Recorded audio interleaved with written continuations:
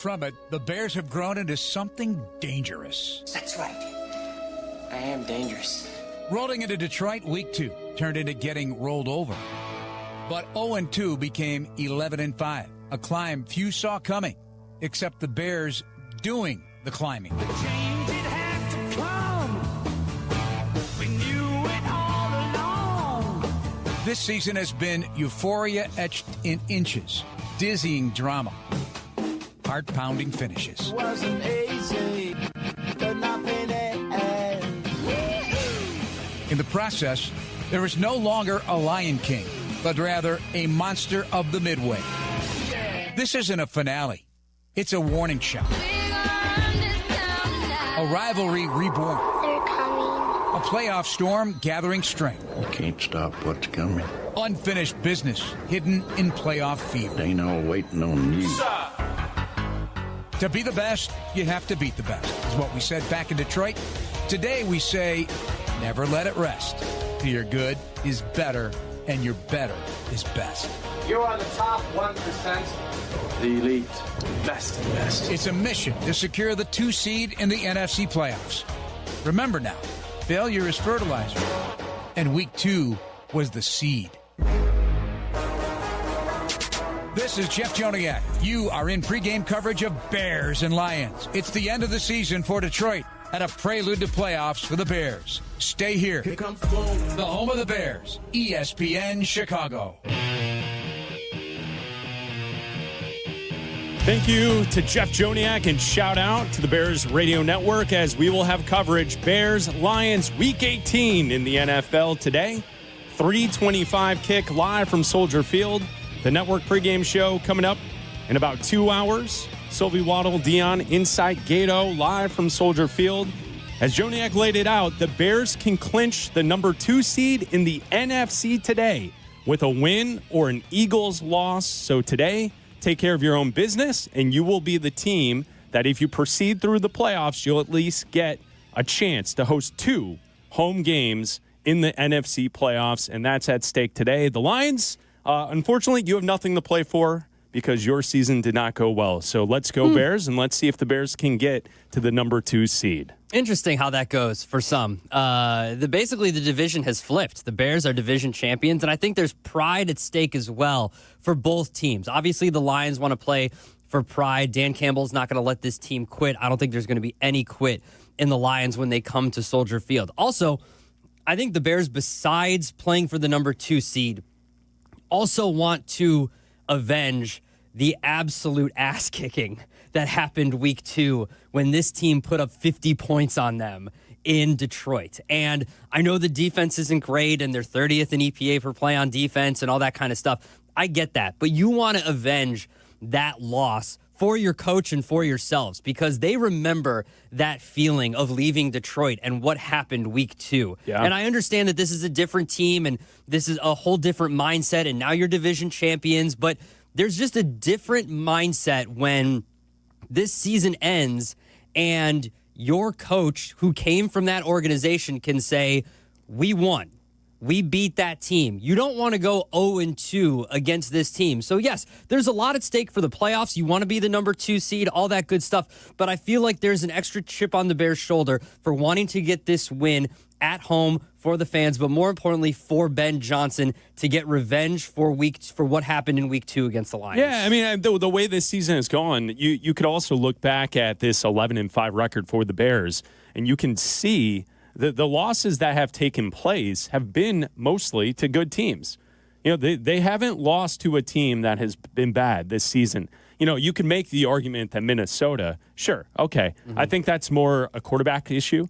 And if you see what was reported yesterday from Diana Rossini, that perhaps the Vikings will be looking into vet quarterback options this offseason, which, as one guy leads a team to the number 1 seed in the NFC in Sam Darnold, and I believe he has the most wins in back-to-back seasons outside of Tom Brady in NFL history.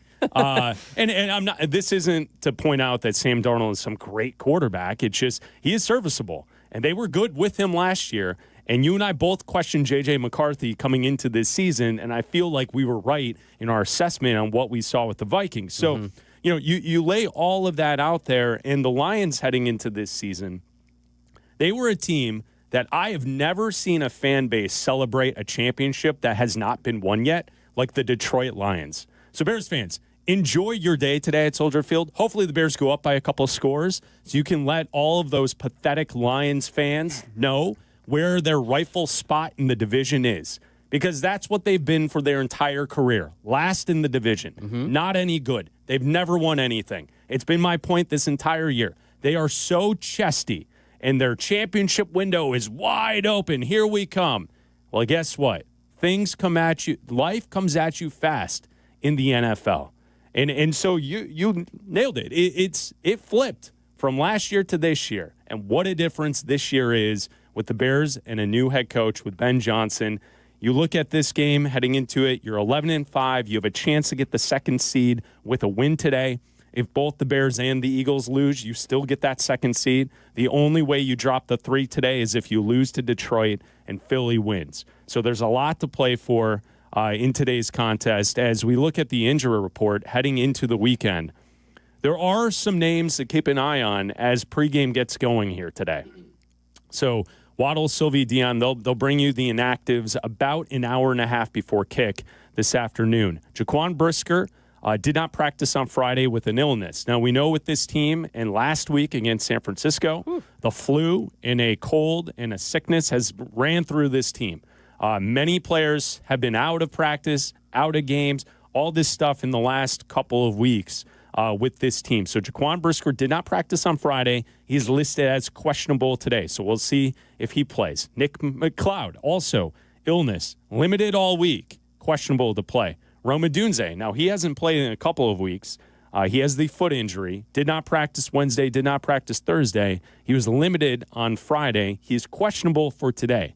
I think that's a conversation we can put to the side because I think that's something that Bears fans will want to sink their teeth in on whether or not Rome should play today. Ozzie Trapillo has a knee and a quad injury. He was limited all week. He's questionable for today's action. So you look at the rest of the names on the board for the injury report on Friday, Josh Blackwell, Luther Burden, Jonah Jackson, Zacchaeus, they're all full go for today. So the names you'll watch to see if they'll play in today's game, Brisker, McLeod, Odunze, and Trapillo. And with Rome Odunze, I think there's going to be a healthy amount of Bears fans heading into this game saying, we don't really need to push Rome today. Let's wait until Wild Card Weekend next week. We know the Bears will be playing in Wild Card Weekend. The game could be either Saturday, Sunday, or Monday next week. And just rest them. Let's make sure Rome Odunze is ready to go for the playoffs. Also, I could see, if Rome can go today, I could see him playing. With that said, he also thought he was going to play a couple weeks ago and then got re-aggravated the injury in pregame warmups, and he has been out since then. So I'm guessing, if I had to put my money down on it, that Rome won't play today, even though he was limited in practice on Friday and is listed as questionable going into the game. I am in the camp that says don't play Rome Odunze today. And not because I don't think they need him to beat the Lions. That's not the issue here. The issue is you have loftier goals here. Your eye is on a bigger prize here, and that is winning a Super Bowl. Your eye is on getting to Wild Card Weekend and having all of your players healthy. It's a matter of what the injury is. The injury is a stress fracture. The more stress that is put on the fracture, the more likely it is to turn into a full break. And so if he goes out there today in 20-degree weather, like he was, I know that it was much colder and the conditions were much worse when he went out for warm-ups and tried to test it and ended up not playing, and then he missed even more time. I wouldn't play him this week. I would give him the more rest to see whether he's ready for whenever they end up playing next weekend. And I would just give him the extra week and say, hey, we're just going to rest you. And that's kind of been the trend for these Bears injuries. Yeah. When you come back to practice and you're limited in practice, they usually give you an extra week. We've seen it, or two. We've seen it with TJ Edwards. We've seen it with Edmonds. We've seen it with a lot of guys, Jalen Johnson, that when they come back and when they're activated, now he didn't go on IR, but when they come back, they are given 1 to 2 more weeks to rest up and get back into whatever shape they need to be. I would not play Rome Odunze today.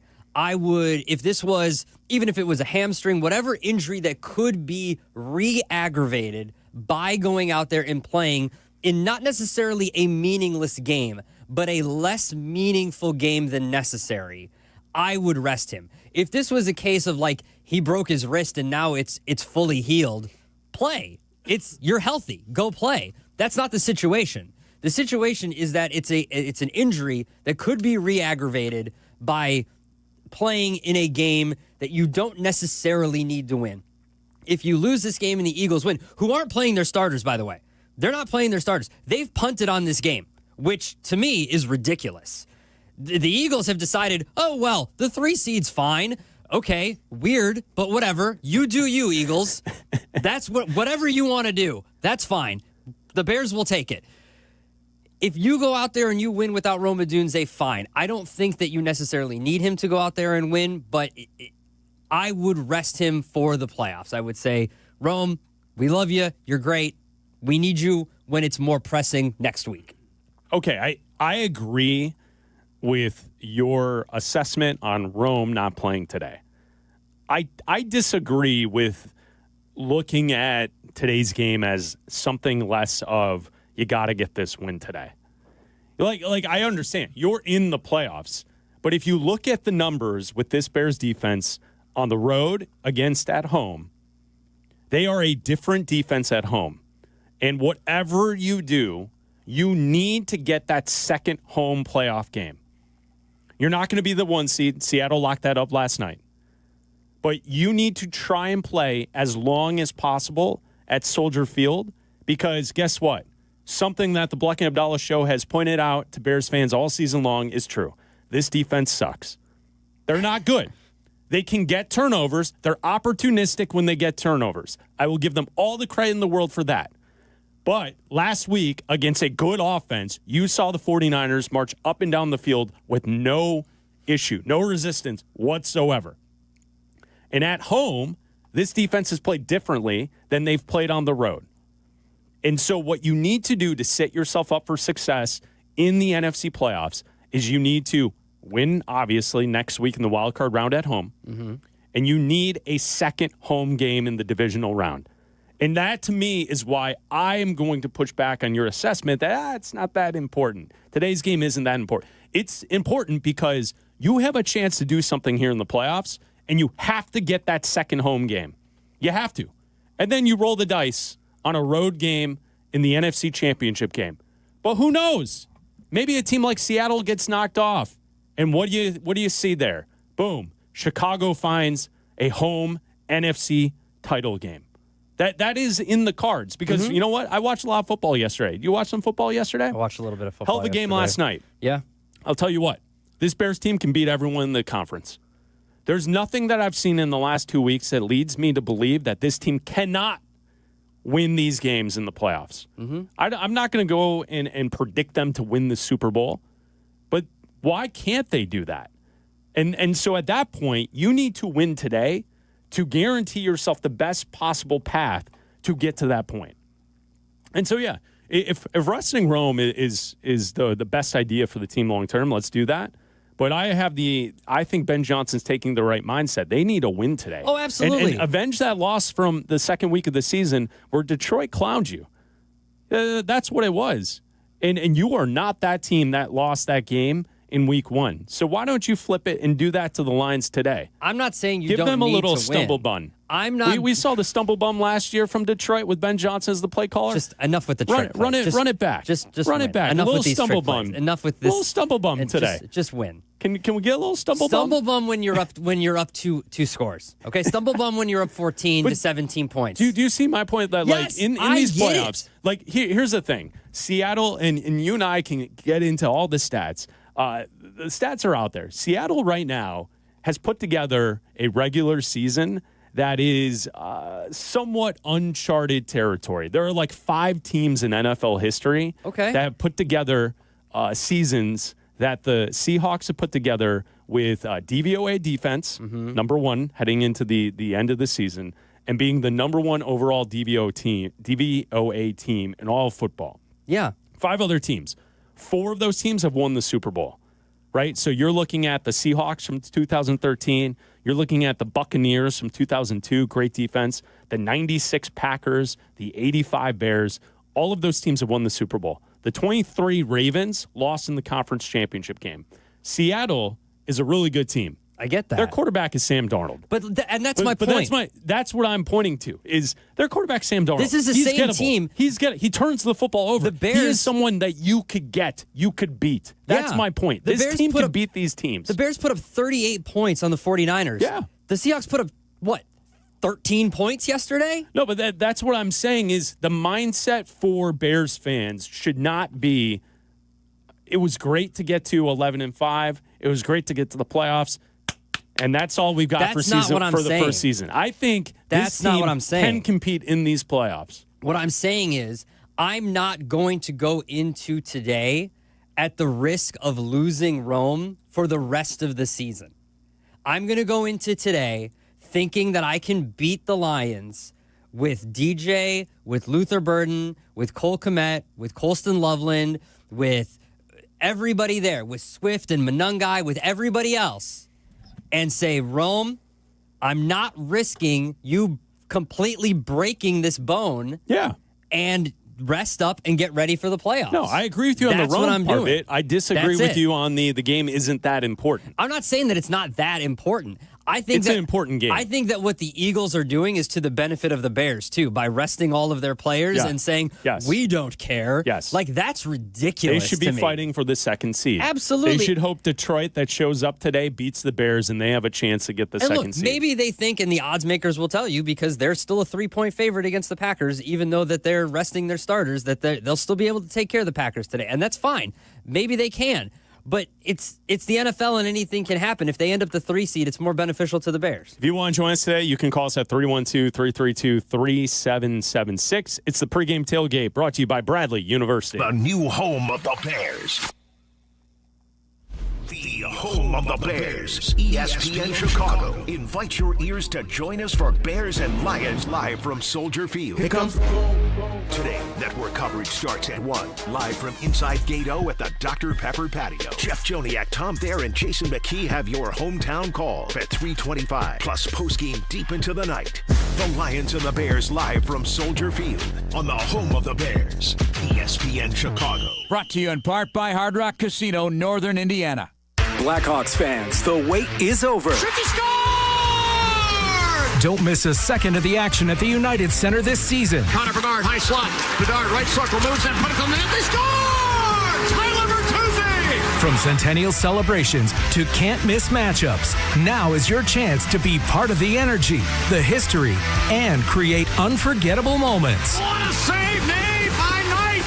Secure your seats today at Blackhawks.com/tickets. Upgrade your tool storage for the new year with help from Menards. For heavy-duty storage that protects your tools, choose Master Force. From shelving units to cabinets and so much more, you can keep your tools safe and within reach. Get versatile and durable storage from Master Force today. Check out all our Master Force storage in-store or check out our weekly flyer on Menards.com for all the great deals happening now. Save big money at Menards.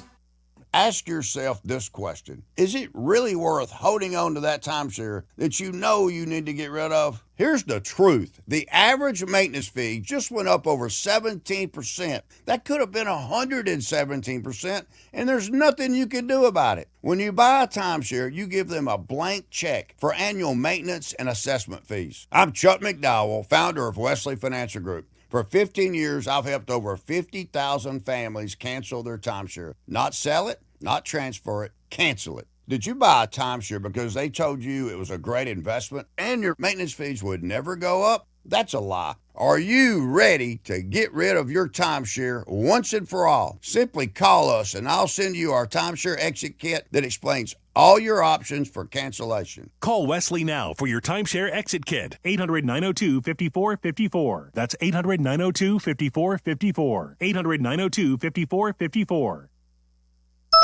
That's the ease at which you get information. You want it, you get it. Like that. Ask your phone. Group chat. Smartphone. You're always connected and informed in real time. No waiting. So if you're diabetic and still using finger sticks to read your blood sugar, what are you waiting for? Knowing your blood sugar levels instantly is important for managing diabetes. Call US Med at 888-665-0696.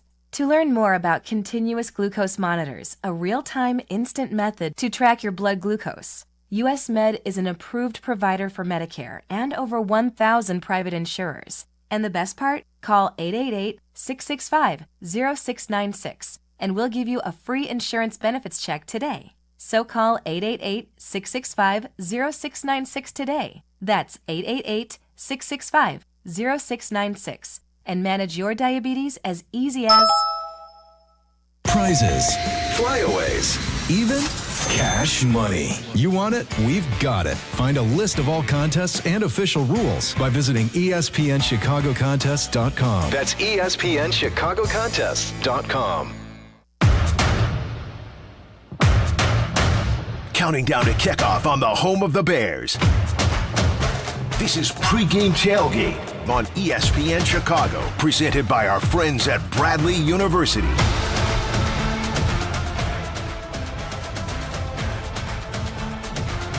Pregame Tailgate brought to you by Bradley University. Bears football coming up at 3:25. Joniak and Thayer will have the call of today's game. J-Mac on the sidelines. Yeah, the weather's okay. Yeah. It's okay for the final weekend. And if you look ahead to next weekend, how about that? I think we're cooking with gas for next weekend. I know that the Bears could play on Saturday, Sunday, or perhaps Monday night in super wild card weekend. But the weather, for the most part, especially this week, like starting tomorrow, we're going to be in the 40s. I think on Thursday, we might dip our toes into the 50s. Ooh. And heading into the weekend, Well, I know next Friday, Saturday evening, there might be some like slushy, snow, wintry mix, but the temperatures look pretty good for Wild Card Weekend hosting a game here in Chicago. I don't want you to do anybody's job for them. I know you're an amateur meteorologist. Not just during the golf season. Just during the golf season. Just during the golf season, or if I'm catching flights. I like to know where the weather is in the country if I'm catching a flight. What about feelings? What about when you're catching feelings? No, I have no feelings. Catching flights, not feelings? Dead inside. I'm just here for sports. I know that. How's the wind today? For those of you listening, as this is a radio show, Chris just licked his finger and put it in the air. This is a radio show. Chris licked his finger and put it in the air. For those of you most of you that are listening on the radio or on your listening device. Tailgating at Soldier Field right now. Exactly. Because today Could it be windy? There is an opportunity for Caleb Williams to do something. Oh, he's going to pass. That has never been done. He could become, and just remember where you are. Tell your kids, tell your grandkids, people, that if Caleb Williams eclipses 270 yards, where you were when the Bears finally had a quarterback that got to 4,000 yards. Yeah, he sits today at 3,730 yards passing for the season. 270 yards away from getting to 4,000 yards. He'd be the first in Bears history to get to the 4,000-yard mark. Let me ask you this. With that on the table, obviously, Ben Johnson was asked about it throughout the week. Caleb was asked about it. That's not the goal of today. If he eclipses that number, is the game going the way you hope it would go heading into the game? Because yeah. Well, but it could also be a situation where they are throwing more because they have to and they are from behind. Like if the run game works and they're up and they've got a couple lead score in the third quarter into the fourth, and it looks like they're going to wrap up the second seed in the NFC, Caleb doesn't need to throw that many yards to accomplish that. No, but he's going to. He's going to. Ben Johnson is going to. Ben Johnson is, if we've learned anything about Ben Johnson, he is aware of everything. And whether he liked it or not, he was made aware of it. And he's known about this, and Caleb talked about it. And yeah, like, you don't want to go into next season talking about this again. Like, this isn't something you want to have to bring up. He had 330 yards passing last week. Well, they're not the ones talking about it. All of us idiots are the ones talking about it. No, they're talking about it. No, I don't think they care. They care. No. I think he cares. No, I don't think he I think does. Caleb cares. I think what matters way more to them inside the building is the touchdown to the interception ratio. Of course it does. The Yeah. sacks. Yeah, cool. That Yes. Caleb has not taken this year. Of course, whatever. I mean, think about it. Year 2 of a quarterback, no matter who the quarterback is. If you said that the guy has almost a 4-to-1 touchdown to interception ratio, and he's virtually unsackable, when the year before he took the most sacks in league history. Cool. I mean, you would say, boy, that guy is on the verge of becoming a superstar, no? Mm-hmm. Right? Like that's what you look at. Sure. Who cares about the passing yards right now? Caleb cares. I can almost guarantee you that Caleb cares. And you're looking at a team that has given up points and yards in the Lions, that because of injuries to their defense, they gave up 41 points to the Rams, 29 points to the Steelers, 23 points to the Vikings, like 30 points to the Cowboys. Like they have given, like this can be done today. Just get it over with. Just rip the Band-Aid off. I don't want to have to talk about this anymore. Like, I don't want to have to deal with this as a Bears fan. Like, this is something, like, it's pathetic. All right, first play. Play action. 70 yards. Yeah. Luther Burden, fly route, go to town, sir. Done. And then Caleb, throw it as far as you can. Absolutely. Throw it to 18th Street. What's the most that you can get? Throw 75? it as far as you can out of the stadium. You start at the 25-yard line, you get 75 yards on the first play, done. Hope Luther Burden can just sprint and get it. There you go. Done. Okay. It's pathetic that this is something that has to be brought up at the beginning of every single year, that the Bears are one of the only team that doesn't have a 4,000-yard passer. It's ridiculous. Well, it's of course, ridiculous. But what is ridiculous? You know that the team has sucked at quarterback for your entire life. Yeah, and they finally have a guy, and he still can't do it. Well, it's still come down to the final game. Okay.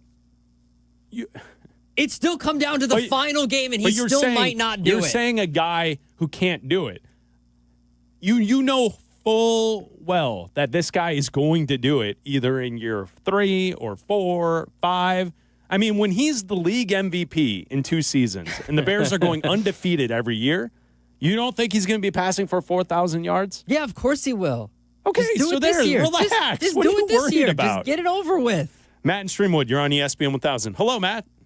Hey, Bleck, Abdalla. Happy holidays, and I miss you guys. Happy holidays. Guys. Thanks for everything you do. You guys, man. just when the first game, when they played the Lions, you know, like Dan Campbell, I know Ben Johnson said he didn't run up the score, but he did run up the score. He did go on 4th down when they're up 28 points to score the touchdown. So just to put it, press. But you guys, since the Cleveland game, that was like the best game for both the offense and defense, just to like when they shut Cleveland down. But since then, I've been worried about the defense. It just seems like they've been doing record amount of drives. You know, I know they held Green Bay out, with field goals, but that was with a backup quarterback. But it's just, I just want the defense to just show up when we go into the playoffs, especially Montez Sweat. I just need them to go into the playoffs with a good push, that they just shut up this opponent, especially in the division, the Lions, and that they just go into the playoffs and that we can just rely on the front line, guys. So, but once again, happy holidays, guys. I miss you guys. Thanks for everything. Thanks, Matt. No problem, man. Appreciate you. We go to Lewis and Lyle. You're on ESPN 1000. Hey, good morning, guys. Like that last caller just said, really miss you guys from that 2 to 3 hour. It's just not the same. But I'm actually kind of like trying to find this middle ground for the two of you regarding Rome. It's kind of a very tricky situation because we've seen way too many teams like rest their starters and go into the playoffs cold and unprepared.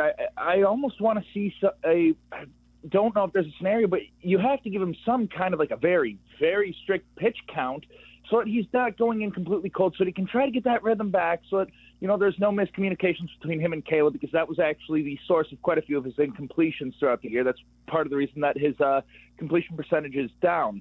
I do have a quick question for you guys. Yeah. Remember you asked somebody to get a beer bong into Soldier Field for Waddle and Silvy. Does it count if we only got Waddle, or did we have to get Silvy to do it too?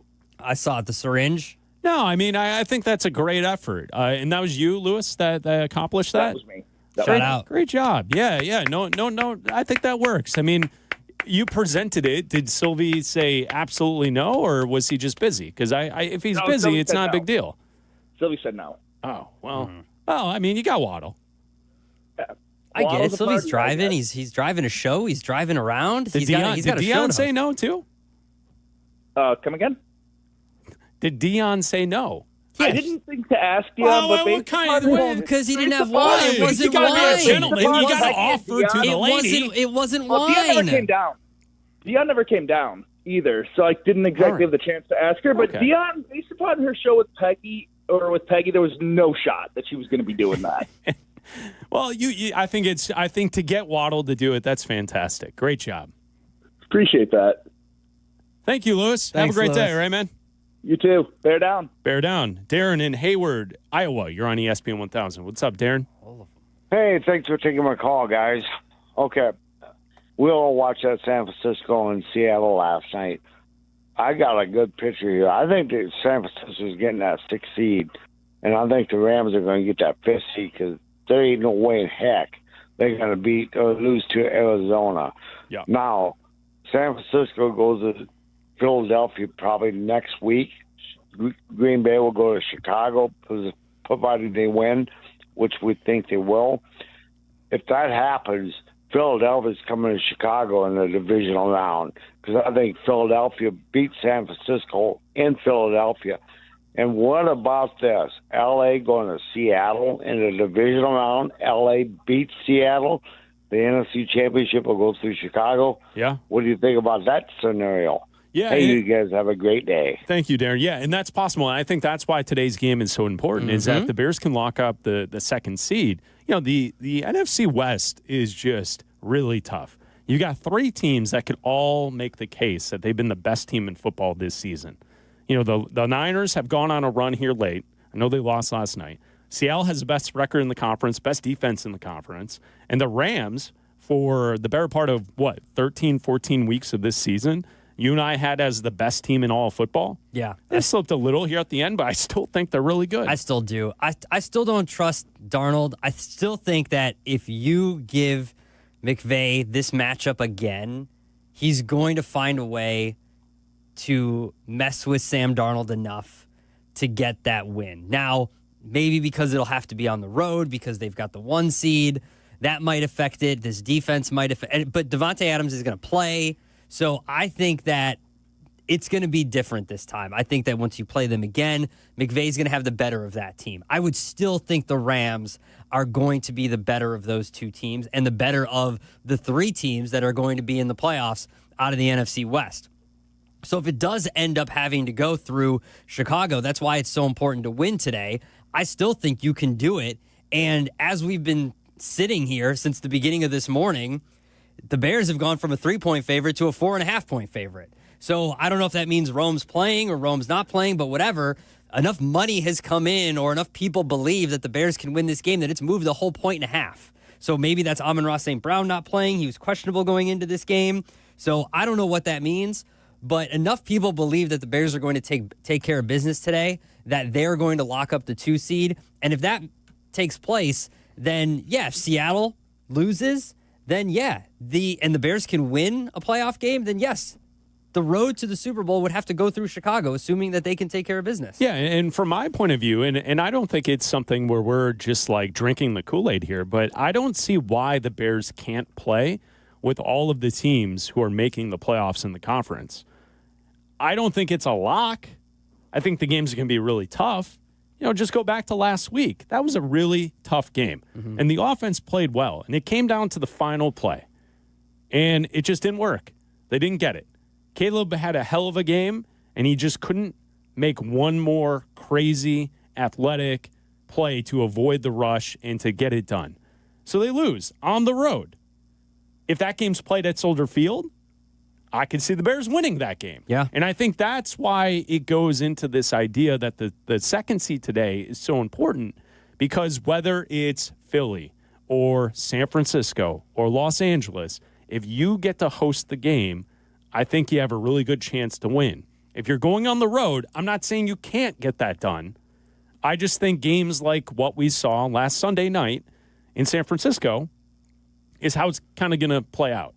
You know what I'm saying? Like, I just think that to set yourself up with the maximum opportunity to actually win, you got to have the second seed. It's Bleck and Abdalla. It's a pregame tailgate right here on ESPN 1000. ESPN Chicago. ESPN Chicago will be live from 115 Bourbon Street for Football Friday. It's a mega broadcast celebrating our return to the playoffs for the first time in 5 years. Catch Tyler Rocky and Shane Norling live from noon to 2. Then keep the party going as Waddle and Silvy take over from 2 to 6. Brought to you by Flight by Yingling. Let's take flight because the playoffs are back in Chicago. The ESPN Chicago mega broadcast live from 115 Bourbon Street in Marionette Park. Friday noon to 6. Please Friday responsibly. Hey, football fans, picture this. You bet on your favorite player to score the first touchdown in the game, but his teammate scores instead. If this happens, BetMGM wants to give you another chance at the end zone. With BetMGM's second chance promotion, you'll get your stake back if your first touchdown scorer scores second instead. That's right, bet on any pro football player to score the first touchdown of the game. If you're right, you win. If your player scores second, you get your stake back in cash. With BetMGM's second chance offer, you have a chance to keep the fun going after the first player crosses the goal line. Try a first TD scorer wager with confidence today. BetMGM. Make it legendary. BetMGM and GameSense remind you to play responsibly. See BetMGM.com for terms. 21 plus only. Illinois only. Existing customer offer subject to eligibility requirements. Rewards paid back in unrestricted withdrawable funds. Gambling problem? Call 1-800-GAMBLER. That's 1-800-426-2537. Or by texting ILGAMB to 53342. In partnership with Paradise Hotel Casino. Hey, Chicago, headed to a game? Take the CTA. We'll get you to the game and back for just $5. That's less money spent on travel and more money in your pocket. No searching for parking, no random surge pricing on rideshare, no traffic. We'll do the driving for you. The CTA has train stations and bus stops within steps of all the major stadiums and venues in the city. Plus, we've got tap to pay available on all CTA trains and buses. There's no need to purchase a ticket ahead of time. Just tap and ride. Plan your next trip at transitchicago.com/plan-a-trip. Save money, do more, ride CTA. Think Verizon, the best 5G network, is expensive? Think again. Bring in your AT&T or T-Mobile bill to a Verizon store today and we'll give you a better deal. Now, what to do with your unwanted bills? Ever seen an origami version of the bean? Jokes aside, Verizon has the most ways to save on phones and plans where everyone in the family can choose their own plan and save. So bring in your bill to your local Chicago Verizon store today and we'll give you a better deal. Rankings based on root metric true score report dated 1H2025. Your results may vary. Must provide a postpaid consumer mobile bill dated within the past 45 days. Bill must be in the same name as the person redeeming the deal. Additional terms apply. Do you have trouble getting in and out of the bathtub? Are you afraid you'll slip and fall entering or exiting a tub? Safe Step walk-in tubs can transform your bathtub from an area of concern to a calming refuge. Call them today at 1-800-731-4558 and save $1,600. Safe Step walk-in tubs and showers are proudly made in Tennessee and offer an ultra-low step-in, avoiding that difficult climb over a traditional bathtub wall. They also offer a variety of therapeutic benefits that may help soothe your aching muscles and joints, increasing your mobility, boosting your energy, and improving your sleep. Safe Step walk-in tubs are designed to easily fit your existing tub space and are often installed in as little as one day. Just dial 1-800-731-4558 today to save $1,600 and receive a free shower package. That's 1-800-731-4558 for a free no-obligation consultation and to save $1,600. Safe Step walk-in tubs. Safety never felt so good. This is the home of the Bears, and the countdown to kickoff is on. This is Pregame Tailgate on ESPN Chicago, brought to you by Bradley University.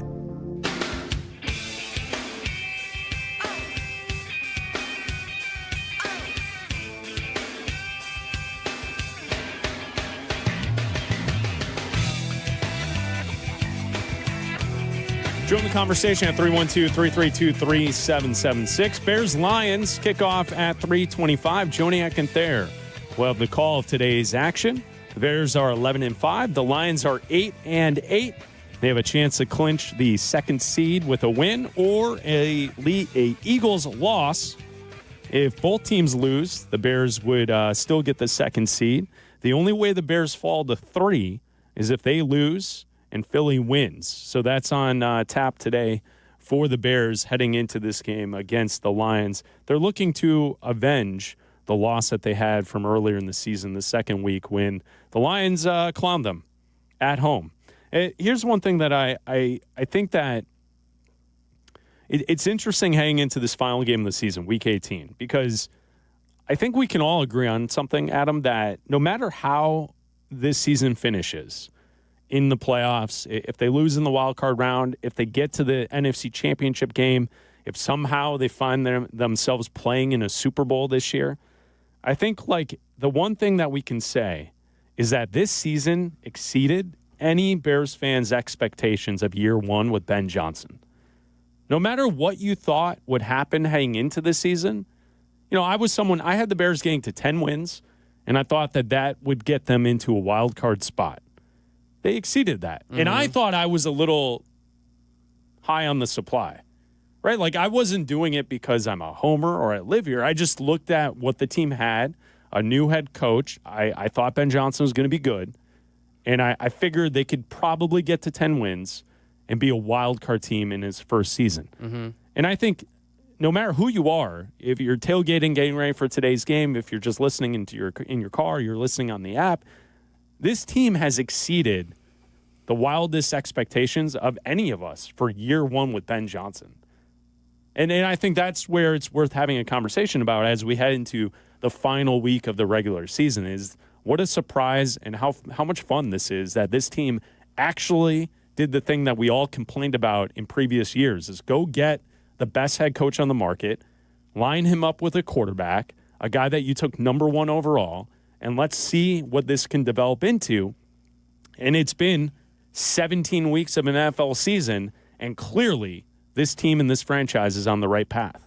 Yeah, and I think it goes to show how fast you can flip everything around. We talk a lot about, you can always go worst to first, and like we haven't seen it here, but now we have, and all it takes really, and you can say, okay, yes, bringing in Ben Johnson, first-time head coach, and, there was the debate between him and Vrabel, and the question about Ben Johnson was never, can he draw plays? His offense was always going to be great. It was never going to be, can he out-scheme anybody? He was always going to be up there with the best of the scheme guys. It was going to be whether or not he was going to get all the guys in the locker room to buy in, and he clearly has. Everybody has bought in. And even Caleb Williams has talked about the, shaky relationship to start, but I feel like that's more of a tactic by Ben Johnson to get everybody on the same page with him, more so than like a messy relationship between him and Caleb Williams. And I think it also goes to show just how bad this roster was offensively last year, especially the offensive line. When you fix that offensive line by getting 4 new pieces and then ended up being 5 new pieces and then now 6 new pieces because you're on your 3rd left tackle, it changes everything. It changes the entire outlook of your identity as a team and what you can do. And when your quarterback goes from the most sacked quarterback in the NFL to right in the middle there, where everybody kind of is, it changes everything. When you can push around the Eagles the way you did and make a statement like that, it shows that you've arrived. And we talked about how this year would be comparing it to the Lions, because we always were, beginning of the season, comparing it to how, okay, well, this would look like how the Lions did, and this would look how the Lions did this, and how the Lions did that. It would be the year where next year would be the year that people pick the Bears to do things. Yeah. And now this is the year that everybody should have been picking the Bears to do things, because the Bears went out and won the division, and the Bears can go out and, be the 2 seed in the NFC and maybe win a couple playoff games. And they might be good enough to win the NFC. I think, like you said last segment, I think they can compete with anybody in the NFC. I don't know if they'll be able to. I still think the Rams are the best team in the NFC. I think the Seahawks are right there too. But I think that if they're at home, I think they can compete with anybody in the NFC. And I think their defense is still probably going to be the thing that costs them this year. That's going to be the project this offseason for Ryan Poles. That's a topic for the offseason. That's not a topic for right now. But it completely flipped with what you did in the offseason on the offensive line and bringing in, obviously, Ben Johnson. But the way that Ryan Poles and Ben Johnson flipped that offensive line is the key to how this team flipped and changed everything. Yeah, I mean, look at San Francisco. Why have they been so good in the last 10 weeks? They lost last night and the offense didn't look good. Trent Williams also didn't play last night. Mm-hmm. And he's the best offensive lineman in football. Yeah. Their offensive line has been great for years. And that's why every single season they're in the mix. I don't believe in Brock Purdy. Don't give me stats and completion percentage and this, that, and all this crap. Caleb's going to be a better quarterback than Brock Purdy. He is. If you have eyeballs, you can see that. And I think the same goes for Sam Darnold. But Seattle and San Francisco both have good offensive lines. And the Bears have remade the offensive line, and what do you know? The offense can work. They run the ball. They protect the quarterback. And that's how it starts. And I think the other thing, you mentioned like being the team that people talk about heading into the season. No matter how this year ends, the Bears are going to be that team next year. Now, I think a lot of that's going to have to do with who they go acquire to be an edge rusher, whether it be with a draft pick, hopefully, in our eyes, with the 32nd pick in the first round this upcoming season. But if not, either with a trade. The latest out of Vegas is that the Raiders will listen to people in offers for Max Crosby. That would be a great player to be in a Bears uniform. If not, it's going to be through the draft. You're going to address pass rushers. And so if you can accomplish that, next season, this is going to be the team in the conference that everyone's going to be talking about as Super Bowl contender. Oh, yeah. No matter how the playoff run falls. Because, like, I think a lot of that has to do with that deficiency that I just mentioned. If you can't get after quarterbacks here in the playoffs, the Bears are not going to go far. Mm-hmm. If they can somehow muster up a pass rush here in the next month, you have a fighting chance. Well, and it also goes to show that you now have, and whatever you thought of him before, you now have, and everyone can admit this, you now have a quarterback that you can win with and not in spite of. You have a winner. Well, you think that. I think that. Easy. Wait, what do you mean easy? You don't want me to call out Nick Friedel? Don't bring our text conversations conversations into the show, okay? Don't bring our text conversations into the show. Spend 10 seconds explaining to the audience what I've spent my entire week last week doing. You were in Mexico for a week, and all you did was drink and send text messages about Caleb Williams to me and Nick Friedel. I don't know what else you did on your vacation. Nothing. Except for drink. It's the only thing I did. Drink tequila, sit on a beach, and send text messages about Caleb Williams to me and Nick Friedel. And I'm a believer in Caleb Williams. He's not. I don't need the text messages, but you're just on a group chat with me and Nick Friedel firing off text messages about how great Caleb Williams is to him because he doesn't believe in him. The Bears have a quarterback. The Bears have found their quarterback. Nick doesn't believe in it. He went from the most sacked quarterback in the NFL to right in the middle there. And I know that Carmen has talked about it here on the radio station. That's one of the hardest stats in football to overcome. Once you are prone to taking sacks in the NFL, it is extremely hard to ever go away from that. And Caleb Williams, the offensive line, and Ben Johnson have found a way to do just that. And now the Bears are a Super Bowl contender. And because of that very reason. And now you're just going through text messages that you sent to Nick over this break. Yeah. Well, I mean, he's like totally out on Caleb. He doesn't think he can play. So all I did the entire last 7 days was send text messages to him with the tag, "This guy sucks." That's all I kept doing. Here's a tweet. Caleb Williams is now 8th in NFL passing yards and 9th in touchdowns. This guy sucks. From weeks 1 to 11, Caleb Williams attempted 51 deep balls. He was third most, but only completed 35%. From weeks 12 to 17, he's now completing way more and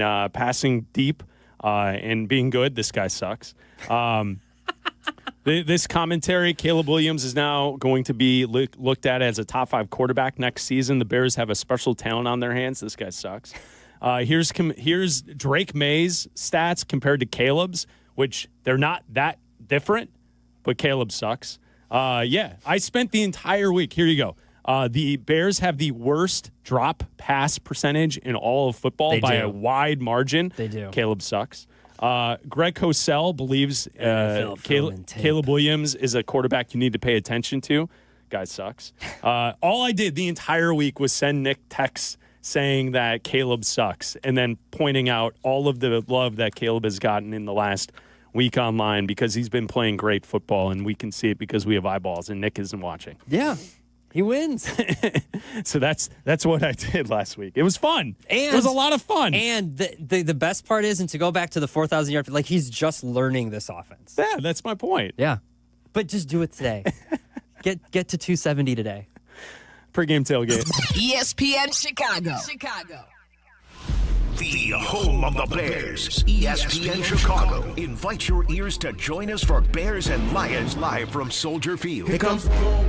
Today, network coverage starts at 1. Live from inside Gate O at the Dr. Pepper Patio. Jeff Joniak, Tom Thayer, and Jason McKee have your hometown call at 3:25. Plus postgame deep into the night. The Lions and the Bears live from Soldier Field on the home of the Bears, ESPN Chicago. Brought to you in part by Hard Rock Casino, Northern Indiana.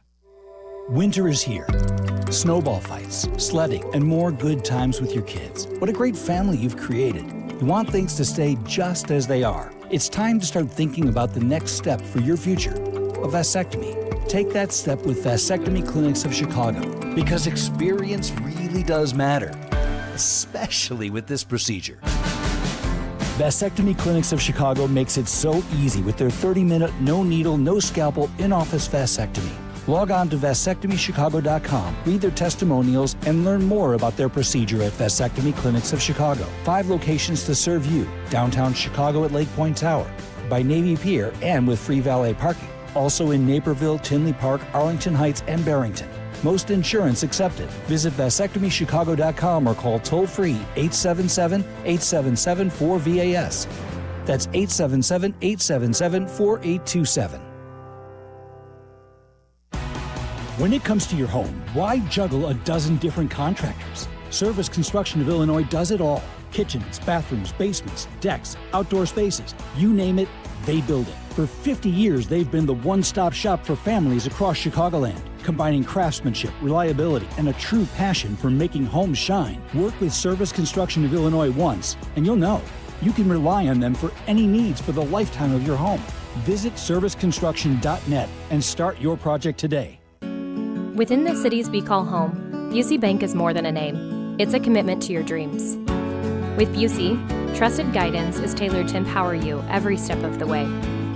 Whether it's seamlessly managing your finances or planning for your future, Busey is dedicated to your financial success.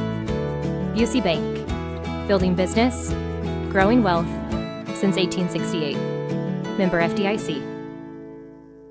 Texting enrolls you in a recurring automated marketing text messages. Consent not required to purchase. Message and data rates may apply. The team's looking good this season. I think so. Man, I miss playing football. Ever since I turned 40, I just can't find that fire I used to have. Think it could be lower testosterone? What do you mean? I was feeling the same way. After 40, the body has less testosterone, and men lose their edge. That's why I take Nugenix Total T2. That's the testosterone booster, right? Yes, but Total T2 is their brand new formula that skyrockets nitric oxide levels in as little as 3 hours. Since I started taking it, I've been lifting like when we played for Coach Carter. My energy is way up, and it even spiced up things between me and the missus. Are they still giving out complimentary bottles? Yep, just send a text. Text HIM to 369-369 for your complimentary bottle of Nugenix Total T2, the next generation testosterone booster. Text now and we'll include a bottle of Nugenix Thermo X, our newest, most powerful fat burner ever, absolutely free. Text HIM to 369-369. That's HIM to 369-369. These statements have not been evaluated by the FDA. This product is not intended to diagnose, treat, cure, or prevent any disease. Guests appearing live on ESPN Chicago. Call in on the Yuengling Beer Hotline. Yuengling, America's oldest brewery, brings the excitement with traditional lager, light lager, golden pilsner, black and tan, and flight. Chicago, raise a Yuengling and enjoy the full lineup. Bradley University is a proud partner of Pregame Tailgate, ESPN Chicago. the home of the Bears.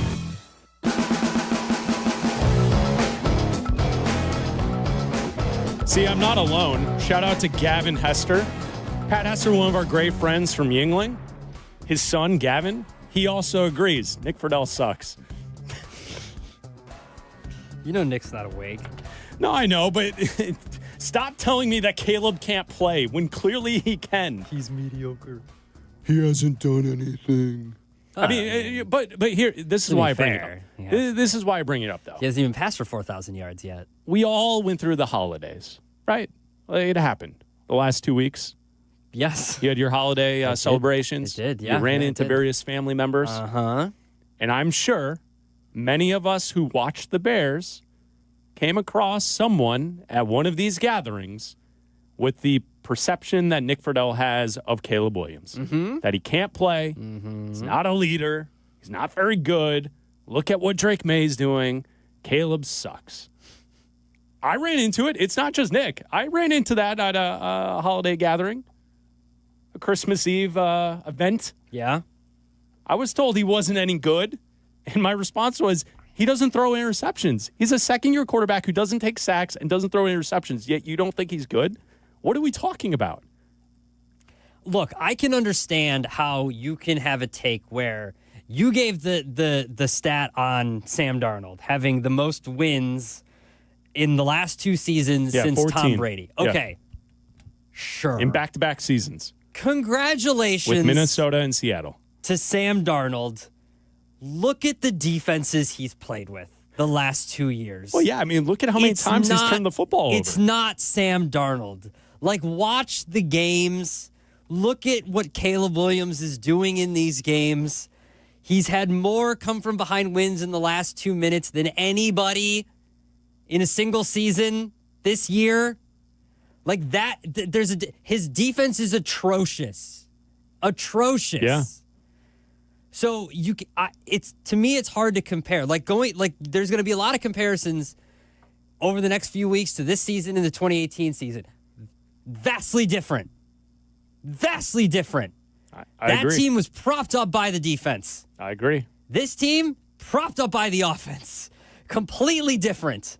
And hopefully, in the offseason, this team can fix their defense. Because once this defense is fixed and Caleb has a better grasp of the offense, even better than he does now, and you have a healthy Rome Odunze, and there's going to be some more tweaking going on with this team. Like, there's going to be this team, to me, has only started to, they haven't even started to be what they can be yet. Next year can be even better. Like, this year, the win total was, 8.5? 7.5, 8.5? Yeah. Like, next year, I wouldn't be surprised if it's 10.5. Like, they're going to be up there with some of the higher win totals. Like, the division isn't going to get any easier, but they're still going to have a very high win total. Pregame Tailgate. We are 1 hour away from the network pregame show with Waddle, Silvy, and Dionne on ESPN 1000. The new home of the Chicago Bears. Getting health insurance that fits your budget isn't easy. At Get Covered Illinois, we are here to help. We are the state's official health insurance marketplace. A place where health insurers compete for your business. A website where you can compare multiple health plans and pricing in one place. And where you can connect to financial help and free in-person assistance. Because you deserve insurance. GetCoveredIllinois.gov. We're here to help. Let Triton College help you spring into success. Choose from 120-degree and certificate programs. Triton has convenient classes close to home, affordable tuition, and credits transferable to four-year schools. At Triton, you'll learn from award-winning faculty with real-world experience, giving you a quality education that opens doors to your future. Affordable, quality, close to home, that's Triton College. Register now and spring into success. Visit triton.edu/spring. Texting enrolls you in a recurring automated marketing text messages. Consent not required to purchase. Message and data rates may apply.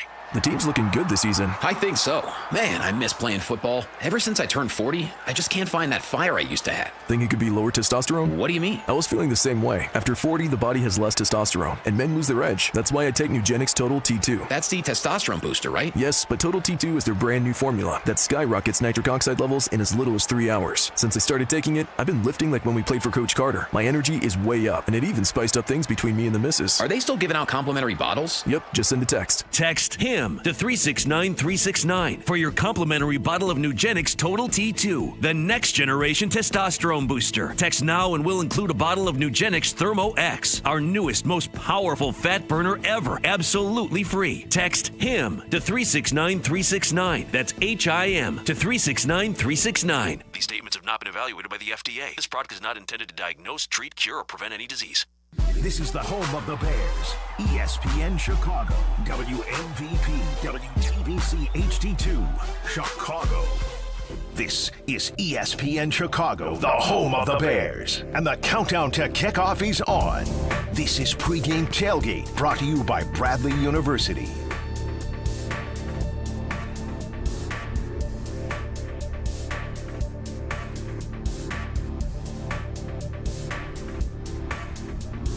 It's Week 18 in the NFL.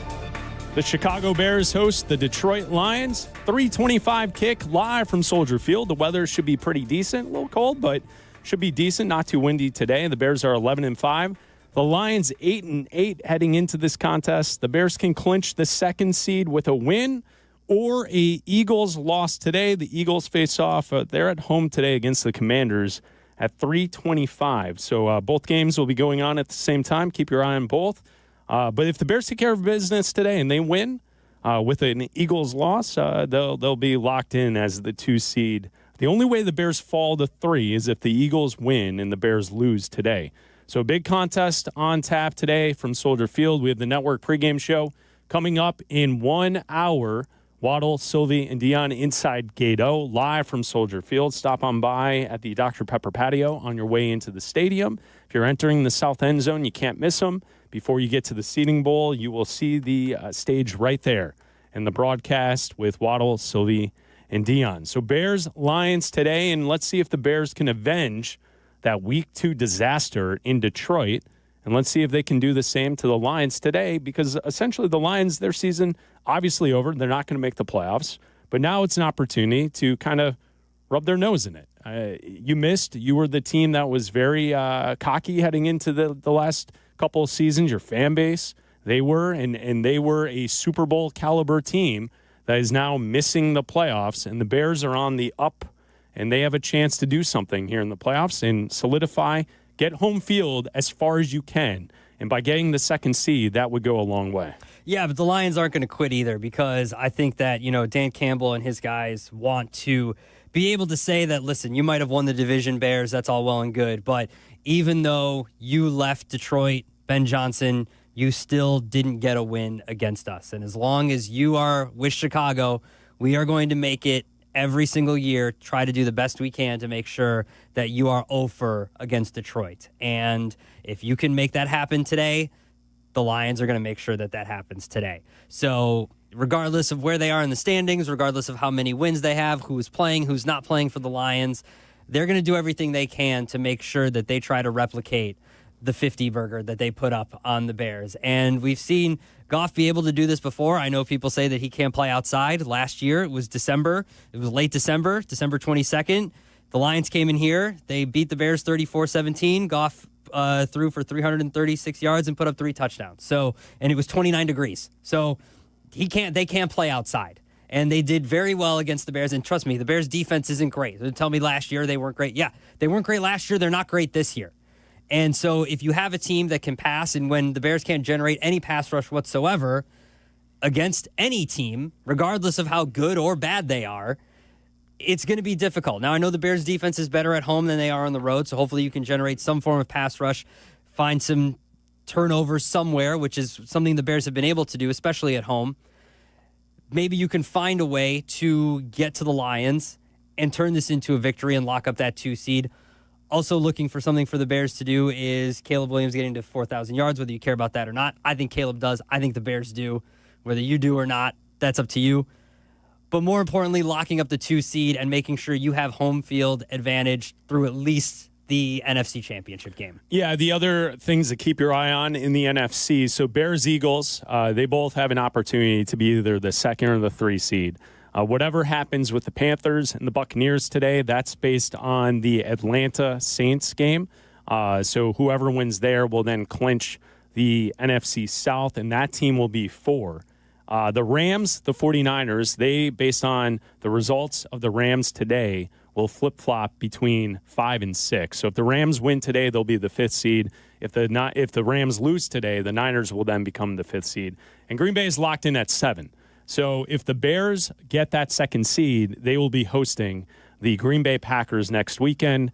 The times and the date for the game will be determined after tonight's action. So tonight's game, Pittsburgh and Baltimore on Sunday Night Football to wrap up the NFL regular season. So if the Bears do get that 2nd seed and they will be hosting the Packers, that game could be either Saturday, Sunday, or Monday of next week, and that goes for any of the wild card games. So there's a lot to play for, a lot to keep your eyes on today. And as we kind of sit here and get ready for today's action, we'll get the inactives on the network pregame show in about an hour and a half or so. And some names to keep your eye on. Most notably, on Friday, Rome Odunze was listed as limited heading into the weekend and as a questionable designation for the game today. We both were talking about it earlier on the show that we both think that he shouldn't play. You rest him. You make sure he's good to go for Wild Card Weekend. Outside of that, Ozzie Trapillo with a knee and a quad was limited in practice all week. He's questionable today, so we'll see on Ozzie Trapillo. Nick McLeod had an illness all week. He was limited all week at practice, listed as questionable. And Jaquan Brisker with an illness did not practice on Friday, listed as questionable for the game. And we know that this team has had the flu running through it. It's gone on now for about 2.5 weeks. That the entire team has been affected in some way. The position groups and the sides of the ball have been affected with the flu. So we'll see if Brisker and McLeod both can play today. Both listed as with an illness. One limited, one did not practice on Friday. So we'll see. But outside of that, you're pretty healthy. Luther Burden. There was some concern after the end of the 49ers game, but he was a full participant on Thursday and Friday. Full go today. Jonah Jackson, he had the illness throughout the week. He should be a full go. Zacchaeus, illness throughout the week. He should be a full go. And Josh Blackwell with the shoulder injury was a full go on Friday and should be a full go today. So that's the injury report. Heading into today's action, Bears and Lions, 3:25 kick with Joniak and Thayer right here on ESPN Chicago. I would be surprised if Rome Odunze played today. The way that the Bears have handled these injuries, we know he came back and warmed up. It was extremely cold that night. He ended up not playing and then missing even more time. The way the Bears have kind of handled these injuries before is guys come back, they practice. I mean, he didn't practice Wednesday or Thursday. I know they didn't do a real practice on Wednesday. It was a walkthrough. This is an estimation if they would have had a real practice.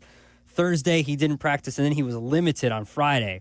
I would be surprised if he went out there and played today. I know it's a very important game to get the 2 seed.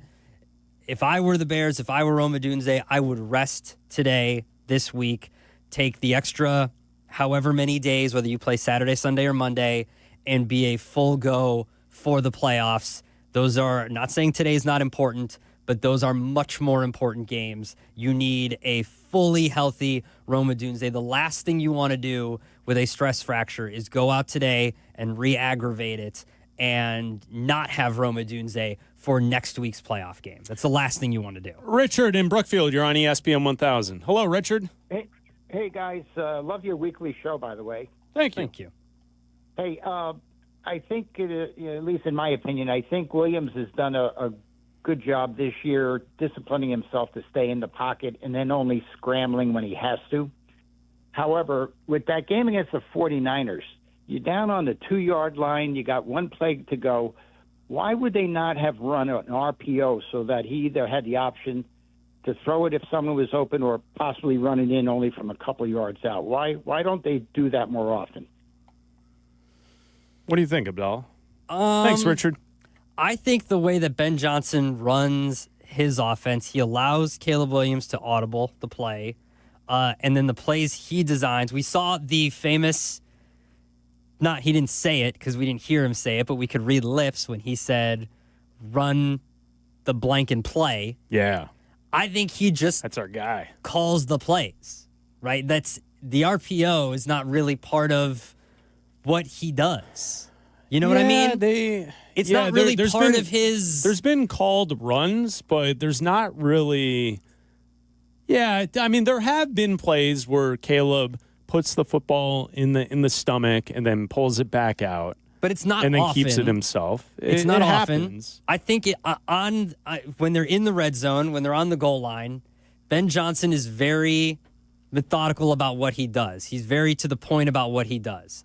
And I think that when you've got great running backs like Monangai, like Swift, when you have a great offensive line, they're top 5 in rushing. When you have the great offensive linemen that you do, you run the football. I think at times we've wanted Ben Johnson to run at certain opportunities when he has. Yeah. It's like, hey man, you need a yard, run the ball. When you haven't, whether it's to pick up a first down or when you're in the red zone or whatever.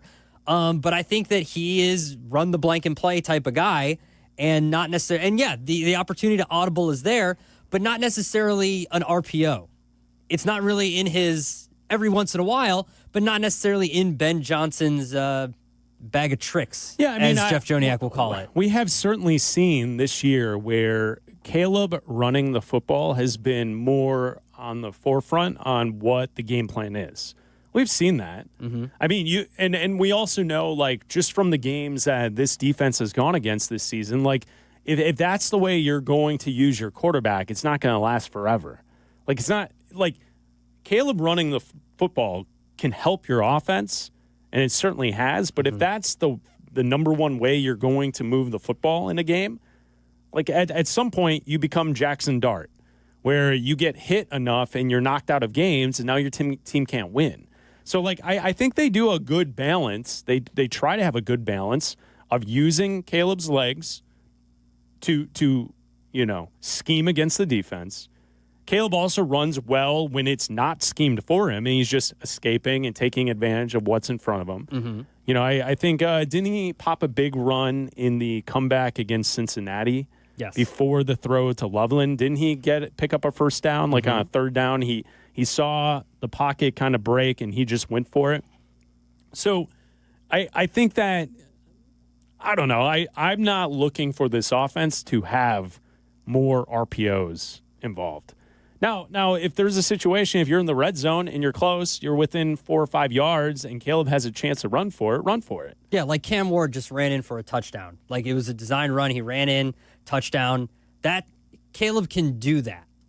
I've been critical of Caleb at times during the season where he's needed to lower his shoulder and get the extra yard when he slid and he doesn't get the first down. And it's like, dude, it's football. You're a big guy. Like, you're not a big guy. He's not tall, but you know what I mean? Like, he's thick. He's a thick guy. Yeah. Get the yard. He's strong. Like, this is football. I don't want you to be Jackson Dart and going head first and diving, Ralph Wiggum into everything. Like, I don't need you to do that. You saw both Brock Purdy and Sam Darnold do it last night. Exactly. Sometimes you need to lower your shoulder and get the extra yard. Yeah, he's tough. Exactly. Do that. But I don't want him to end up injured all the time and being, in concussion protocol 5 or 6 times like Jackson Dart has this year. Bob in Michigan, you're on ESPN 1000. What's up, Bob? Hey, guys. I'm looking forward to the game just as much as I'm looking forward to hear you guys for hours on Monday. But I really, really want to see Ben Johnson start strong. Get a first-drive touchdown. For all that's holy, can we see a first-drive touchdown? Yeah, Bob, you're right. Like, if it does feel like the last few weeks, the offense in the first quarter, it's taken a little to get the engine started. Yeah. You got to go out there and warm up the car. You remember ever having to do that? You're parked outside and you got to go warm up the car before you leave. Now you can do it from your phone. Yeah, a lot of people can. Yeah. I can't, but a lot of people can. I get it. It's very fancy. Mm-hmm. I still don't really understand how that works, but okay. You got an app on your phone and you hit start. I know. Like, you do it. but wouldn't you be worried that someone would just jump in your car and drive away? I get that's locked. Oh, yeah. Some people can do that, yeah. Yeah, right? Yeah. Like, there's just a car running People on could the be sidewalk. waiting for you and be like, someone's going to get in this car soon. I'm just going to wait down here. Yeah, but there have been times that the offense, like I felt like the Bears fell into a nice groove in October. Yeah. Where the offense was firing at the first quarters and they were scoring touchdowns and they were getting points and getting up early. And it feels like that has kind of bogged down in the later part of the season, even though the offense finds its footing at some point. And like against San Francisco, you had multiple possessions where the Bears offense did nothing. And then all of a sudden, Caleb turned it on, and next thing you know, he's gone 9 for 12, and he's thrown a couple touchdowns, and they're putting points on the board. Mm-hmm. So they're a dangerous offense, but I agree with Bob. It would be nice to see some points in the first quarter. Well, and you need to get off to a fast start and get into a rhythm of getting off to a fast start, and it has to start today because once you get into the playoffs, those possessions are limited, and you're going to be going up against much better defenses. Like you might face, obviously the Packers they've seen twice already this year. You might have to face the 49ers at a certain point. We know their defense isn't great. But if you have to face the Seahawks, if you have to face the Rams, if you have to face the Eagles again, like those defenses are good. Like you're going to have to put up some points here and try to go early and score early. And we saw it yesterday in the Bucs game. Like if they don't score on that first possession, that's a very different football game if they don't go out and score early. And it's a completely different game. And Baker said it after the game yesterday. If they don't score early and they don't score fast in that game, it's a completely different football game. And they jumped early, and that's why they were able to win the game. It's a pregame tailgate brought to you by Bradley University. Chicago Bears pregame. ESPN Chicago will be live from 115 Bourbon Street for Football Friday. It's a mega broadcast celebrating our return to the playoffs for the first time in 5 years. Catch Tyler Rocky and Shane Norling live from noon to 2. Then keep the party going as Waddle and Silvy take over from 2 to 6. Brought to you by Flight by Yingling. Let's take flight because the playoffs are back in Chicago. The ESPN Chicago mega broadcast live from 115 Bourbon Street in Marionette Park. Friday noon to 6. Please Friday responsibly. The LaPorte Invitational is the Midwest premier high school basketball showcase. 12 of America's top high school programs will compete from January 9th to 11th at the LaPorte Civic Auditorium in LaPorte, Indiana. Just a short drive from Chicago. 3 days of intense hoops, hustle, and heart. Over 25 McDonald's All-Americans and 20 NBA draft picks have played there. Friday features a whiteout and Sunday a halftime half-court shot presented by Graff Auto Campus of Michigan City and Burns Harbor. For scheduled tickets and more, go to LaPorteInvitational.com. Save big on everything for your New Year's project with Menards. Mastercraft has been making high-quality doors for more than 50 years. Choose from our huge in-stock selection, or you can design your door your way, in-store and on Menards.com. From classic to modern designs, you'll find the perfect door for your home. Plus, check out our weekly flyer on Menards.com for all the great deals happening now. Save big money at Menards. My name is Whitney Allen. I am a widow. My husband Ryan died. We never thought in a million years we'd have to use life insurance. The unexpected happened. With Ethos, it is so fast and easy. It's 100% online. You can get a quote in seconds, apply in minutes, and get same-day coverage. No medical exams, and you can get up to $3 million worth of coverage through Ethos. Get your free quote at ethos.com/fast. That's ethos.com/fast. Time spent on application may vary. Online health questions required. Hi, I'm Chef Franklin Becker. You know the jingle. Now discover the facts about Ozempic, a GLP-1. There's only one FDA-approved Ozempic made by Novo Nordisk. Learn about the real thing. Talk to your healthcare professional today. Call 1-833-OZEMPIC or visit Ozempic.com to view the medication guide and to learn more about Ozempic. Semaglutide injection 0.5, 1, and 2 milligrams.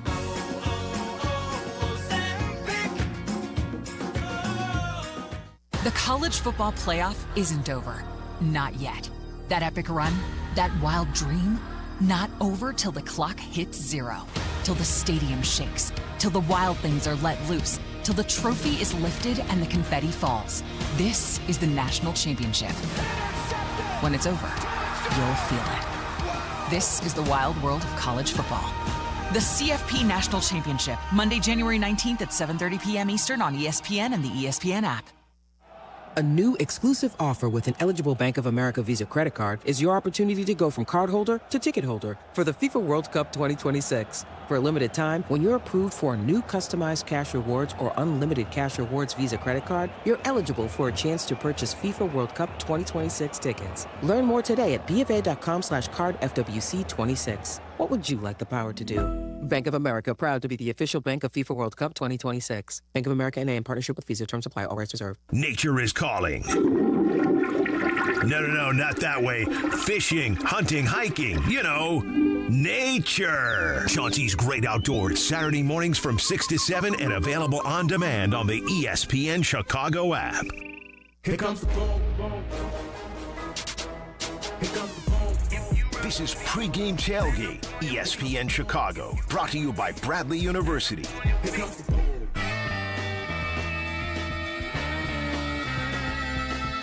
There is a full slate of noon games Central Time in the NFL going on, and we were mentioning running the football, Caleb Williams, and an RPO and a call that we took about 10 minutes ago. I'm so sorry.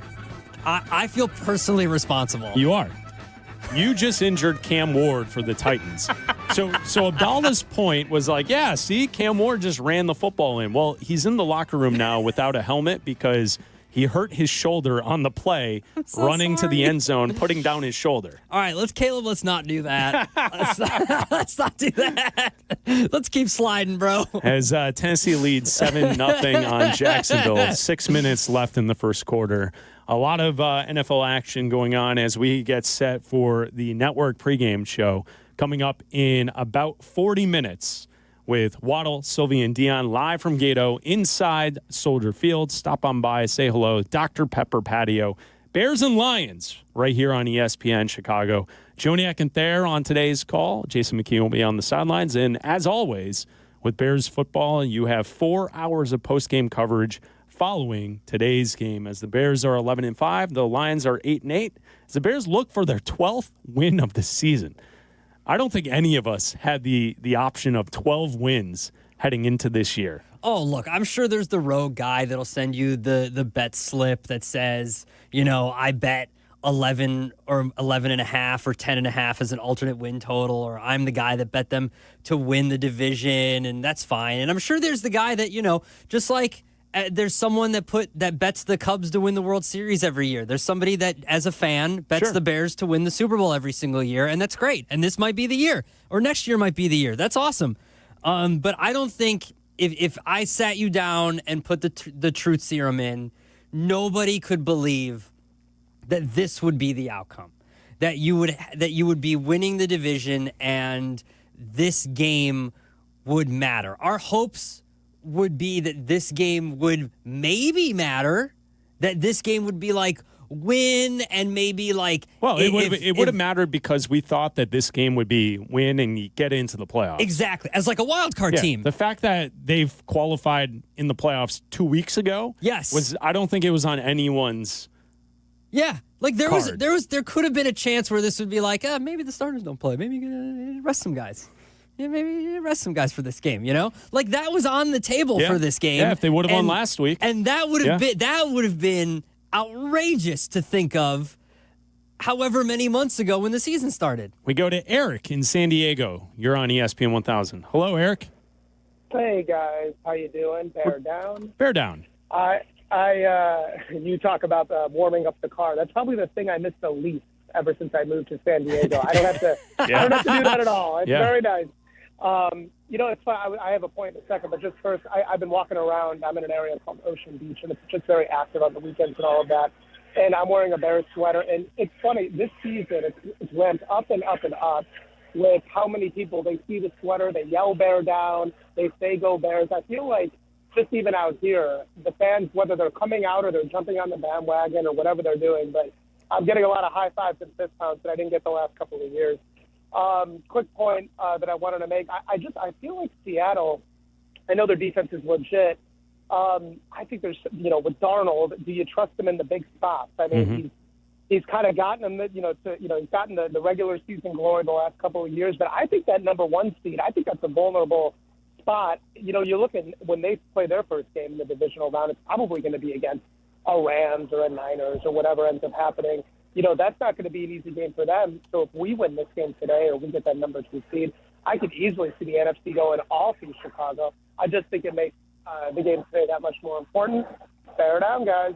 Bear down. Thanks, Eric. Appreciate it. And I think people are definitely feeling that from coast to coast, right? Like, you feel that Bears fans finally have a team that, like we've discussed this in the past. The Bears have had pop-up seasons. One season where you're pretty good. Defense led the way. A lot of turnovers, defensive touchdowns, Devin Hester running kickbacks for touchdowns. And like, you're like, yeah, we could do it, but the Packers have Aaron Rodgers or they have Brett Favre, and it's like they're always, other teams always have the leg up on our fandom because push comes to shove in those games. Those quarterbacks have always outplayed what we've had here in Chicago, whoever it could be, Jay Cutler to various, you get to Trubisky on the year in 2018 when he was quarterback, and I think the mindset's a little different because this is the starting point. Yeah. And the ceiling for head coach and quarterback, we don't know what that is. It really could be anything. I think this year has proven both are not going to be busts. Like Ben Johnson won't be fired next year. No. Because this team just lost control and they didn't continue to progress. Like that's not going to happen. That's off the table. Caleb Williams is not a bust. He may never be top 5 or 10, but he's a serviceable, pretty decent quarterback. It's not off the table, though. That's what I'm saying. Like, the heights on what he could accomplish are there. Yeah. It might happen at some point. So I think that's why this feels different. I feel like people are jumping in, even if they've been longtime Bears fans who have been sick of the losing throughout all the years. Everyone's here for the party because we see that this is the start and that there's hopefully a lot more to come that's in the future. Yeah. It's not just this one season and this one wild card playoff game that they're going to get next weekend. No, and back to what Eric said about the Seahawks, I think Darnold is gettable. If the Rams play them again, they have the 3rd best defense in DVOA. But then, the Eagles, the 6th best defense. After that, the Packers are 17th. The Bears are 24th. The 49ers are 27th. I mean, the defenses in the NFC are Seattle and LA and Philly. And that's it. Yeah. And notice how I'm leaving the South. Yeah. No, I get you. Like the South, the South is not in this at all. Yeah. So, well, and to just to be like, to add to the conversation, a lot of the Green Bay stats were with Micah Parsons too. So like the end of the year stats for Green Bay look very impressive, but their defense isn't what it was with Micah Parsons. Yeah. And he's out for the playoffs. If Tampa makes it, Tampa's defense is 18th. Okay, so they're middle of the pack right there. Yep. And if Carolina makes it, they're 20th. So they're not very good. I think the Rams can get Seattle. So if the 2 seed is important, you don't get Seattle. If they make it, you don't get into the NFC Championship game. I think you're obviously this game is very important. You want to be as high a seed as possible. There's no way you want to try to lose or whatever it is. You want to be the 2 seed. Yeah. You want to be the 2 seed. I don't understand what the Eagles are doing, not playing their starters and not playing not playing Jalen Hurts. Like if they go out and lose week 1 of the playoffs and they say, and Philly fans will say rust or whatever, like that, I don't know what they're doing. I agree with you. I don't get it either. It's ridiculous to me. Ridiculous. Especially like they've got a good home field. Those fans show up in Philly. So if you're the 2nd seed and you somehow find a way, right? Like if Seattle loses in the divisional round, Philly is a tough place to play for the NFC Championship game. Yeah, so absolutely. Like, that's a desirable thing to have in your back pocket is if you get to that point, you may be able to host the NFC Championship game. For those scoring at home, the Titans have now officially said that Cam Ward is questionable to return. Okay, I'm sorry. Good job, Abdalla. I'm sorry. Caleb, don't lower your shoulder today, man. Yeah, but I mean, I think that's why I think heading into today's game, from a Bears perspective, that's why today's game is so important. You don't know how the playoff seeding and everything after it's set this weekend is going to play out. Mm-hmm. You don't know who's going to get upset in Wild Card Weekend. You don't know who's going to make it to the second round, the third round, get to that NFC Championship game. And if Seattle falls, a home date in a couple of weeks, so end of January, it would be January 25th. You don't think the weather's going to be in favor of Chicago if a team like Los Angeles has to play Absolutely. or San Francisco? Because that's the setup. The setup is if Seattle loses and you end up as a Bears fan hosting that NFC Championship game, there are two teams on the table that would be right there who are warm weather teams. You could also factor in if Tampa finds their way into the playoffs. Carolina, it's not that different. I mean, it is nicer weather than Chicago right now this time of year, but like you're not Florida or California.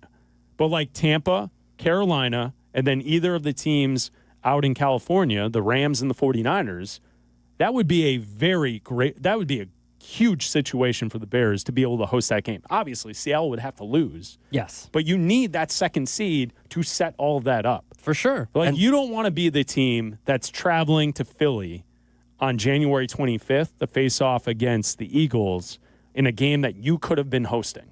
No, absolutely not. Because you've beaten them once. You want to host them. You want to host them here in Chicago. You want that playoff atmosphere. You want, ideally, hopefully it's a playoff game. Everybody's going to be celebrating early. The fans are going to show up. Like, you want that atmosphere here. We know what happened in the first game against the Eagles.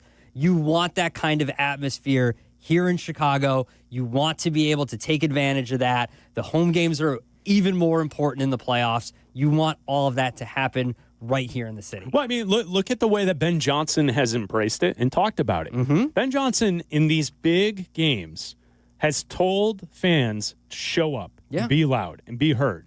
And then, after the fact, he congratulates you. So you are making a difference, showing up to Soldier Field and being loud and being engaged and standing for the entire game. That Saturday night game against the Packers, a game that none of us will forget. That the fans were standing for 95 to 100% of the game. Mm-hmm. And they made a difference in that game. Absolutely. And they will make a difference when the Bears host playoff games in the next couple of weeks. And do something today. Make the Lions players feel you today. Phrasing. Oh, easy.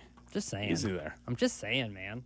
I mean, I think that's the thing. The Lions fans travel well. They do. So they'll be there, but let them know that their team stinks.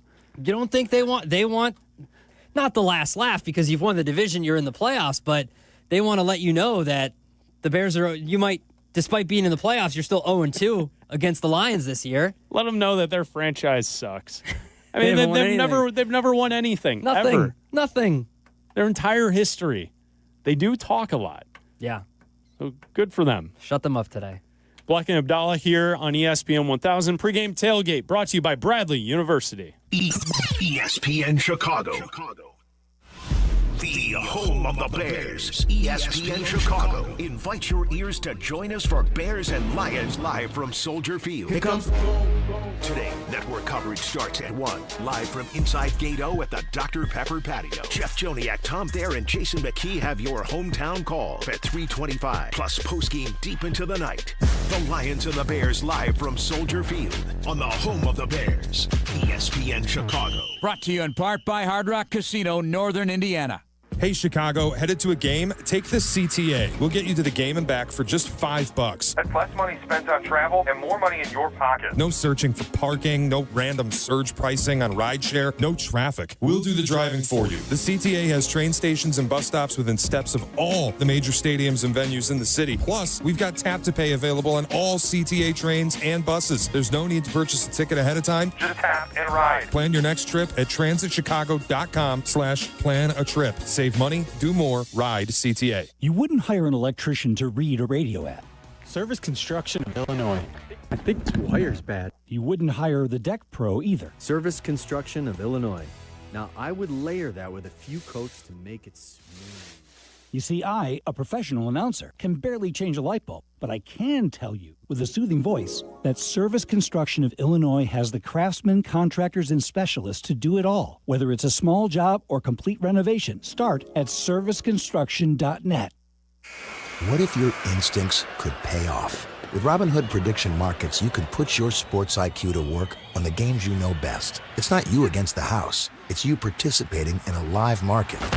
Buy or sell your predictions all game long. Trade every play with Robinhood. Visit Robinhood.com/predict. That's Robinhood.com/predict. Futures and cleared swaps trading involves significant risk and is not appropriate for everyone. Event contracts are offered by Robinhood Derivatives LLC, a registered futures commission merchant and swap firm. Roofers and Waterproofers Local 11 provides quality value and service in all facets of the commercial, industrial, and institutional roofing and waterproofing industry. Promoting skilled craftsmen and craftswomen through apprenticeship training, Local 11 members are trained in the application of the latest roofing and waterproofing techniques. They are at the forefront of design and installation of environmental-friendly solar, green, and garden systems. To find a highly skilled roofing contractor today, go to ChicagoRoofingContractors.org. Every 40 seconds, a child is reported missing. That's 2,000 children every single day. It's a heart-wrenching reality that we can no longer ignore. Find the Children is a non-profit organization dedicated to helping find missing kids. You can be a part of their mission by donating your unwanted vehicle, running or not. Call 1-800-294-0222. We guarantee that you will receive the maximum tax deduction. We provide fast, free pickup with 24-hour response. Call 1-800-294-0222. Find the Children provides crucial resources to help find missing children and educational materials to teach kids how to recognize and avoid predators. Our recovery programs have a proven track record of reuniting kids with their families. It's time to act. Donate your unwanted or unused car. Help us build a world where every child is safe. Pick up the phone and call 1-800-294-0222. Together, we can bring these kids home safely. This advertisement was paid for in partnership with Cars R Us and Find the Children. This is Pregame Tailgate on ESPN Chicago, presented by our friends at Bradley University.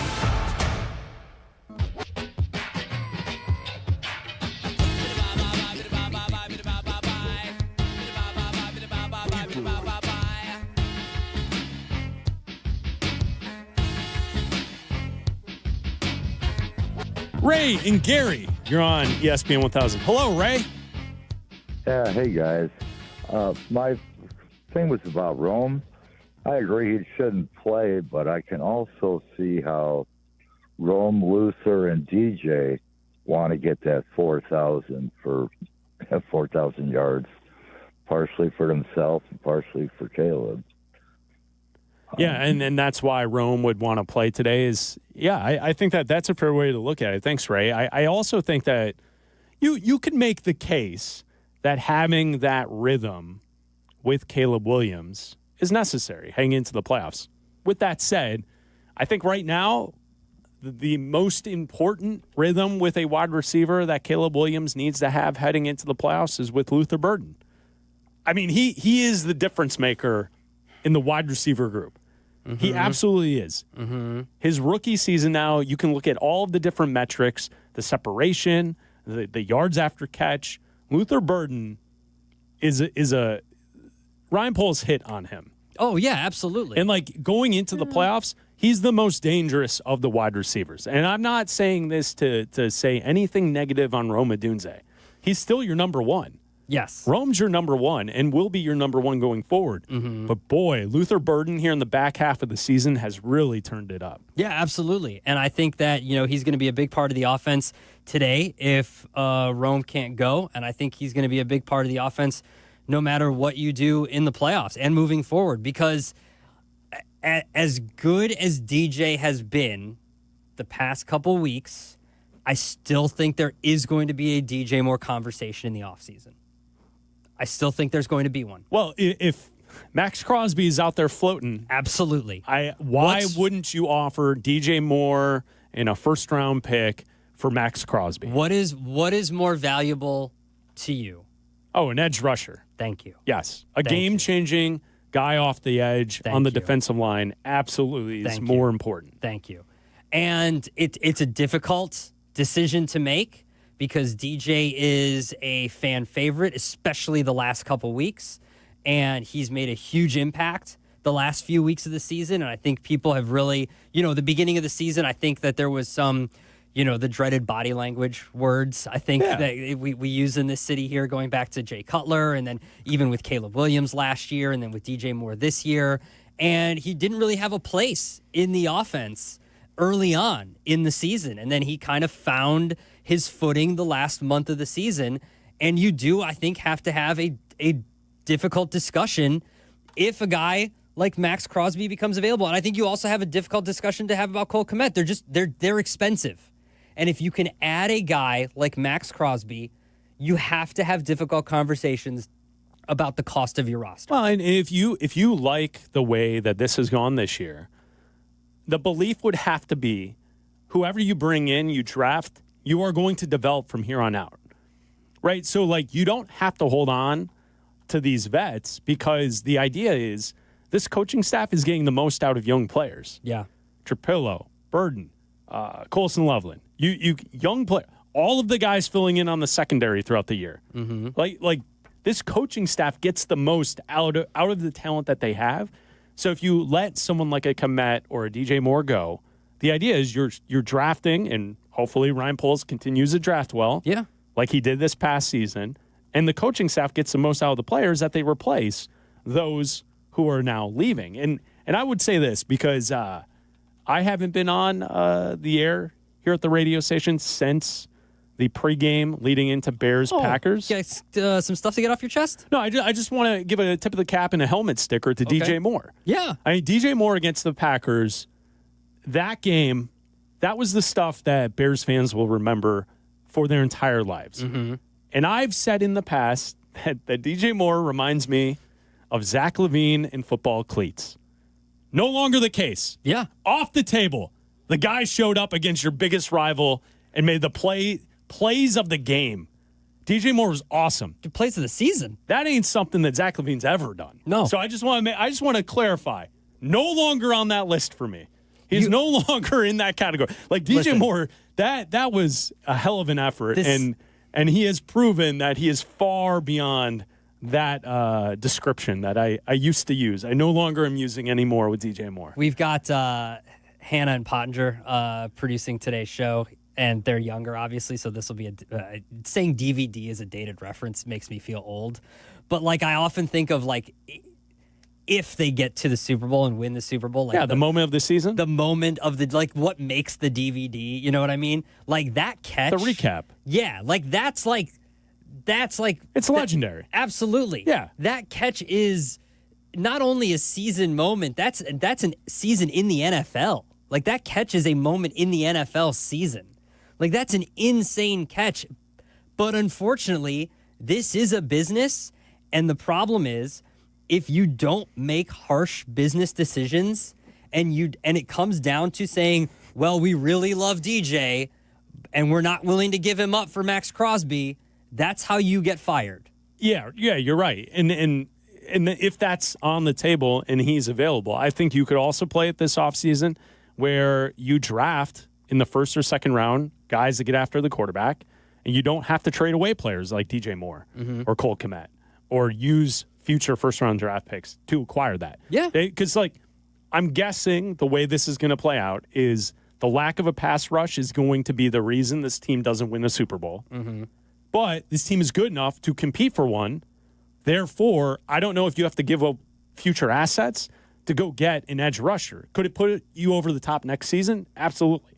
Someone like Max Crosby, absolutely. If the Bears had Max Crosby going into this week and into the playoffs, they would be a favorite in the NFC to win the Super Bowl. And that's why when the story came out last week that he was upset and he was sent home. Oh, yeah. And then he was on the trampoline and he was playing basketball. Yeah. You're always, whether you think it or not, you could be one player away. And at the beginning of the season, when people were saying you might not be one player away, doesn't matter. You go make the move because you could be one player away. And whether it was Max Crosby or Trey Hendrickson or whoever it was, Micah Parsons, this team, and you and I have talked about it before, the difference between this team winning a Super Bowl and not could have been Micah Parsons or Trey Hendrickson or Max Crosby or whoever it is, that edge rusher opposite Montez Sweat and not Dayo Dengbo. No offense to him, but he's not good enough to get this team to a championship. 13 minutes left to go in the second quarter. Titans and Jags, 7-7 is the score, and the Titans have officially ruled out Cam Ward for the game. Why are you doing this to me? Update the scores that matter. He's ruled out. This game doesn't matter. I'm just giving you the info. Update the Saints and the Falcons. That game doesn't matter. Start of the second quarter, Falcons lead 7-0 over the Saints. No. The Browns lead the Bengals at the start of the second, 7-6. The Packers and the Vikings lead 3-0 over Green Bay. 13 minutes to go in the second quarter. The Cowboys are up 10-6 on the Giants at the start of the second quarter. And the other game on the noon slate, Texans are losing to the Colts. 10-6 Colts early in the second quarter. So there you go. Those are the scores taking place around the NFL at this moment. Don't be mean. And the Titans have ruled out Cam Ward for the game. Stop being mean. With a shoulder injury. I didn't break his shoulder. I didn't break his collarbone. All Abdalla. He did it. Okay. Pregame tailgate. Bleck and Abdalla. ESPN Chicago. ESPN Chicago will be live from 115 Bourbon Street for Football Friday. It's a mega broadcast celebrating our return to the playoffs for the first time in 5 years. Catch Tyler Rocky and Shane Norling live from noon to 2. Then keep the party going as Waddle and Silvy take over from 2 to 6. Brought to you by Flight by Yingling. Let's take flight because the playoffs are back in Chicago. The ESPN Chicago mega broadcast live from 115 Bourbon Street in Marionette Park. Friday noon to 6. Please Friday responsibly. Winter is here. Snowball fights, sledding, and more good times with your kids. What a great family you've created.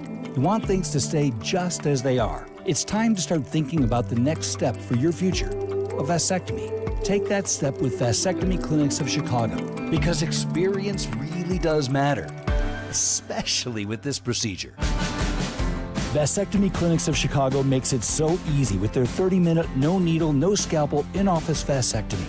Log on to vasectomychicago.com, read their testimonials, and learn more about their procedure at Vasectomy Clinics of Chicago. 5 locations to serve you: downtown Chicago at Lake Point Tower, by Navy Pier, and with free valet parking. Also in Naperville, Tinley Park, Arlington Heights, and Barrington.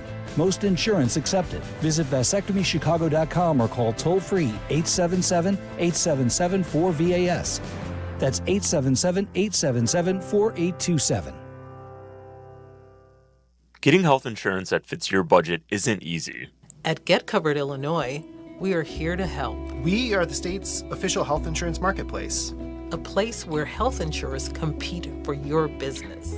A website where you can compare multiple health plans and pricing in one place. And where you can connect to financial help and free in-person assistance. Because you deserve insurance. GetCoveredIllinois.gov. We're here to help. Think Verizon, the best 5G network, is expensive? Think again. Bring in your AT&T or T-Mobile bill to a Verizon store today and we'll give you a better deal. Now, what to do with your unwanted bills? Ever seen an origami version of the bean? Jokes aside, Verizon has the most ways to save on phones and plans where everyone in the family can choose their own plan and save. So bring in your bill to your local Chicago Verizon store today, and we'll give you a better deal. Rankings based on Root Metric True Score report dated 1H2025. Your results may vary. Must provide a postpaid consumer mobile bill dated within the past 45 days. Bill must be in the same name as the person redeeming the deal. Additional terms apply. Are you ready to make a difference for the environment while helping the visually impaired at the same time? Then donate your vehicle to Heritage for the Blind today by calling 1-800-983-6530. Every donated vehicle will either be properly recycled in an eco-friendly manner or given a new life through reuse. Donating your vehicle is easy. Simply call 1-800-983-6530 and Heritage for the Blind will do the rest. They'll even arrange for your vehicle to be picked up at no cost to you. And for a limited time, when you donate your car, you'll receive a $200 restaurant voucher and a 2-night, 3-day hotel stay at one of 50 locations. Call 1-800-983-6530 right now to schedule your vehicle donation and make a positive impact on the environment while helping others. Heritage for the Blind, where every car donation counts and every person makes a difference. Call 1-800-983-6530 now. This advertisement is paid for by Heritage for the Blind. Your old furnace is costing you money. Call your trusted local expert, Four Seasons Heating, Air Conditioning, Plumbing, and Electric for a free in-home estimate. Furnaces from $39 a month. So call today. For all the right reasons, call 866-4 Seasons. This is the home of the Bears, and the countdown to kickoff is on. This is Pregame Tailgate on ESPN Chicago, brought to you by Bradley University.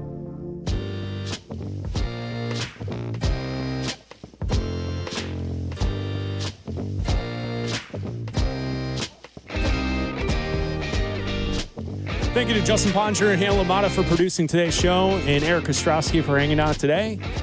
Bleck and Abdalla, Pregame Tailgate, brought to you by Bradley University. The network pregame show coming up in 10 minutes right here on ESPN Chicago. Waddle, Silvy, and Dionne inside Gato. Stop by. Steve in Barrington, you're on ESPN 1000. Hey there. Steve? Hey, how's it going? What's up? Not much. I'm excited to talk to the comedy club. Okay. All right. Thoughts on the Bears and the Lions? Kickoff coming up at 3:25. Your thoughts? Yeah, it's coming up really quickly. I think that it's kind of crazy. So throwing it out there, I'm a Packers fan. So throwing it out there, it's kind of crazy that the Bears are looking past the Lions so much. I think that the Lions are a very respectful team. I think the Bears are as well. I'm rooting for the Bears today, to be honest, because I would love nothing more than to see, the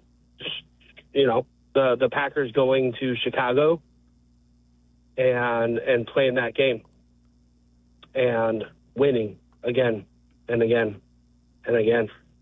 All right. Thanks, Steve. I don't really understand how the Bears are looking past the Lions when they need to get this win to be the second seed. I don't think the Bears have done anything to look past the Lions. I think Ben Johnson knows this team better than anybody. Sure. Whatever. Obviously. And I don't think anybody is looking past the Lions at all.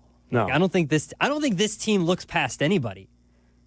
Ben Johnson doesn't let this team take games off or take plays off or let them look past anybody. There was the opportunity to have that look-ahead game in the Browns, and they didn't do it. Yeah, and I think they work, right? Like, I think the whole mindset of the way that Ben Johnson, the coaching staff, have approached this season is like you want the reps and the work and the competition, and that's the way they've handled everything. Mm-hmm. So, like, you mentioned multiple times this morning about how the way the Eagles are handling their business.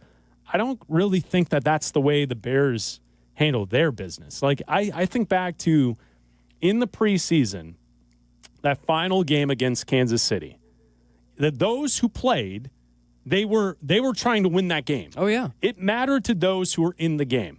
Jahdae Walker, big touchdown at the end of that game. Guess what? He gets his shot against Green Bay on Saturday night. He makes the play. Mm-hmm. Like, I feel like the way they've operated with this roster, next man up, everything matters. And I don't think Ben Johnson leaves any detail, to chance. I feel like everything is thought through and everything matters, and I think today matters.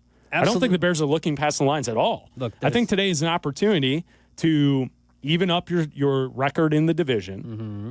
Like, that's one thing, like, I would care about. Like, yeah, you won the division and you have a chance to be the second or third seed in the conference, but you also don't want a losing record in the division going into next season. You know what I mean? Like, at least get to 500 in the division. This team put up 52 points on you in week 2. Yeah, that matters. Yeah, it's a respect thing. And don't think that this team, like, just as much as the Lions want to say that Ben Johnson is 0-2 against them, the Bears want to win for Ben Johnson. The Bears want to win for their coach and say, hey, we got one for you. Just as much as we love, as fans, the good, better, best videos. Yeah. How the last game of the season, of the regular season, because it's not the last game of the season for the Bears, Ben Johnson gets a game ball because he beat his former team. Well, and the Bears' social media team has put out the video of Caleb Williams walking into Soldier Field. Do you know what he's wearing today? He's wearing Coach Johnson's high school jersey. Oh, okay. So he's wearing a number 12 Johnson jersey, which is the high school jersey of Ben Johnson. Okay. So you're right. Like, and I also think, we all love, like, all season long, it's been so much fun. The Wiener Circle, the free hot dogs, the tarps coming off, right, with Ben Johnson. More free hot dogs. The good, better, best in the locker room, the videos of everyone cheering, handing out game balls at Kevin Warren. Like, it's so much fun. Wouldn't it be great today if you take care of business, you win the game, and there's none of that today? You see what I'm saying? Like what? Like, if you take care of business today, no good, better, best today. No. Big, Today's good, better, best is going to hit like. No. You prepare for next week. Next week is the celebration. Today's the best good, better, best. Are you kidding me? I feel like today is take care of business, and we get back to practice on Monday and Tuesday, and we prep for game week. No, because last week was a loss. You have to do a good, better, best after a loss. After last week's loss. Thing? Yeah, I do. You want the whole shebang? Especially if you beat the Lions, because it's going to mean something to Ben Johnson to beat his former team. It's going to mean something to him. You got to give him that game ball. You have to. All right, Bears Lions 3:25 kick. Abdalla, what do you think happens today? Bears get everything. I think this is a culmination of everything. I think the Bears get revenge today. I'm not saying that the Lions have quit or anything. They're going to play their asses off today because they want the final game of their season to mean something for them. So they are going to play their asses off today. I think it's another high-scoring game because I think both defenses are lacking. So I think the Bears find a way to win. I think it's 27-21. Bears win this game. Caleb Williams, over 4,000 yards. Not in just one game, but for the season, over 4,000 yards. That would be a lot of yards. That would be a lot of yards. Over 4,000 yards. I think he becomes the first quarterback to do that in Bears history. And I think we get a good, better, best at the end of the day here today. Wow. So you think it's like a big Bears win then? I think it's a Bears day today. I think celebration on the lakefront. I think we get a Bears day today. Yeah. Popping bottles in the stands. I mean, we're not. Listen, the job's not done. Well, that's my point. Job's that's not why, done. No, because you wanted the Cubs to celebrate after every win in the playoffs. Well, baseball's different. Job's not done, man. That's a different topic. You do your good, better, day. best just because you've done good, better, best after every win. You keep doing it. Yeah, okay? no, I know. I guess let me rephrase. Like, of course they're going to do it because they come together as a team. But I feel like it'll be a somber, like there's bigger fish to fry. Of course there is. Yeah, like, but that's how they end good, better, best. They always say whoever gets the game ball always says, "All right, back to work." So I think heading into this game, like you're right, I think the defense is, I think it's going to be a tough game back and forth. I think the Bears will eventually pull out at the end, the victory. I think it's going to be close, though. I've got the Bears 27-23. Okay. I think the Bears win, but I think Detroit's going to hang around, and I don't think it's going to be a laugher like how the Bears lost to Detroit back at the start of the season. I don't think that that's the case. I would love for that to happen. And that would be great if that were the case today. But I think it's going to be a tough game. Hopefully the defense gets a turnover, make Jared Goff a little uncomfortable, and then the Bears win in the fourth quarter, 27-23. You get the second seed. You head to the playoffs, and hopefully good things happen. So that's why I've got 27-23. We have the network pregame show. Waddle, Silvy, Dionne coming up next. Chicago Bears pregame. When it comes to your home, why juggle a dozen different contractors? Service Construction of Illinois does it all. Kitchens, bathrooms, basements, decks, outdoor spaces, you name it, they build it. For 50 years, they've been the one-stop shop for families across Chicagoland, combining craftsmanship, reliability, and a true passion for making homes shine. Work with Service Construction of Illinois once, and you'll know. You can rely on them for any needs for the lifetime of your home. Visit serviceconstruction.net and start your project today.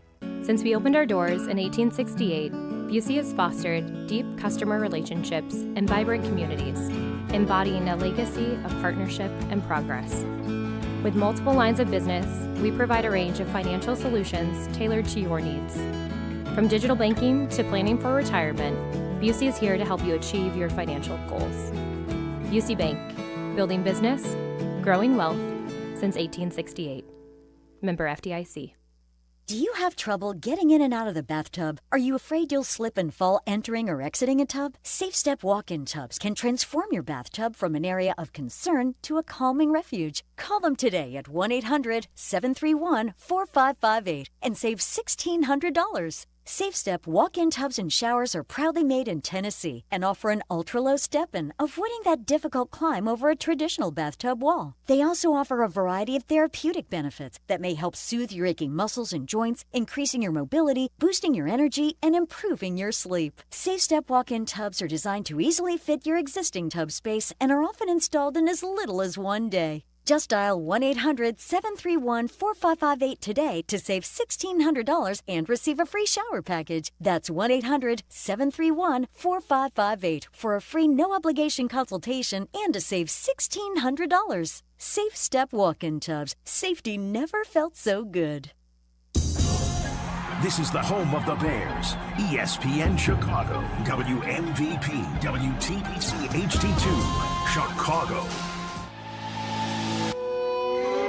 Failure is fertilizer, and from it, the Bears have grown into something dangerous. That's right. I am dangerous. Rolling into Detroit week 2 turned into getting rolled over. But 0-2 became 11-5, a climb few saw coming, except the Bears doing the climbing. This season has been euphoria etched in inches, dizzying drama, heart-pounding finishes. It wasn't easy, but not been it. In the process, there is no longer a Lion King, but rather a monster of the Midway. This isn't a finale. It's a warning shot. A rivalry reborn. Can't stop what's coming. A playoff storm gathering strength. They're coming. Unfinished business hidden in playoff fever. They ain't all waiting on you. Sir. To be the best, you have to beat the best, is what we said back in Detroit. Today we say, never let it rest till your good is better and your better is best. You are the best of the best.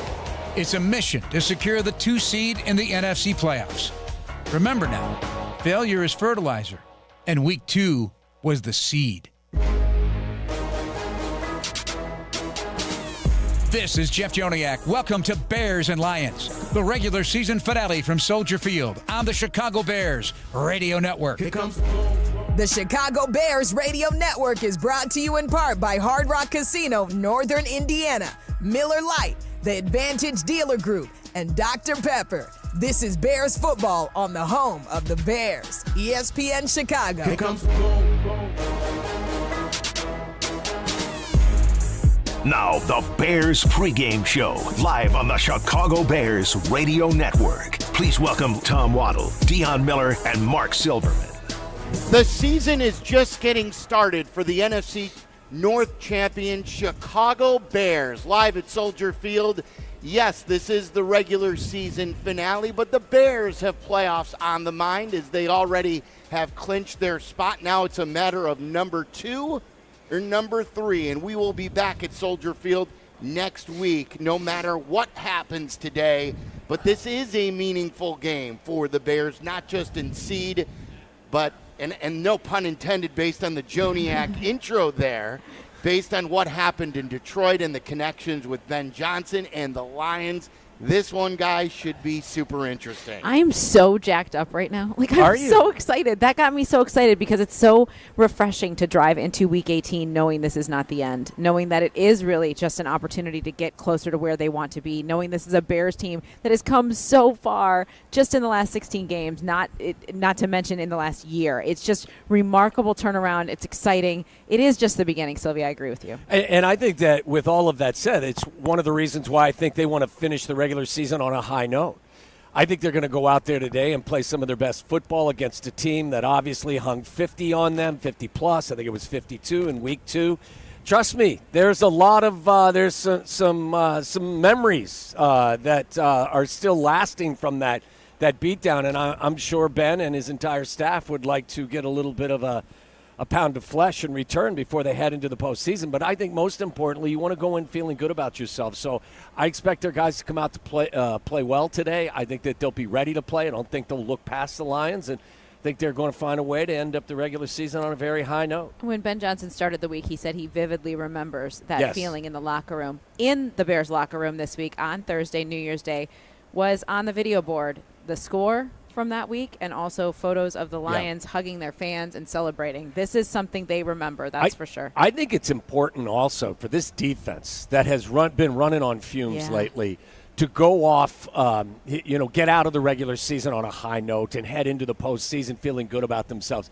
You're going to face a Lions offense that scores a ton of points, but recently they've struggled to run the football. Their offensive line has had issues trying to create space in the running game. No Penei Sewell today. I do believe Amon-Ra St. Brown is expected to play, but we all know that, Jared Goff may not be at his best in conditions like this. So I think it's going to be really important for the defense to play well today and go into the postseason feeling better about themselves than they have the last couple of weeks. Waddle, I agree with you about the Bears looking for the pound of flesh and also hoping to do some great things, because this Lions team, if you think about it, I think they're physically and mentally exhausted. I agree totally. This is a team, sure, Dan Campbell represents playing hard, and I think they're going to try, but I also think based on everything they went through this season, losing their OC, losing their DC, they changed play callers. They had to play on Thanksgiving. They were complaining about having to play on Christmas. Yeah. This is a team that I think after a long few years of trying to make it to the top,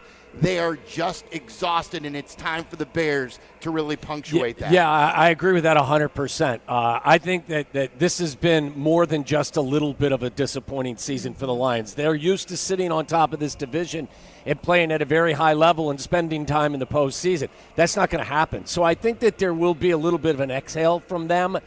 I think also, I just don't think they're playing well. They've lost 3 in a row, 4 of 5, and 7 of their last 11. Defensively, they get after the quarterback. I expect Hutchinson to come out and play very hard, but he's really the only difference maker they have on that side of the ball. They're giving up 30 points per game the last 6 weeks. So I just don't think that this is a Lions team that you're really going to recognize being the same team that you've seen the last 2.5 or 3 years. I just think, I'm with you, Silvy. I think that the air is out of their balloon a little bit. How about the reflection, Dionne, about where this team has come from and like the Ben Johnson factor that we're going to hit on a lot today. My prediction is the Bears win. They'll hand him the game ball as they head into the postseason. We heard Bleck and Abdalla talking about Caleb came in Ben Johnson's high school jersey. So great. I think they want to win this one for Ben. I think I could see the good, better, best after the game, one step at a time, though, and them handing the game ball to him. But remember, it was late December last year, and we had Ben Johnson on the mind. It was the target that many Bears fans wanted. He gave us the stumble bum at Soldier Field. He talked about that as he got the job. And then fast forward to what you guys were just talking about, going to Detroit in week 2 after losing a heartbreaker in week 1, and the last thing you wanted to see was them to get blown out. They did. But because of the coaching staff and the players pulling on the same end of the rope, they managed to recover, and it's been a storybook season. You remember that Wednesday press conference after the loss to Detroit. That is the day he called out his team, and he said, we do not have practice habits of a championship caliber team. And it changed. Everything changed since then. I think that's the other thing that sticks out so much about Ben Johnson's influence on this team.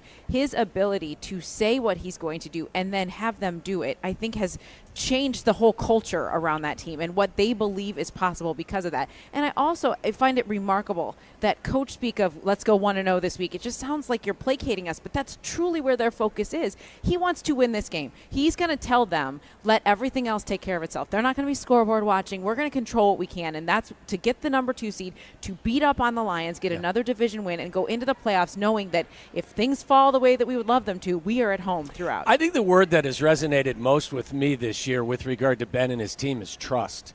You go back to training camp when we were all there, and it was a very physical training camp, and Ben was telling them, look, this is the way we're going to do it. Trust that there will be a return on your investment. And as a player, once you get that return on your investment, all of that hard work equates to something positive, then that momentum starts to build. So now you not only have trust, but you have confidence. So I think that this coaching staff in a very short period of time has been able to connect with this team, and you're seeing it's why they're playing so well, especially on offense. And with that said, look, I don't think this is at the top of Ben's list or even Caleb's list.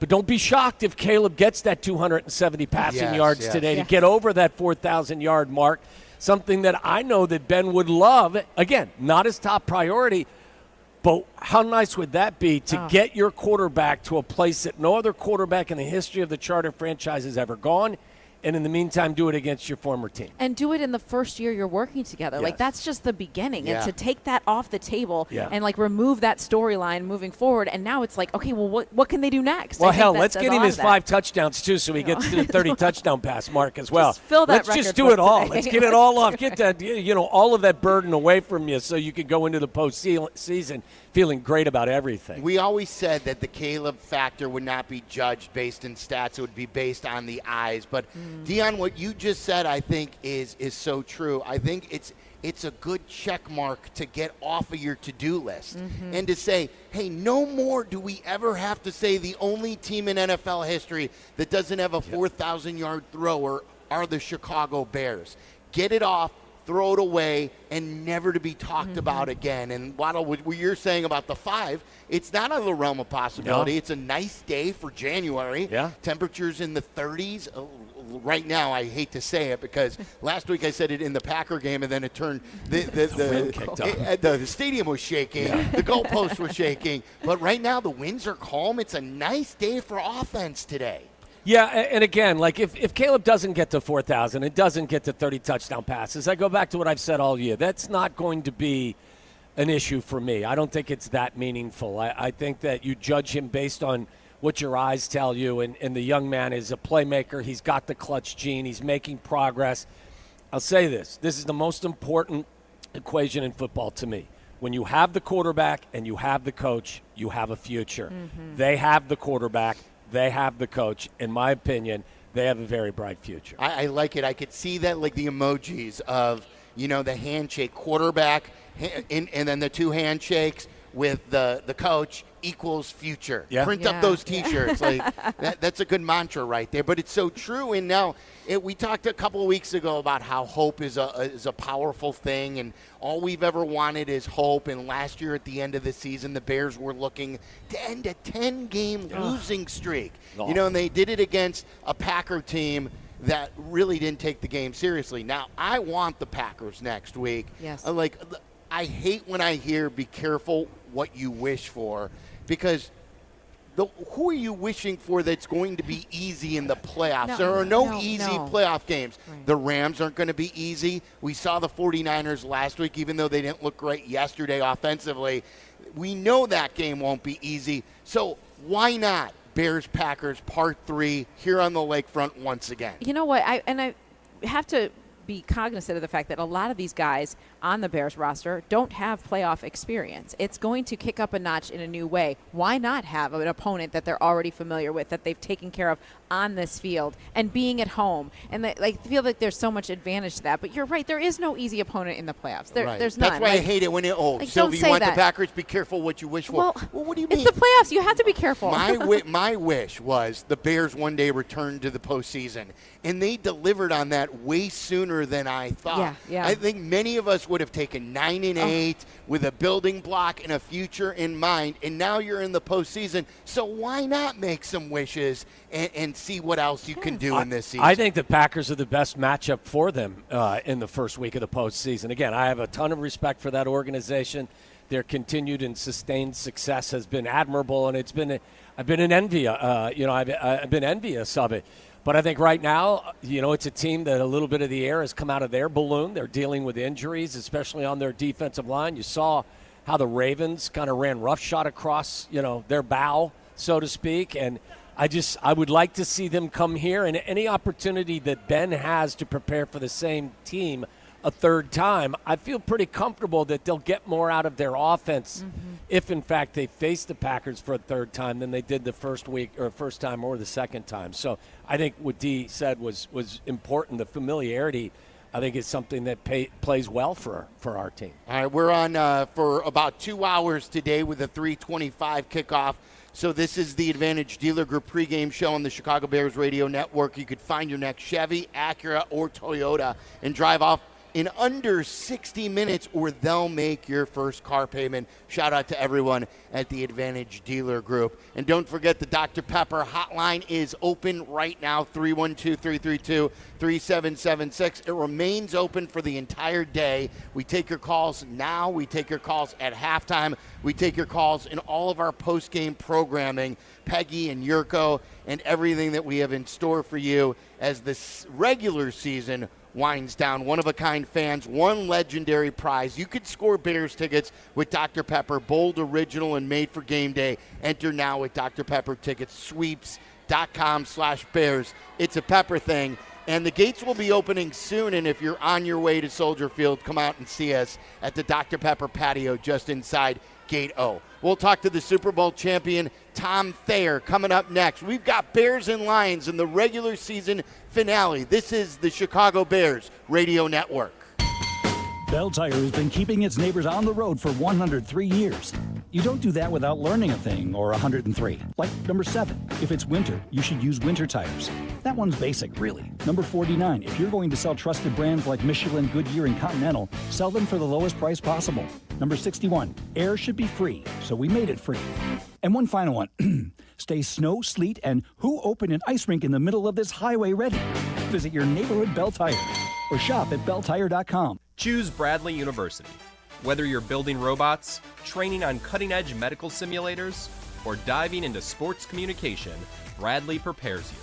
You'll cheer on D1 athletics, study abroad, and choose from over 200 student organizations. Plus, you'll benefit from competitive internships, community-focused research, and a top-tier education that provides a proven return on investments. Choose Bradley. Apply today at bradley.edu. Hey Bears fans, it's Silvy. Steinhoffels is a proud partner of the Chicago Bears, and this season, they're teaming up with Special Spaces Illinois to create dream bedrooms for kids battling cancer. Every time the Bears defense causes a false start at home, Steinhoffels donates $1,000 to Special Spaces Illinois. Steinhoffels, now with 7 locations, has Chicagoland's largest selection of furniture and mattresses, all styles, every budget, and they're 100% employee-owned. Shop in-store or online at steinhoffels.com. Make your game day a winner with Aurelio's Pizza, Chicagoland's oldest pizza chain since 1959. This is Joe Aurelio inviting you to indulge in our crispy thin crust, signature sauce, 100% real mozzarella, and your favorite premium toppings like our fresh ground Italian sausage. Dine in, carry out, or have it delivered. Visit Aurelio'sPizza.com for the location nearest you. Download the Aurelio's app and start earning rewards today. Aurelio's Pizza. It's a sauce. You know a hard-earned yard when you see one, when all that time and effort pays off, and power makes all the difference. Professional-grade Echo tools are built to power through the toughest jobs, season after season, yard after yard. Headquartered here in Chicagoland for over 50 years, Echo Outdoor Power Equipment offers more than 250 gas and battery-powered tools to keep you at the top of your game. And that's why yarders trust their yards to Echo. Find Echo at Home Depot and Echo dealers. Echo, power on and on. This is Courtney Cronin, talking with 2 of Chicago's top personal injury lawyers, Julio Costa and Anthony Iavone of Costa Iavone. See that? The name works. Keeping it simple. Well, of course, it's your last names. But the real point is that we can keep it simple because we are Chicagoans and our clients are Chicagoans. We know the city and we have a strong sense of the Chicagoland clients we represent. And that puts them at ease right from the start. Bingo. Bottom line, we get you, and we're here when you need us. Costa Iavone. Keep our number in your phone. 708-4 million. Hey, football fans, the playoffs are drawing near, and a well-executed game plan is the key to winning. Retirement is no different. Hi, I'm Mitch Lyons, former pro football player turned retirement pro and founder of MitchLyonsWealth.com. I want to ensure you have a winning game plan. Get our free retirement toolkit that includes my book, Retirement of Steel, along with guides for Social Security, taxes, and more. Call 844-867-8335 or 844-86-STEEL. MitchLyonsWealth.com, your best game plan to protect, grow, and win retirement. Reason number 204 to visit the city of Countryside, Chicago's Western Gateway. Come into Little Joe's for homemade Italian beef, meatballs, and giardiniera. Little Joe's is a family-owned restaurant for 55 years and counting and is a countryside must-try. Chicago dogs, Italian sausage, and much more. What more could you ask for in a neighborhood staple like Little Joe's? Stop in today at the corner of LaGrange and Plainfield Road or check them out online at littlejoesbeef.net. Little Joe's, where everybody knows everybody. For the first time ever, the average age of a first-time homebuyer is in their 30s, but we believe that it's still something all should aspire to. Start your journey today at lennyfile.com.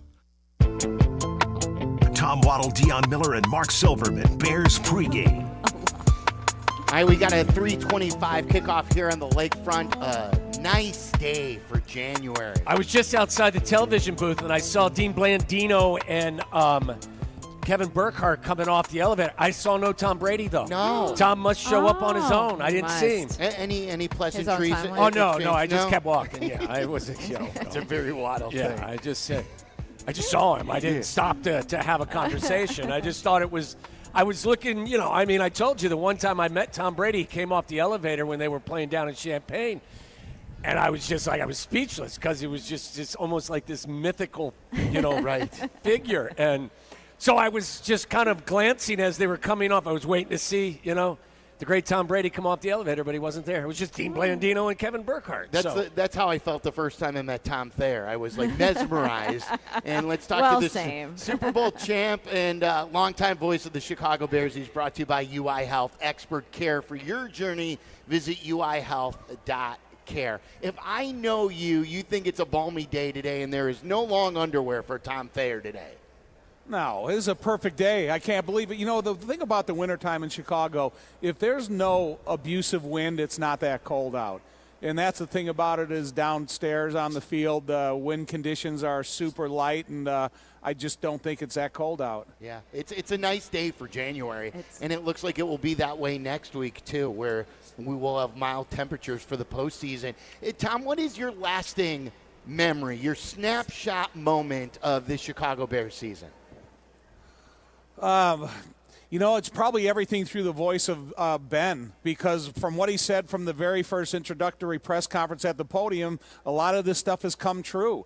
He said he's not here for a rebuilding. He's here for win now. He's here the no block, no rock, the performance-based, development of this roster. And he's never, varied from that. And that's super, exciting and encouraging to me, because you see a lot of these coaches that sell themselves at their introductory press conference, and none of that comes true. Mm-hmm. And I'd like to see that every single thing that has come true that had been said, but I think it's only going to get more serious after this game into the playoffs in his future. So I think this is something that is sustainable, not just a one-year wonder.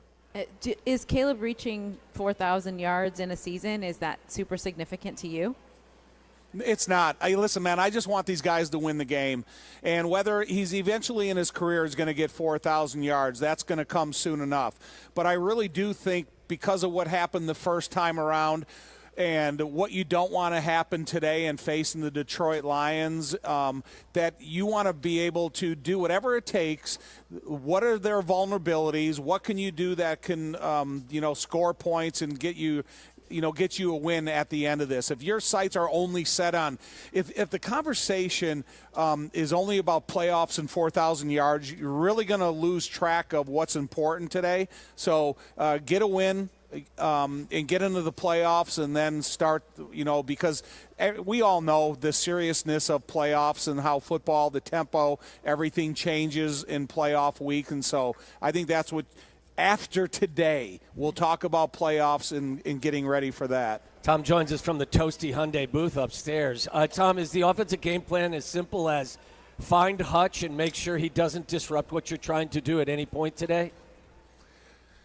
Yeah, well, it would be nice if it was that simple. If you were guaranteed that he's going to line up every snap against Darnell Wright and let those two battle, and then put some tight ends and backs and Jonah Jackson with an eye on him.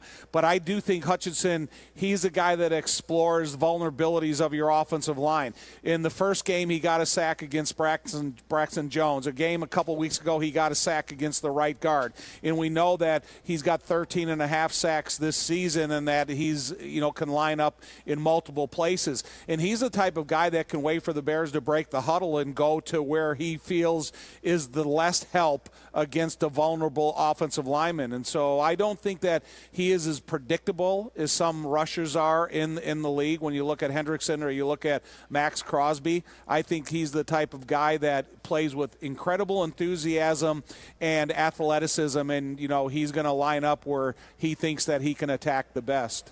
Tom, when you look at what the defense didn't do last week, what were a couple of things that stuck out to you that they need to do better? You watched Seattle last night in fundamental tackling, being more physical than your opponent. And when you get an opportunity, whatever, if you're first, second, or third level defender, and you have a chance to make a fundamental tackle, you got to make it. Don't worry about stripping the ball. Don't worry about trying to create a fumble. Don't worry about the things that really don't matter and stopping the success of the play. I do think that if you initially focus on being as a physical tackling initial hitting football team as you can be, a lot of that other stuff is going to take care of itself. And then if someone does have the luxury of coming in second or third and trying to strip the ball, fine. But to me, it's about fundamentals, having tackles with knee beds, head up, shoulders, and, doing the things that you normally don't really get the luxury of practicing this late in the season. So I just think fundamental defensive football is the thing that can help them the most. Tom, how important is it for them to go into the postseason with this defense feeling a little bit better about themselves and having a good effort out there today? Because the last 2 weeks it's been a bit of a grind. They've taken the ball away a couple of times, but they've given up almost 900 yards and 56 points in the last 2 weeks. Is it important for them to go into the postseason feeling a little bit better about themselves? Heck yeah. I think you got to go into the postseason confidently. The worst thing you could do in every scenario you want to talk about is going into the playoffs losing your final 2 games. Going in there with a defense that's vulnerable against run and pass, and you're giving up almost 400 yards per game, because that's a lot of incentive for whoever you're going to play going forward. And if you could come out here and just have, like I said, a fundamentally solid football game where you got the tackling ability of TJ and Tremaine and the rest of the guys. You got pressure from the defensive line up front. The defensive line is helping you in stopping the running game. And then the defensive backs are able to withstand some really difficult coverage responsibilities when you look at Jared Goff and the receivers they have. So I think it's really important to finish this season on a high note on the defensive side of the ball, because the offense has been holding up to their end of the bargain. But when you get ready for the playoffs and you go take the practice field next week and you're saying, hey, we are only one of so many teams that are still practicing, this is unbelievable, you got to believe it. And so I think a good performance would help them believe it. Tom, you mentioned earlier this week that there's a lot of emotions wrapped up in today's game on both sides of the ball. What have we learned about just how the Bears have managed their emotions through this last month of playing like playoff caliber football and preparing for the actual postseason? First of all, I think Ben Johnson does a great job with his assistant coaches of installing a confident game plan. And if everything goes according to plan, that there's always confidence that you can go out and you can win the game because of that. But I think, I know we don't have access to Ben's pregame talk and what he says at the final moments to get these guys ready. But that would be interesting to hear, because there's something that he says that is very motivating to the recipe of success. And I think that Ben will probably have the right things to say, especially what happened in the first go-around against Detroit. You want to, give those guys the same welcoming committee that they gave you in week 2 of this season. And there's a lot of different moving parts to this offense. When you look at Luther Burden, you look at Monunga, you look at Colston Loveland, just the rookies and the effect that they've had on this offense that they really didn't have in the first go-around here. And maybe those 3 guys like that can do a lot to, give you the spark you needed in this last week of the season. Tom, hang in there. We'll check in again next hour as we talk to the entire booth. Thanks for everything. We appreciate it. There's Tom Thayer up in the booth. Real quick, I thought one thing he said really, really stuck with me, and that's about the momentum going into the postseason. Think about this quickly. The Packers are about to lose. They're on the cusp of losing their fourth straight. And they would come into the postseason if, in fact, they continue to trail Minnesota, losing a devastating game here against our Bears, then getting their doors kicked in physically by the Ravens, and then this game, I know they're not playing their guys, but to me there's something real about the Bears heading into the postseason, winning today's game, versus a Packers team that would potentially come to Soldier Field having lost their last four. Yeah, the Vikings lead 13-0 right now. It is halftime.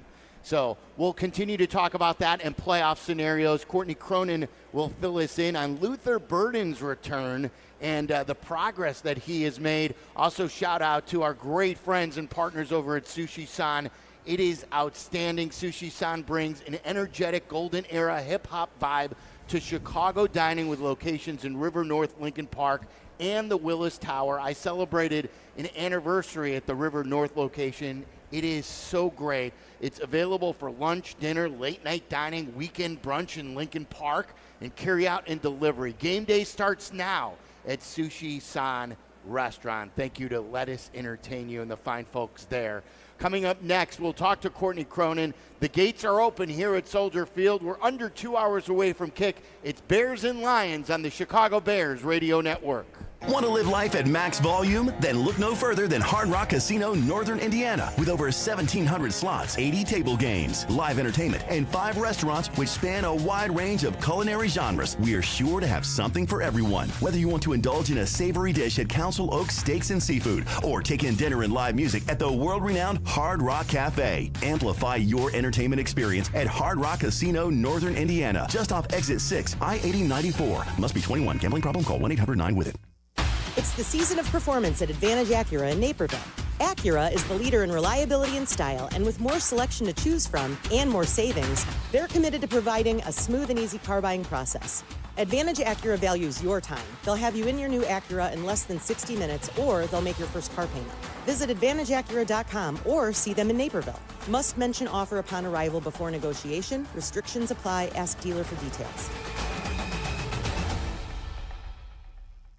Football fans of all ages are invited to a Coach Johnson look-alike contest. It's at the Wintrust Sports Complex in Bedford Park this Thursday, January 8th from 5 to 8 p.m. with amazing prizes for the good, better, and best costumes, including a $1,000 Visa gift card, round-trip ground transportation to the game within 60 miles from OML Worldwide Transportation, and free car washes for a year from Gas and Wash. Moretti's will be providing a complimentary food buffet, and there's free parking. Learn more at villageofbedfordpark.com. Since we opened our doors in 1868, Busey has fostered deep customer relationships and vibrant communities, embodying a legacy of partnership and progress. With multiple lines of business, we provide a range of financial solutions tailored to your needs. From digital banking to planning for retirement, Busey is here to help you achieve your financial goals. Busey Bank, building business, growing wealth since 1868. Member FDIC. Miller Lite, the legendary light beer. The originator, the inventor. If this beer could talk, it'd tell stories about that one time, that night, that one guy, that one gal. Writing a story 50 years long and 50 million friends wide. Because legendary stories start with a light. Here's to 50 years of Miller Time. Celebrate responsibly. 2025 Miller Brewing Company, Milwaukee, Wisconsin. If you're turning 65 or new to Medicare, Humana might just have the health plan you're looking for. Our Medicare Advantage plans offer coverage and care you can count on. You could get a plan with a $0 premium, or an all-in-one plan that may include medical and prescription coverage, as well as routine dental, vision, and hearing. Learn more at gethumana.com. Humana, a more human way to healthcare. Humana is a Medicare Advantage HMO and PPO organization with a Medicare contract. Enrollment in any Humana plan depends on contract renewal. Roofers and Waterproofers Local 11 provides quality value and service in all facets of the commercial, industrial, and institutional roofing and waterproofing industry. Promoting skilled craftsmen and craftswomen through apprenticeship training, Local 11 members are trained in the application of the latest roofing and waterproofing techniques. They are at the forefront of design and installation of environmental-friendly solar, green, and garden systems. To find a highly skilled roofing contractor today, go to ChicagoRoofingContractors.org. When your life turns upside down after an accident, you need an advocate like Wallner Law. I'm John Wallner, and for over 50 years, Wallner Law has fought for people just like you, injured, overwhelmed, and searching for answers. We don't just take cases, we take care of people, and we win for you. From car crashes to workplace injuries, Wallner Law stands by your side every step of the way. So call us today, 312-8-MILLION, and win with Wallner. How about this? We're your home for the new Bears. I like it. This is the home of your new Chicago Bears. ESPN Chicago. As far as Detroit and game planning for Week 18, I don't know if Dan's talked about if starters or not, what he's doing, but how do you view just like what's still ahead of you, the 2 or the 3 seed, and how decisions that you'll make, like how do you weigh the importance of seeding in this game? Yeah, we're playing to win this week. Sync us up with your TV on the ESPN Chicago app. That's right. That was a great question by Courtney and a great answer by Ben Johnson right there. Bears and Lions on the lakefront at Soldier Field, the season finale, but not the entire season, just the regular season, and there is playoffs next week. It's time for the injury report, brought to you by Maurice Longo and Associates. If you've been injured at work or in an accident, visit mauricilongo.com. That's MORICILONGO.com, mauricilongo.com. And Courtney Cronin joins us right there. It's exactly maybe what you were looking for, because even though he didn't say a lot, he said a lot there with that answer. Playing to win means playing for the 2 seed, playing for potentially 2 home games in the postseason should they make it to the divisional round. And I don't expect anything less from Ben Johnson, too. I mean, there's the playoff element of it, and there's also, no one will say it publicly, but the revenge element. They want to show Detroit, especially the place where he came from, that they are a vastly different team than they were Week 2 when they got beat by 31 points. So there's a lot at stake here. I know that this week has felt very disjointed just because of the holiday and because coming off the San Francisco shootout, the back and forth, the playoffs are here. There wasn't much they could do, obviously, after not being able to get the 1 seed to improve where they are. But to stay where you are, I think, is of critical importance, and the head coach clearly reflecting that. You think Rome plays today? It's a hard one to. I get what he said, and I get why he wants to play, and that he's not just going to rest for the sake of rest. Where we're all thinking you should rest for the sake of rest to get yourself ready for the playoffs in the event that you're good to go. They need you then. I think if he does play, it won't be much.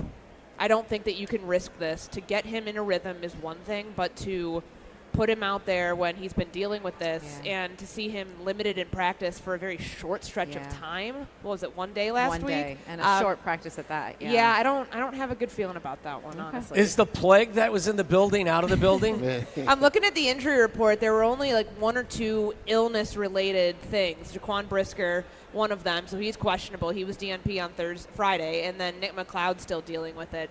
You know, it's tough this time of year when that stuff goes around the building. I talked to Jade Walker about it last week when we were in San Francisco, and he said he wasn't on the injury report for it. He was like, I had a bug. I had something too, and that's, you know, you do the best that you can with it. But that was, I guess you'd rather have it hit them then in Week 17 instead of everybody coming down with it going into what very well could be the Green Bay game next week. I asked you a few times throughout the season, in the preseason and the regular season, about how you thought the power rankings of the skill guys would go. Like, who would be the feature guy? Who would be the number 2 wide receiver and everything like that?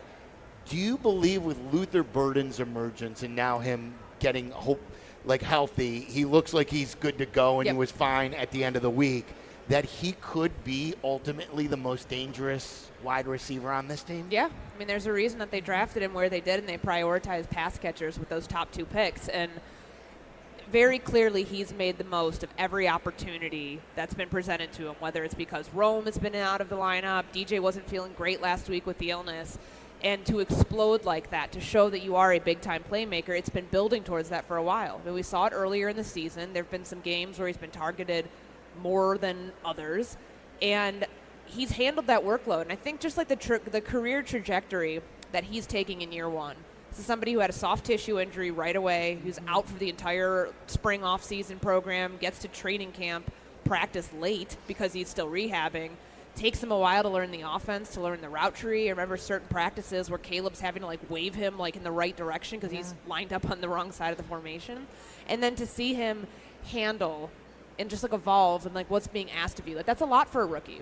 But it's he's nobody that's shy of confidence, like short of confidence. Yeah. And I think that's what allows him to be in these big play roles where he can be a playmaker for Caleb Williams in critical moments of the game. I mean, that touchdown last week was a beauty. Yeah. And I think you'll see more of that as this evolves, and certainly in the postseason, they're going to need him for that. And sorry to interrupt, but like the two young guys, the two rookies, when they need a play, like you almost feel as confident as them as anyone. And I'm talking about Loveland has been on the receiving end of a couple of fourth down really big passes plays, that have been very crucial. Yeah, I mean, the free play one last week for Caleb to buy time, for Colston to get open enough at the goal line to haul that thing in. It's such a nice return on investment. And I'd even throw Kyle Monungai in there too. Like if he doesn't run into the defender, then he probably is gone for a 65-yard touchdown. And what he's been able to contribute, all three skill guys on offense that they drafted this year, and I'd even throw Jade Walker in that. Yeah. Like they've done a really good job finding early contributors that come at all levels of the draft. And that shows just like what their philosophy is paying off, where you're not necessarily going out and spending big in free agency to bring those guys in. Yeah, they did via the trade a couple years ago because that was expensive for DJ Moore. But the drafting and developing part in Ben's eye, I mean, you could tell his fingerprints are all over this roster. And immediately upon getting here, he had, carte blanche to do whatever he wanted to bring those guys in, and it's paid off in a big way. How significant is it that Caleb has played every game of his first two seasons? I think it's huge. I mean, especially after last year, thinking about all those hits he took. I mean, 68 sacks, to have that number cut down by more than half this year is, I mean, it's the trajectory that Bryce Young went on year 1 to year 2. It's the one that Caleb Williams has gone on year 1 to year 2. And there is an art to it.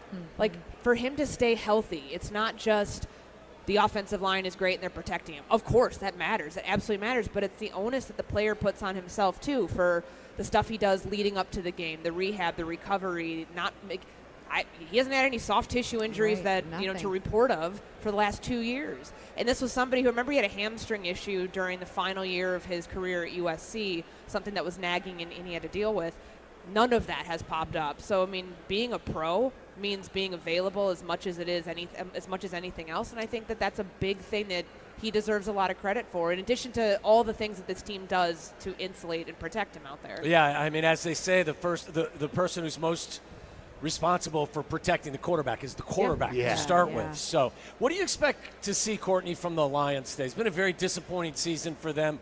They've got a bunch of injuries. How do you think they'll come out today? You know, Dan Campbell's comment about you guys heard about sitting in the dirty diaper. Like, you can either, it was a really gross one, but I mean, it's a great analogy because he's right. Like, you can sit and sulk, realizing that your season went way left really quickly. They were injured. They had a lot of the same things happen last year that they couldn't overcome this year.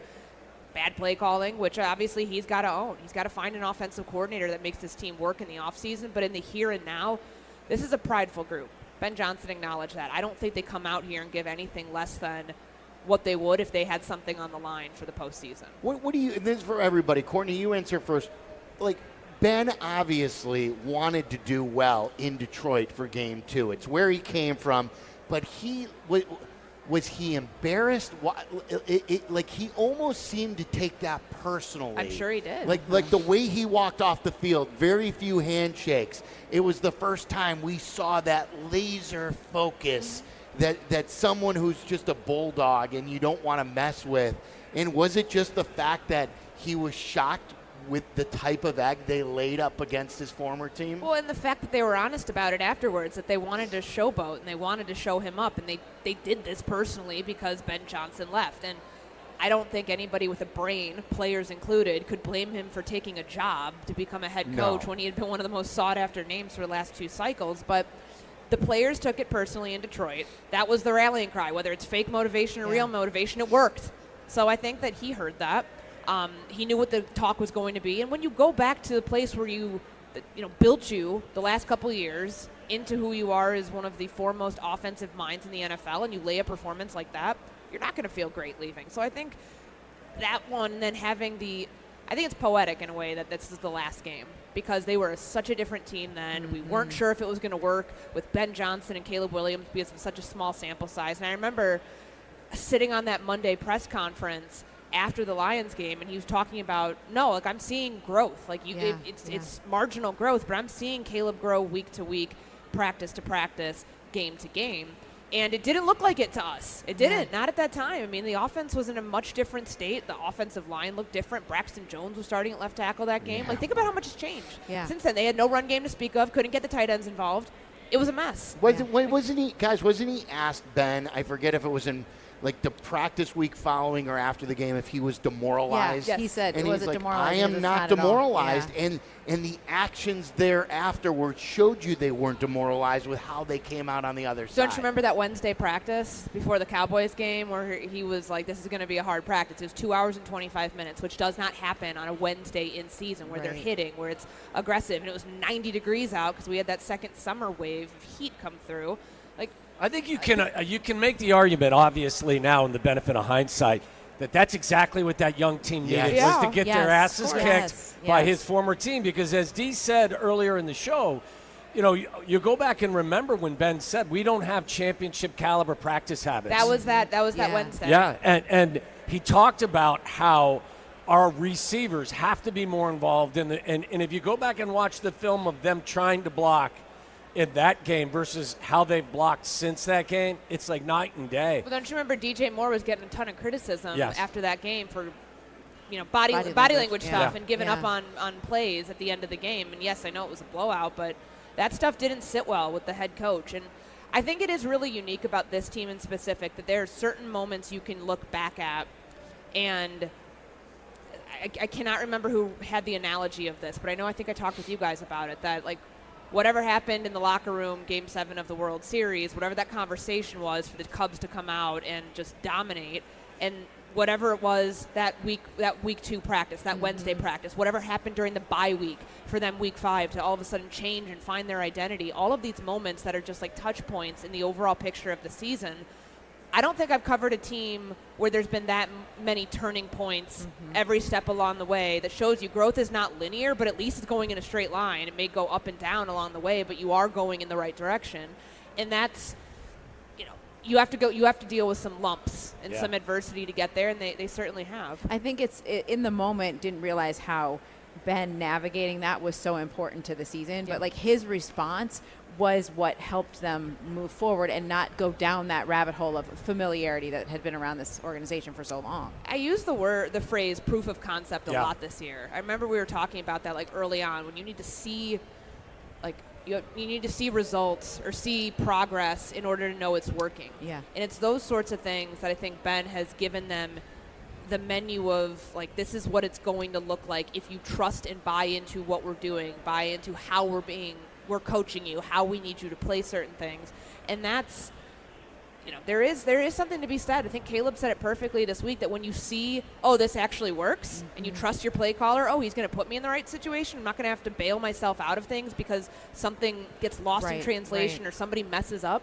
Like that element that's why he's wearing Ben Johnson's jersey in here today. Like that's why those two are as close as they are. And that's not something that you build overnight. It took time to get that trust. They had to go through some ups and downs to get there, and I think it's critical. That proof of concept, theory works perfectly with their running game as well, because there's no chance they're the third best running game in the league and arguably the second or first best since the bye without their wide receivers and their tight ends being involved and being willing participants.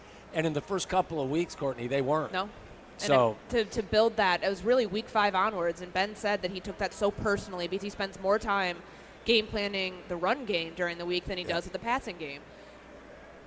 I would love to go back to that week 5 bye and be a fly on the wall for those meetings to figure out how did they truly get on track, because to where they are now from then, there's so many things that changed along the way, and maybe it's just the natural evolution of the season. That's part of it, but there was a conscious effort for the run game, conscious effort for changing who was starting at left tackle, conscious effort to get the tight ends more involved. and on the offensive side of the ball, because I know I really haven't mentioned much about defense, like they really have evolved into something that we haven't seen here in Chicago ever, which is like one of the most high-powered offenses in the NFL. That doesn't happen here usually, and I think it's almost that the players, especially the ones who had been on offenses here before, had to buy into, oh, wait, we can be this. Like, this is not just reserved for the Rams, not just reserved for the Seattle Seahawks, anything but the Philadelphia Eagles, the more explosive offenses in the NFL. Like, they can be that too, and they are. Let me take this in right now. Courtney Cronin on the final game of the season talking about the future, and it doesn't include a draft spot. It doesn't include a firing. It includes the postseason. It includes getting better. It is a breath of fresh air. Yeah, Thank really you, and great work all year. Thank you, Courtney Cronin joining us right now at the Dr. Pepper patio. Come on by. We're inside Gate O. The gates are open, so come on in, and we'd love to see you. Coming up next, let's take some of your phone calls at 312-332-3776 at the Dr. Pepper hotline. We've got Who Needs to Rock coming up, and a little measuring stick game yesterday that I want to discuss. It's all coming up. Bears and Lions at Soldier Field. This is the Chicago Bears Radio Network. For the first time ever, the average age of a first-time homebuyer is in their 30s. And we believe that it's still something all should aspire to. At Hearthside Realty, we work every day to make the dream of homeownership a reality for you. We know the communities we serve, and we provide the diversity of staff to help you every step of the way. And we're licensed in Illinois and Indiana. Start your journey at lennyfile.com. I'm Lenny File, and I go the extra mile. Visit lennyfile, that's FEIL.com today.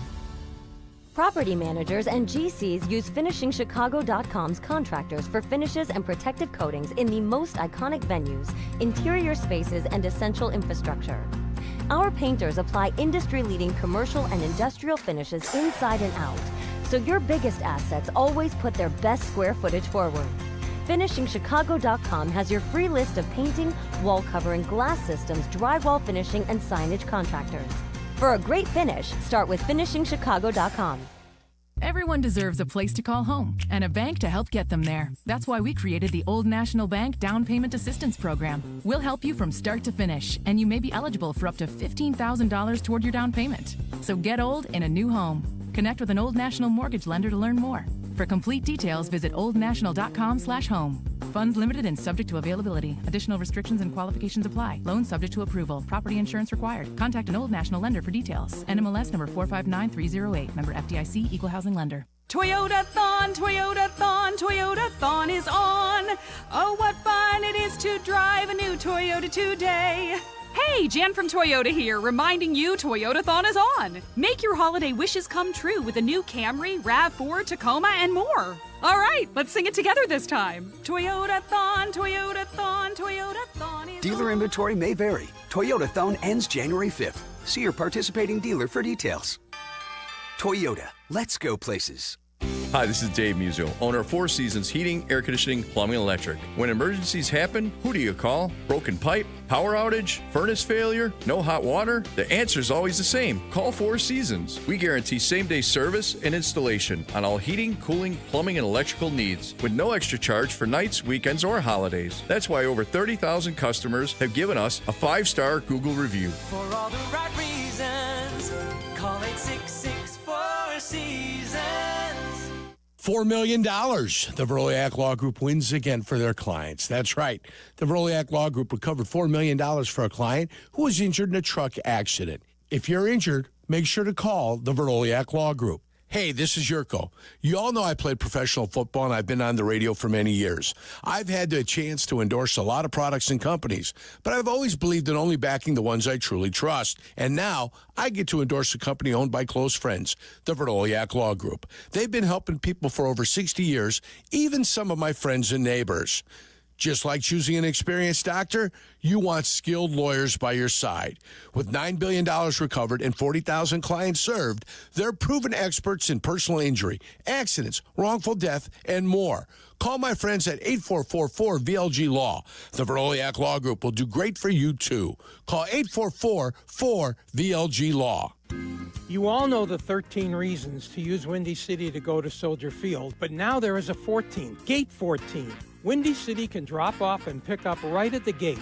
No more trudging in the rain, snow, or cold. football, concerts, soccer.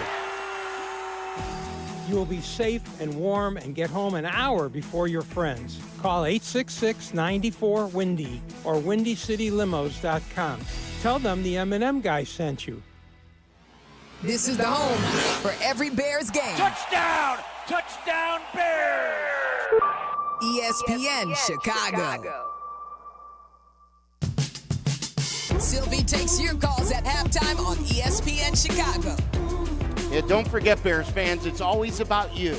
Even at halftime, we take your phone calls. Love to hear from you. 312-332-3776. If you want to get in now or for Who Needs to Rock, you can get in on the Dr. Pepper hotline right now at 312-332-3776. Bears and Lions here at Soldier Field. Let's go to Joel in Aurora, Colorado. Joel, you're on the Advantage Dealer Group pregame show. What's on your mind? Oh, yeah. Before I cut to this promo, first of all, I want to get a shout-out to Bleck and Abdalla. Okay? I want to give a shout-out to Courtney and Dionne. And I want to give a shout-out to Waddle and Silvy. Okay? Shout-outs all around. Now, let me cut this promo. Now, the Bears are real. We've been real. We're on the hunt. We might be the dark horse because no one believes in us. Oh, wow. Well, guess what? We are the number. We won our division already. Well, all you have to do is get into the tournament, and then anything can happen. Joel, thank you. It's been since 1985, okay? The Bears are going to win the Super Bowl this year. Mark my words. Joel, Colorado, Aurora. There we go. We've got it recorded, and we will play it back and give you kudos if that happens. Look, I don't know if there really is a dark horse other than one of the NFC South teams. Whoever comes in there, like, and how wild is it that game, that division winner isn't even decided yet? No, it's Saints and Falcons going on right now. Falcons are up 3. I don't know that they should be. Anyone should be allowed to go to the postseason from that division. I want to ask you guys this. The Seattle Niners game yesterday, it was like the double-edged sword, the good and the bad. We know already the Bears' defense isn't good. So when we see Seattle, who we know their defense is great, limit the 49ers to 3 points when the Niners scored virtually every time downfield, we're like, oh, yeah. It's Bears' defense struggling right now. But Seattle's offense, which isn't bad, they've got some good skill guys. Darnold continues to be pretty good these last couple of years. When they couldn't put up big-time points like the Bears can, it just shows you that, yeah, maybe the Niners' defense isn't great, but not everyone's going to score 30-plus points on them. The Bears' offense accounted for 31. So, like, there was good and bad when you do that measuring stick thing week to week. Yeah, I mean, look, I think that parity is the word for me in the NFL this year, especially in the NFC. The Seahawks play excellent defense, and if you have to go to their building, it's really difficult to hear, and it's difficult to be effective offensively there. But on their side of the offensive spectrum, like, I don't know how they ended up being the number 2 scoring offense in the league this year, where I think is where they ended up. Sam Darnold's had a great run in the regular season. If you pressure him, maybe you can get him into making some mistakes. I think the same is true for Purdy. One of the reasons why the 49ers had so much success against our defense is nobody laid a hand on him. So I think what you find out is if you're going to not just win a game in the postseason, but you're going to win games and get to the top of the mountain, you are going to have to affect the opposing team's quarterback. So that, to me, is the big question that remains out there with our team when you get beyond today's game against the Lions is, defensively, can they apply enough pressure on some of the quarterbacks that they will see in the postseason to get them to where they want to go? Well, maybe I'm standing too close to the picture, but I also think that for Caleb, even though it's his first time in the postseason, I trust him more in those moments than I would as Sam Darnold. I just do. I feel like he's been tested in a different way because of his escapability and the things that he's done in late in games. The Iceman comes. I feel like that gives the Bears a different confidence offensively. Yeah, I think the postseason's an entirely different animal. I'm with you, though, D. I think, the trend is your friend, and I would expect that trend to continue and for him to be a playmaker when you get to the postseason. Look, Darnold struggled, obviously, last year in the postseason with the Minnesota Vikings. When you've pressured him this year, we've seen, I think they struggled for the first 3 quarters against the Rams and that kind of miraculous comeback win that they had. So, look, I don't have any doubts that this Bears offense, they are a championship-caliber offense. Defensively, can you affect opposing quarterbacks enough over the course of the postseason to get to where you want to go? That, to me, is probably the biggest question facing this team after today. All right, we're going to continue to take your calls on who needs to rock, 332-3776. First, let's pause 10 seconds for all of our stations to identify themselves. This is the Chicago Bears Radio Network. This is the home of the Bears. ESPN Chicago, WMVP, WTBC HD2, Chicago. All right, the inactives are out, and if you may have picked that up, Waddle just said, ooh. Who was the ooh really quick? It was for Ozzy Trapillo. So, yeah, he was nursing the knee and the quad, and hopefully they're just trying to get him right for the playoffs next week. We will see. So that would assume Theo Benedict takes over, left tackle. We'll expand on that. Coming out, we'll read you all the inactives coming up. It is Bears and Lions. It's the regular season finale, but the season is just getting started. This is the Chicago Bears Radio Network. Can you feel it? It's the thrill of witnessing a walk-off grand slam, a game-winning touchdown, a buzzer-beating 3. Yeah, you know the feeling. And there's only one place to experience that raw exhilaration.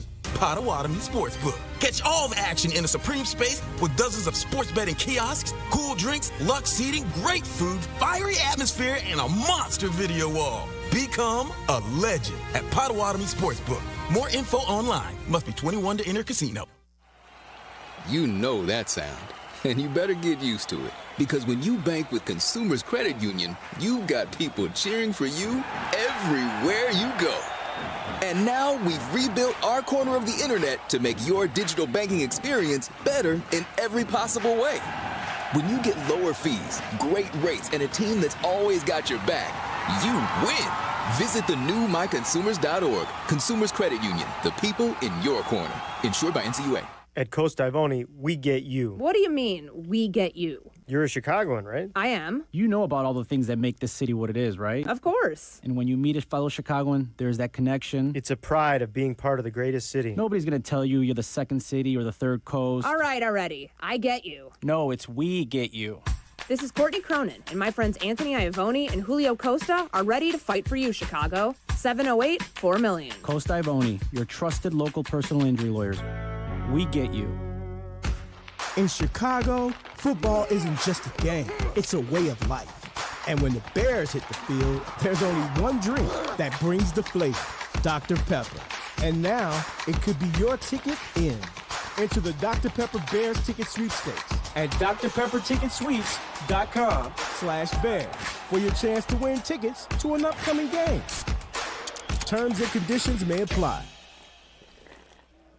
Hi, it's Peggy Kaczynski. You've heard me talk about how the village of Bolingbrook continues to rank as one of the most livable communities in Illinois. Here's Mayor Mary Alexander Basta to tell you herself. Thanks, Peggy. With excellent schools, beautiful parks, and a wide range of shopping and dining options, I invite you to come and experience the warmth and friendliness of Bolingbrook for yourself. If you're looking to elevate your future and the future of your family, visit BeBolingbrook.com to learn more. Join us and be Bolingbrook. In football, success is about team effort, and the same is true for your hair. At Great Clips, they save your haircut details in clip notes, so every member of the highly skilled team knows exactly how to create your signature look. And with our easy-to-use app, you can check in from anywhere and get a ready next text when you're up next for a cut. It's the confidence of a great haircut, delivered by a team you trust. Download our app today. Great Clips. It's gonna be great. Hey, football fans, picture this. You bet on your favorite player to score the first touchdown in the game, but his teammate scores instead. If this happens, BetMGM wants to give you another chance at the end zone. With BetMGM's second chance promotion, you'll get your stake back if your first touchdown scorer scores second instead. That's right, bet on any pro football player to score the first touchdown of the game. If you're right, you win.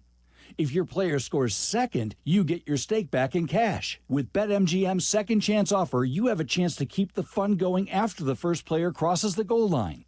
Try a first TD scorer wager with confidence today. BetMGM. Make it legendary. BetMGM and GameSense remind you to play responsibly. See BetMGM.com for terms. 21 plus only. Illinois only. Existing customer offer subject to eligibility requirements. Rewards paid back in unrestricted withdrawable funds. Gambling problem? Call 1-800-GAMBLER. That's 1-800-426-2537. Or by texting ILGAMB to 53342.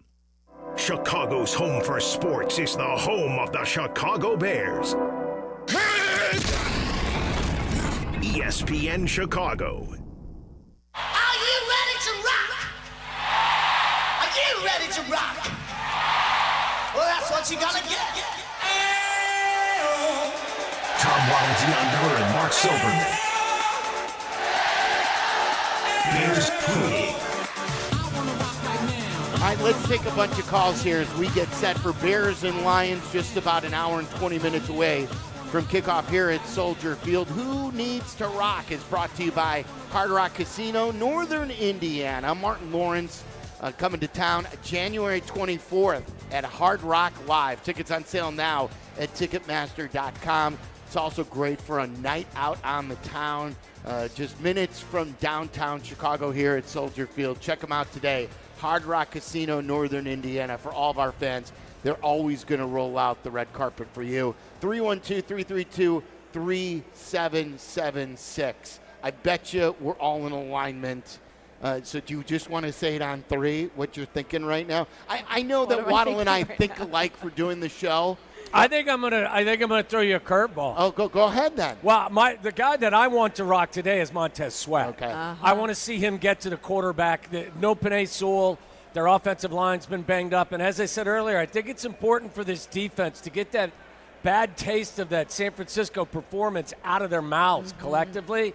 And I think you do that if you get to Jared Goff early. By the way, he's been sacked 8 times the last 2 weeks. Yes. So stationary target. Yes. So I think they need to get to Goff, make them want to get on the bus about halftime, and get themselves a little bit of momentum as they head into the postseason defensively. That was a hanging curveball because it was one that I was just going to say pass rush, paging the pass rush, getting to the quarterback. It's what we were talking about on this last segment. Like, you have to warm things up, and if they want to go anywhere, they have got to pressure the quarterback. You don't have to get me 5 sacks, but you have to, like we talked about this during the Waddle and Silvy show last week, Waddle, the quarterback's got to feel you. Yes. And when he just thinks that he is going to be untouched and he's confident in that and can hang back and find guys at will, you're non-threatened. So reference, Brock Purdy. Yeah. Jordan Love in the first meeting up there. I mean, there are several instances where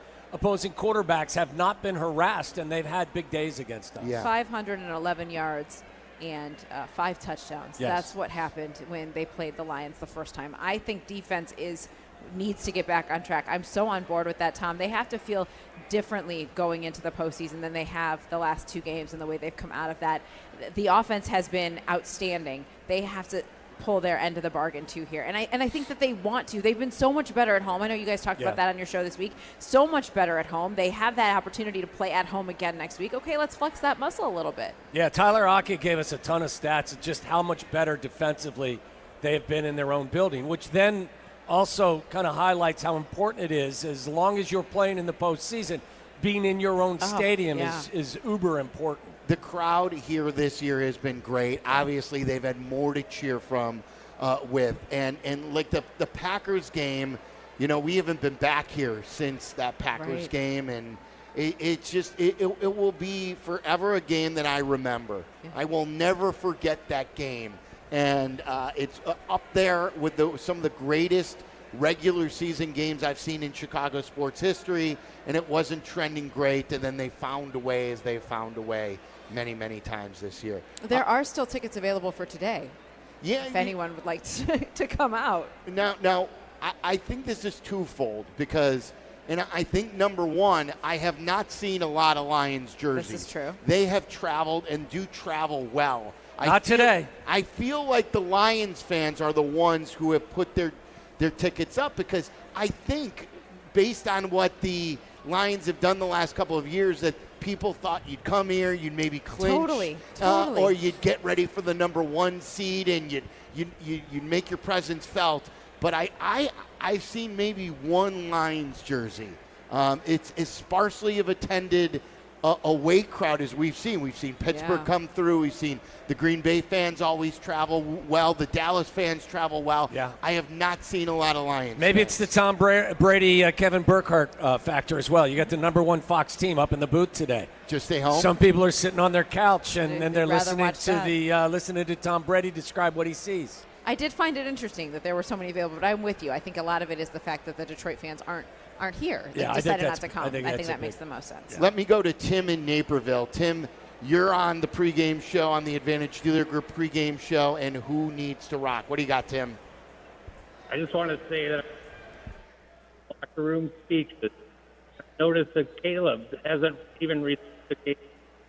Tim, we're going to let you go. He's going in and out. I think you wanted to say about Caleb getting the game ball. That's what Hannah wrote on the screen, and Caleb having a good game. You know, we talked about it earlier where, what did you say, Waddle, with the quarterback and coach being on the said, like, if you have the quarterback and you have the coach, you have a future.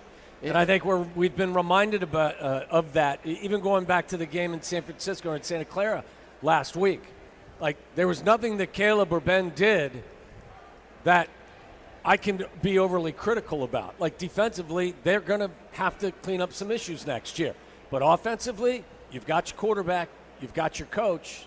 I think their future is very bright. So I've always watched these videos. The Bears do such a great job putting these out on social media, and all their videos these days are fantastic. Mm-hmm. But want to see Caleb get that game ball for 4,000 yards, get that off the list so you don't have to check it anymore. And then in return, Ben Johnson gets the game ball from the team, winning his 12th game, beating his former team, to get 4,000 yards for the quarterback, to get 12 wins in a regular season. Those are magic numbers for a single season for Bears teams. And to confirm the number 2 seed. Yes. So, I mean, there's still I've been saying this now for almost 7 days. I think this is a big game for them. I think it's a game that they're going to be very focused for. I think they want to go into the postseason on a very high note. I think they feel they still got some things to accomplish today in the season finale. So I expect them to come out with a really good effort today against the Detroit team that definitely is lost a little bit of their stinger. And I trust Ben Johnson enough to tell them we've done nothing yet, guys. Like and he even acknowledged this week, like, they did high five each other when they won the division, but they did it because of someone else's activity or inactivity. They clinched their playoff spot because of something else that happened, not because of their own volition. They'd like to go out here and really celebrate a victory in front of their fans and then head into the postseason. Yeah, they don't want to go into the postseason having lost their last 2 regular season games. Heavens no. Remember, I agree with what Tom Thayer said earlier, 100%. I think, look, could the Green Bay Packers come out with a fantastic effort after losing 4? Of course. But I'll take the team that's going into the postseason with momentum at home versus the team that is coming into the postseason having lost their last 4 games. And 2 of those games, one you lost in a miraculous fashion, and the other one you just got stomped. Yeah. So I'll take what we're creating here with a win today versus, whoever's coming to town. It just dawned on me this morning. They haven't lost at home since week 1. Right. That's impressive stuff. It's really good, protecting that home field. Dave in South Florida, you're on Who Needs to Rock. What's up, Dave?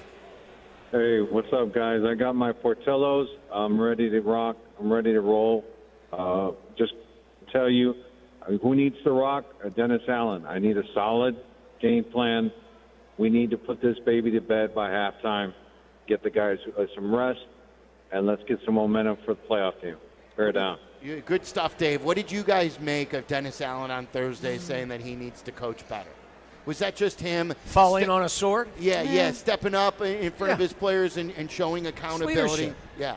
And look, I'm sure he feels that way as well, but Ben's got a lot more at his disposal than Dennis Allen does at this particular time, and I think we've said it, all of us, over the course of several weeks, that sometimes the offense that is more equipped to carry the heavy load has to just put their hand up and say, look, we got you. Do what you can, we got you. Again, when you get to the postseason, both sides of the football are going to have to perform, but I think Dennis Allen's done everything he possibly could to try and find a way to consistently pressure opposing quarterbacks. We saw him bring the pass rush against Green Bay up at Green Bay. What happens? You leave some of your safeties in one-on-one coverages with receivers who can run. It puts you in a bind. So, for a defensive coordinator who's done this at a really high level for a long time, he's playing, shorthanded a little bit here. The entire season. Yeah. He has not had the defense he thought he was going to have. Namely, the one guy he mentioned when he got hired was Kyler Gordon, and he's not been on the field at all. Right. And he's been dealing with a shorthanded group all season long, and what he's pulled out for these games has been remarkable. How many guys have been NFC Player of the Week, and guys we never even thought we'd be talking about. I think that Dennis Allen has done a good job. I do think he fell on the sword a little bit this week. They know they have to be better. There isn't a lot of time to fix that at this point. It's the postseason, but if you can, shore up what you're doing, right? And correct the mistakes. Look, I think they realize that, there's mirrors up at Hallis Hall. They know who they are. Yeah. They understand some of their shortcomings. You got to continue to preach the takeaways, and sometimes they come in bunches. Other times they're a direct result from what guys are being coached to do and then going out to do that. Look at what Nashawn Wright has done twice. He did it against Philly in Philly, and he did it here against Green Bay in a crucial moment, getting in the middle of that scrum and pulling the football away. In the game against the Eagles, it was from Jalen Hurts, and here it was from Josh Jacobs. So, that's coaching. That's player execution, but it's coaching as well. And those are the types of plays that are going to have to continue to happen for this team defensively to help out. All right, let's do some guessing, too, coming up next on where we think the Bears could be playing. And by where, I mean time frame, because they're obviously playing here at Soldier Field. It's either Green Bay if you win, or it's the Rams or San Francisco if you lose in the number 3 seed and Philly wins. So we will continue to talk about that. 312-332-3776. Also, another player that we did not bring up that I would like to get after, and his picture is for all to see just about 100 feet that way. We'll get into all that. It's Bears and Lions. We're about an hour and 10 minutes away from kick on the Chicago Bears Radio Network. Make your game day a winner with Aurelio's Pizza, Chicagoland's oldest pizza chain since 1959. This is Joe Aurelio inviting you to indulge in our crispy thin crust, signature sauce, 100% real mozzarella, and your favorite premium toppings like our fresh ground Italian sausage. Dine in, carry out, or have it delivered. Visit Aurelio'sPizza.com for the location nearest you. Download the Aurelio's app and start earning rewards today. Aurelio's Pizza. It's a sauce. Hi, this is Dave Musial, owner of Four Seasons Heating, Air Conditioning, Plumbing, and Electric, and I want to guarantee you a breakdown-free winter. Did you know that a dirty furnace costs more to operate and can lead to higher utility bills and untimely breakdowns? Now is the time to schedule your Four Seasons furnace tune-up and save $50. A Four Seasons furnace tune-up includes a 35-point inspection, complete cleaning, and we calibrate every component of your furnace. So call today. For all the right reasons, call 866-4 Seasons. Crash, bang, suddenly you are on the DL. If that happens as a result of somebody else's negligence, we can help. I'm Jim Morisi, Chicago personal injury lawyer. Our experienced attorneys and support staff will talk with you during a free consultation, tell you your options, and ensure that you take the right steps throughout the entire process. Visit us at MorisiLongo.com. That's MoriciLongo.com. Your future is our priority. Everyone deserves a place to call home and a bank to help get them there. That's why we created the Old National Bank Down Payment Assistance Program. We'll help you from start to finish, and you may be eligible for up to $15,000 toward your down payment. So get old in a new home. Connect with an Old National mortgage lender to learn more. For complete details, visit oldnational.com/home. Funds limited and subject to availability. Additional restrictions and qualifications apply. Loan subject to approval. Property insurance required. Contact an Old National lender for details. NMLS number 459308. Member FDIC. Equal housing lender. Toyota-thon, Toyota-thon, Toyota-thon is on. Oh, what fun it is to drive a new Toyota today. Hey, Jan from Toyota here, reminding you Toyota-thon is on. Make your holiday wishes come true with the new Camry, RAV4, Tacoma, and more. All right, let's sing it together this time. Toyota-thon, Toyota-thon, Toyota-thon is Dealer inventory may vary. Toyota-thon ends January 5th. See your participating dealer for details. Toyota, let's go places. Roofers and Waterproofers Local 11 provides quality value and service in all facets of the commercial, industrial, and institutional roofing and waterproofing industry. Promoting skilled craftsmen and craftswomen through apprenticeship training, Local 11 members are trained in the application of the latest roofing and waterproofing techniques. They are at the forefront of design and installation of environmental-friendly solar, green, and garden systems. To find a highly skilled roofing contractor today, go to ChicagoRoofingContractors.org. Hey Bears fans, it's Silvy. Steinhoffel's a proud partner of the Chicago Bears. Just opened their newest furniture and mattress superstore in Maryville Plaza in Maryville, Indiana.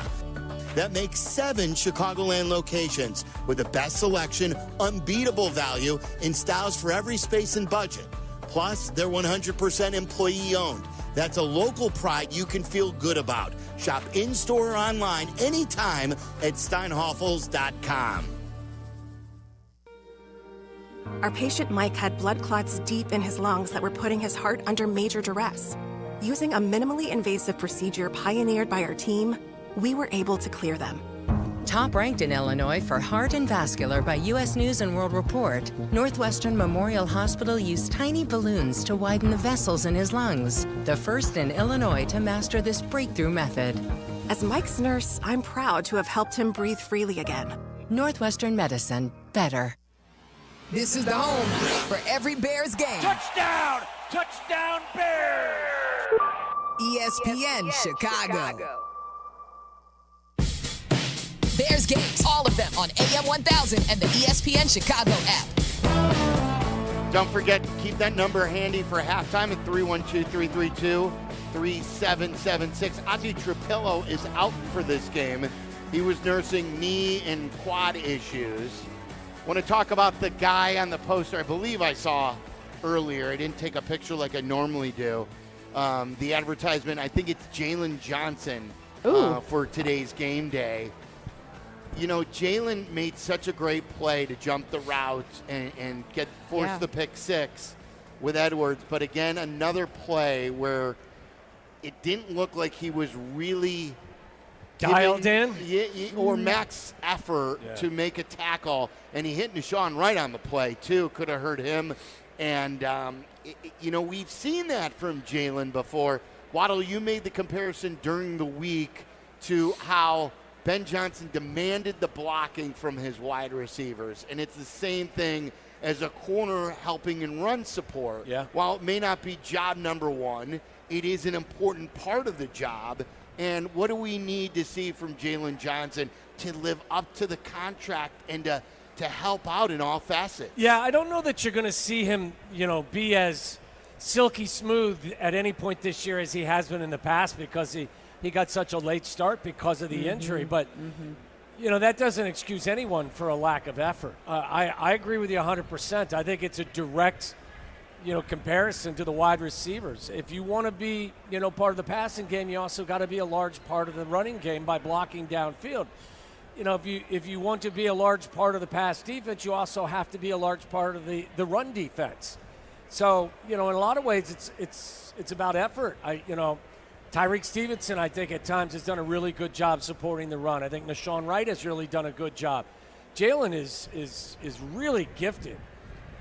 You need him to be a leader out there as well with, you know, sometimes you lead by example. So, you know, I think it's been a really tough year for him. He just has never, I don't think he's never got himself on track considering the injury he's had to deal with. But in no way am I going to excuse somebody who's not, and nor will Ben. Right. I mean, that's you know, what I say is meaningless. What they say inside the four walls of Hallis Hall is what's most meaningful. And I can't imagine that when that is seen on film, it is something that's digested easily. Yeah, and the effort thing is questionable. Like, that's it interesting that we notice that because it is noticeable. But you also know that Jalen is not 100% or hasn't been. Even during stretch this week, he was off to the side doing different work, trying to get his body back. He's not going to be 100%, but you can't excuse not giving effort. I'll go back to, you know, what Ben was used to at Detroit. You know, Amon-Ra St. Brown is an elite wide receiver. He's also an elite blocker. So that's what Ben's, you know, that's the standard for him. Like, go back and look at Jamison Williams. Jamison Williams, you'd look at him and say, wow, a guy who could take the top off of defense, an outstanding, you know, deep ball receiver. he blocks his ass off too. So, like, that's kind of the standard that Ben is used to. And, you know, even if you're a lockdown corner, I don't think that, you know, Ben will appreciate that. But if you're a lockdown corner who doesn't give effort in the run game, I think Ben's going to like you. I think you got to do both. Yeah, I think you got to do both, to be honest with you. Absolutely. And then I wanted to talk about the playoff schedule for next week. The Bears, everything will be figured out after these games are in the books and the seedings are complete and the matchups are ready to go. There are 2 games next Saturday. There are 3 games next Sunday, including a Sunday night game. And then you may have forgotten, because I almost did until I heard Bleck and Abdalla mention it, there's a Monday night game too. This has been a new addition in the last several years. I would be shocked if the Bears aren't in the Sunday night or the Monday night spot next week, because I just think they're, especially if it's Bears-Packers, I think they're going to get one of those primetime matchups, and Sunday night football would be the spot, I would think, but Monday night possibly too. What do you guys think for where the Bears are going to land next week? If it's Bears-Packers as anticipated, I would be surprised if it's not Sunday night. I think Sunday night is that marquee moment for the NFL, and I think that's where they would end up. And they haven't been here for Sunday night in quite some time. A long time. And think yeah. about this too, though. Even if it's not the Packers, and hopefully it is, because that means the Bears win. But if it's not, Bears-Niners rematch 2 weeks after it just happened when it was on national TV, or Bears-Rams, that's a premier matchup as well. I would be shocked if it's not one of the 2 night games. Yeah, I think Bears-Packers is the juiciest of all the first-round playoff matchups. Mm-hmm. I think from a television perspective as well. I think I would expect it to be on Sunday Night Football, but I don't know the economics of it. You know, who's got the games on Saturday? Is it TNT, and is that right?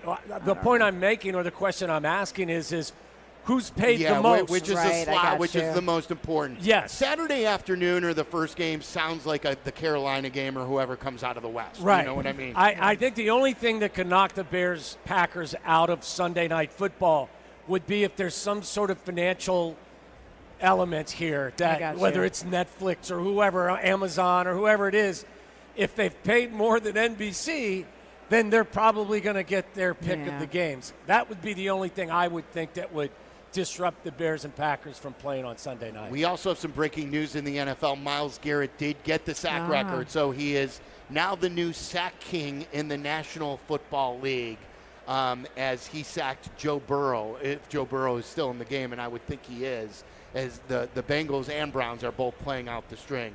All right, the Bears are not. They are going for the number 2 seed. The Lions are going home, and then we will see what we have in store for next week. We'll talk to Joniak and Thayer and J-Mac and ask him what they think. And we dropped the ball last week not asking J-Mac either about the turnovers and Al Harris, and I credit that to why the Bears had a lousy defensive effort. So we need to do that coming up next. So it is Bears and Lions. It's the regular season finale. We're an hour away from kick here at Soldier Field on the Chicago Bears Radio Network. Guys, we made it week 18. The home team is in the playoffs, but their matchup is still uncertain. Still a lot of shuffling to figure out, but we do have one more week to get our bets right on Circa Sports Illinois. One more full football slate with high limits, low holds, amazing customer service. And if you don't know by now, not a single bet fee ever. I'm taking the Beloved. I got them at -3, and I think they've got payback on their mind. Download Circa Sports today at circasports.com. Got to be 21 years or older. Gambling problem? Call 1-800-GAMBLER. Miller Lite, the legendary light beer. The originator, the inventor.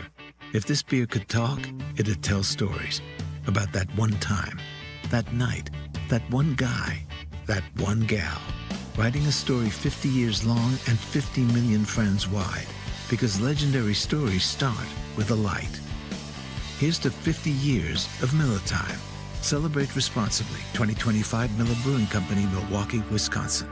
Illinois State University and Chicago's favorite football team have a lot in common. A long tradition. Illinois State is the oldest public university in Illinois. A history of success. Redbird graduates earn $15,000 more than the national average. And highly regarded recruits. Our newest freshman class is our largest ever. There's never been a better time to tune in on Sundays, and there's never been a better time to be a Redbird. Get started on a Hall of Fame career today. Learn more and apply for admission at illinoisstate.edu/admissions. Advantage Dealer Group makes car buying simple and fast with their 60-minute guarantee. They know the process starts online, so every one of their dealerships is designed with your experience in mind. Browse the wide selection of new and used vehicles at Advantage Chevy, Toyota, and Acura. Use their payment calculators, explore financing options, and stop by. They value you and your time, getting you in and out with your new car in 60 minutes or less. Advantage Dealer Group, where car buying fits your schedule. In football, success is about team effort, and the same is true for your hair. At Great Clips, they save your haircut details in clip notes, so every member of the highly skilled team knows exactly how to create your signature look. And with our easy-to-use app, you can check in from anywhere and get a ready next text when you're up next for a cut. It's the confidence of a great haircut, delivered by a team you trust. Download our app today. Great Clips. It's gonna be great. Property managers and GCs use FinishingChicago.com's contractors for finishes and protective coatings in the most iconic venues, interior spaces, and essential infrastructure. Our painters apply industry-leading commercial and industrial finishes inside and out, so your biggest assets always put their best square footage forward. FinishingChicago.com has your free list of painting, wall covering, glass systems, drywall finishing, and signage contractors. For a great finish, start with FinishingChicago.com.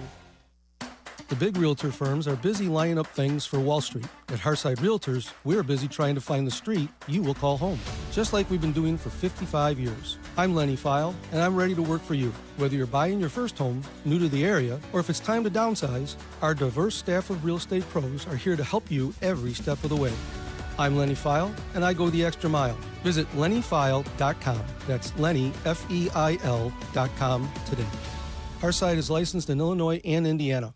Want to live life at max volume? Then look no further than Hard Rock Casino, Northern Indiana. With over 1,700 slots, 80 table games, live entertainment, and 5 restaurants which span a wide range of culinary genres, we are sure to have something for everyone. Whether you want to indulge in a savory dish at Council Oaks Steaks and Seafood, or take in dinner and live music at the world-renowned Hard Rock Cafe. Amplify your entertainment experience at Hard Rock Casino, Northern Indiana. Just off Exit 6, I-8094. Must be 21. Gambling problem? Call 1-800-9-WITH-IT. The Chicago Bears podcast. If you aren't listening, you're not getting the whole story. See it or hear it now on the ESPN Chicago app or wherever you like to pod.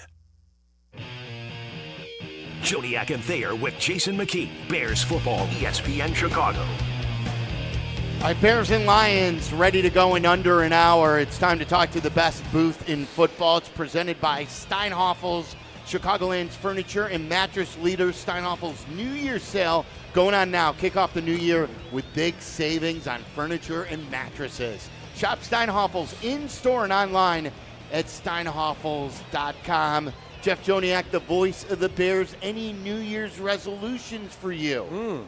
You know, basically the same ones as last year. Get in better shape, lose a bunch of weight, and get organized. That's and I never met all those accomplishments. For a time I did. I'm back to my old self, a chunky monkey.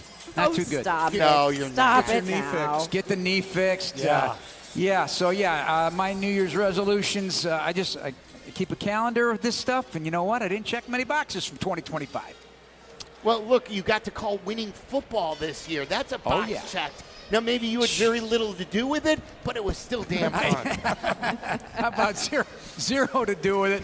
But I've sure enjoyed the ride, no question. The amount of people that, and Tom, I know, because we and I talk about it all the time, how many people have approached us, and probably you guys too, out and about, friends or just acquaintances, family members, people from all over the country, all over the world. Yes. I've got messages from Switzerland, London, just a lot of different countries that are Bears fans. They find a way to get to your inbox somehow, and they just have enjoyed this so much. They love Ben Johnson. They love the passion.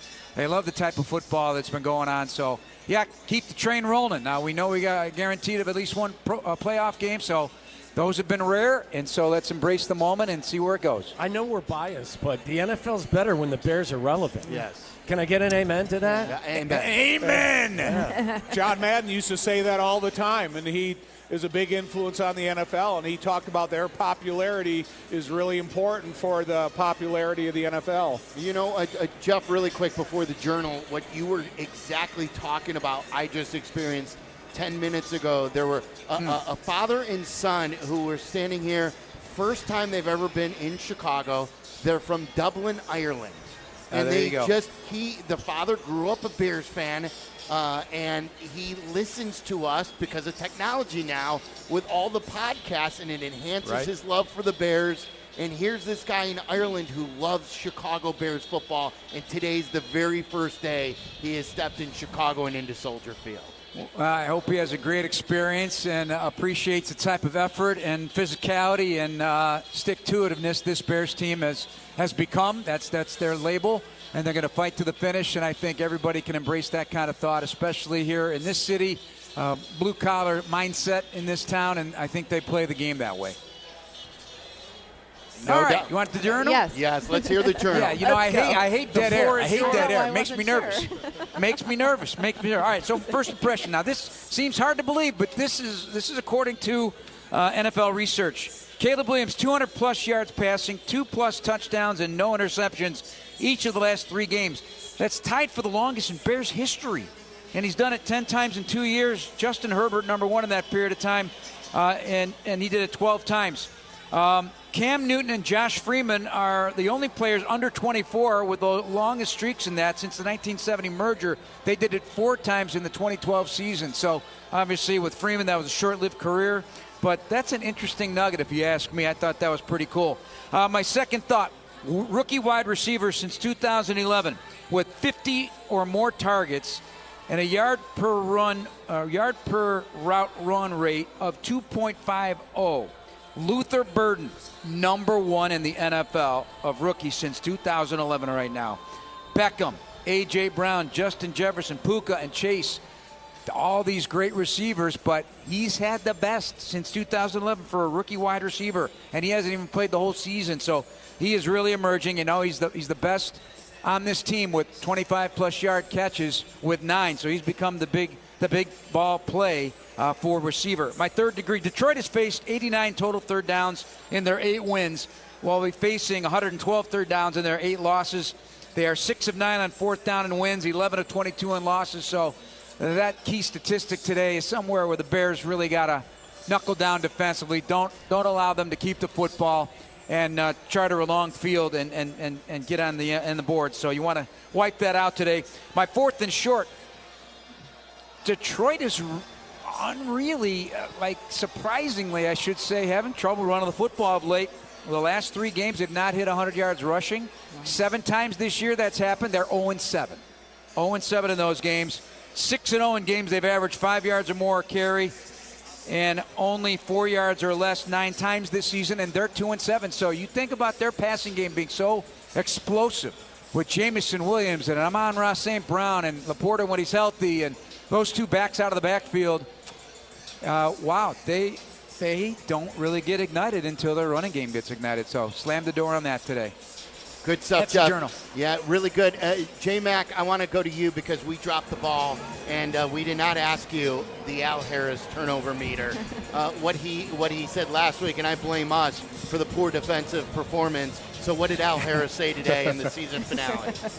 Yeah, the number was 3, and that's kind of been the consistent theme throughout this entire season. It's been 3 to 4 takeaways each and every week, but he sounded confident. And you look at the game that Goff had last week, 2 interceptions, 3 lost fumbles. So that's a number that's quite attainable today. By the way, I'm not taking any responsibility for none of that, Silvy. You know what? I couldn't rush the passer if you asked me to, but you didn't ask me to. Yeah. Hey, Tom, what do you want to – obviously, outside of the win today, what do you want to see from this team, whether it's offense, defense, or special teams, something that they can actually build on going forward into the postseason? You know, it makes me nervous to think Ozzie Trapillo's not going to play today. He's in on the inactive list, and Theo Benedet has got a limited amount of snaps at left tackle and then you have a premier pass rusher like Aiden Hutchinson. I kind of harped on it a lot because you get sacks during the course of the drive, and it really limits your opportunity for success.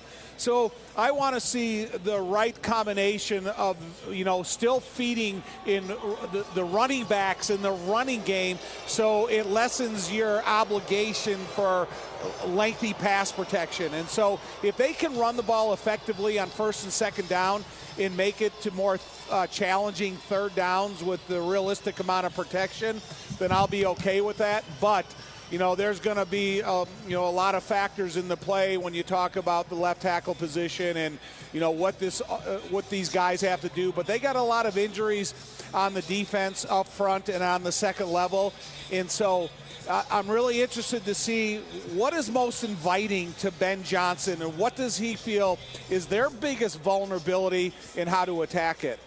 What do you think it is? Their biggest vulnerability? I do think it's coverage. Yeah, I don't think they're great in coverage. But again, I can't ignore the fact that they have Hutchinson. And you got Al-Qadim Muhammad, who's really having a good season. So you can't ignore the fact that they do have a couple of defensive ends that can get after the quarterback. But if they can provide protection for Caleb, and, after throwing for a little over 200 yards the first game, and what we want to see Caleb throw for this game, it is inviting to be able to throw the ball successfully. They've given up the second most deep ball yardage in the NFL, the Lions. Over 1,000 yards. 31. So, yeah. Yeah, that's what I'm saying. It is there, but now you look at this game and you think about the interruption at left tackle after Ozzie has been playing so well. And if that does come back to haunt you, and it's either Al-Qadim Muhammad or Aiden Hutchinson to, put that pressure on the quarterback, and then you speed up his thinking process, there's a lot of bad things that can come of that as well. Jeff, you had a chance to chat with Caleb Williams this week. I heard that on the podcast. What did you learn just about how he prepares, both on and off the field? I mean, it's a lot. I mean, he, and it sparked my interest because of the durability, number one, knock on wood. But a conversation I had with Kevin Byard a couple weeks prior, and Byard, I just threw it out there. I go, hey, how much you spend on your body outside of what you get in the building? And he says, hundreds of thousands of dollars. So Caleb nodded affirmingly, yeah. I mean, it's everything about what he's very diet conscious, what he puts in his body, how he works out, the people he hires to help him in various aspects, and he's just a rigid guy when it comes to his routine. Throughout the course of the week, he doesn't let anything interrupt that process, and the same thing before a game. You'll see him underneath the stadium in the hallway getting ready, warming up in a very specific way. And we've seen bits and pieces of it, but I wanted to take that collage of information and kind of paint the picture. And it's a serious commitment. And that, to me, I equate that with professionalism, because a couple players in the time I've been doing these games have really stuck out to me, and Tom will concur, because in the days that we used to take over, I used to, I mean, he always does, the first bus during the Lovey era, I always enjoyed going into the locker room, and Charles Tillman was always on that bus, and he had a routine of getting ready, from stretching to just mentally getting ready, and it was very serious. And then Matt Forte, at some point in his career, decided to invest a lot of money and time on his body, and it was a routine from Monday all the way to Saturday, and he never changed it. That was it, just to get himself ready after going through a car crash every weekend. So I respect that. You know, one thing about it, I think James Harrison, the ex-Pittsburgh Steeler, made this popular because he was talking about he used to spend $750,000 on the different variety of body adjustments he made with his diet and the other just all the dry needling and everything else that he's done along the way. So, yeah, when you are fortunate to make this type of money, then you can invest in yourself whatever you need to. That's wild. I thought 18-year-old Scotch was expensive, but obviously these guys are taking a different approach. By Waddle, For those examples, there's a lot of examples of guys that had the McDonald's diet, like myself, 10-piece chicken nugget, and guys eat that stuff like Chad Ochocinco and still go out and perform. So Right. These guys are young. They can eat a Big Mac before the game and then go out here and rush for 100 yards. So, yeah, it's all, depends upon your body type. See, Joniak, let this motivate you. This conversation, your conversation with Caleb, let this motivate you. Right, exactly. I will take that cue. I think I'm getting to the point, unfortunately, when you get a moment and you're just scanning your silly phone, I almost swore again, can't be doing that, and you're on Facebook and you get all these videos about, and whatever you're watching is what repopulates every week, and I'm in, these doctors that are telling you so many things about what you should be taking, what alcohol does to your body. I mean, Don't nothing's listen good to for that you. I don't want to hear that. Nothing's good for you, Tom. Nothing. Life is moderation. Come on. That's just social media crap, Jeff. Don't listen to that. By the way, guys, Crosstalk is brought to you by Shell. Sign up for fuel rewards from Shell and earn up to 25 cents per gallon on Bears game days. J-Mac, you've had an inside look at Caleb, too, and you get to talk to him each and every week. What have you seen that's impressed you most from the start of the season to the end? I would say it's just his demeanor in between series, right? Whether he goes out there and has a bad series or he goes out there and throws an interception, when he gets on the sideline and he gets that tablet and reviews the series that he just had, he's the same guy. He doesn't get too high. His first year we saw a lot of times where he had certain body language on the sideline. But this year I've seen a level of consistency, and I think you need that from a position in which, you are the determined leader when you play quarterback. You've got to remain even-keeled because I think that breeds confidence in the guys in that huddle around you. And, I'll add this. I agree. There's been he came in as a mature individual anyway, just how you hear him at the podium and how he handles it. It's even gone a level higher. Yeah. He exudes a CEO type confidence that, yes, our company's going to hit budget. We're going to be great to our shareholders, and we've got this. No matter what the economy is like, we think we have, and that's how he kind of approaches this. And his leadership aspect, I think, has really risen, and how he wants the ball in big moments. He's not afraid of it. He embraces it. It's what he's always wanted.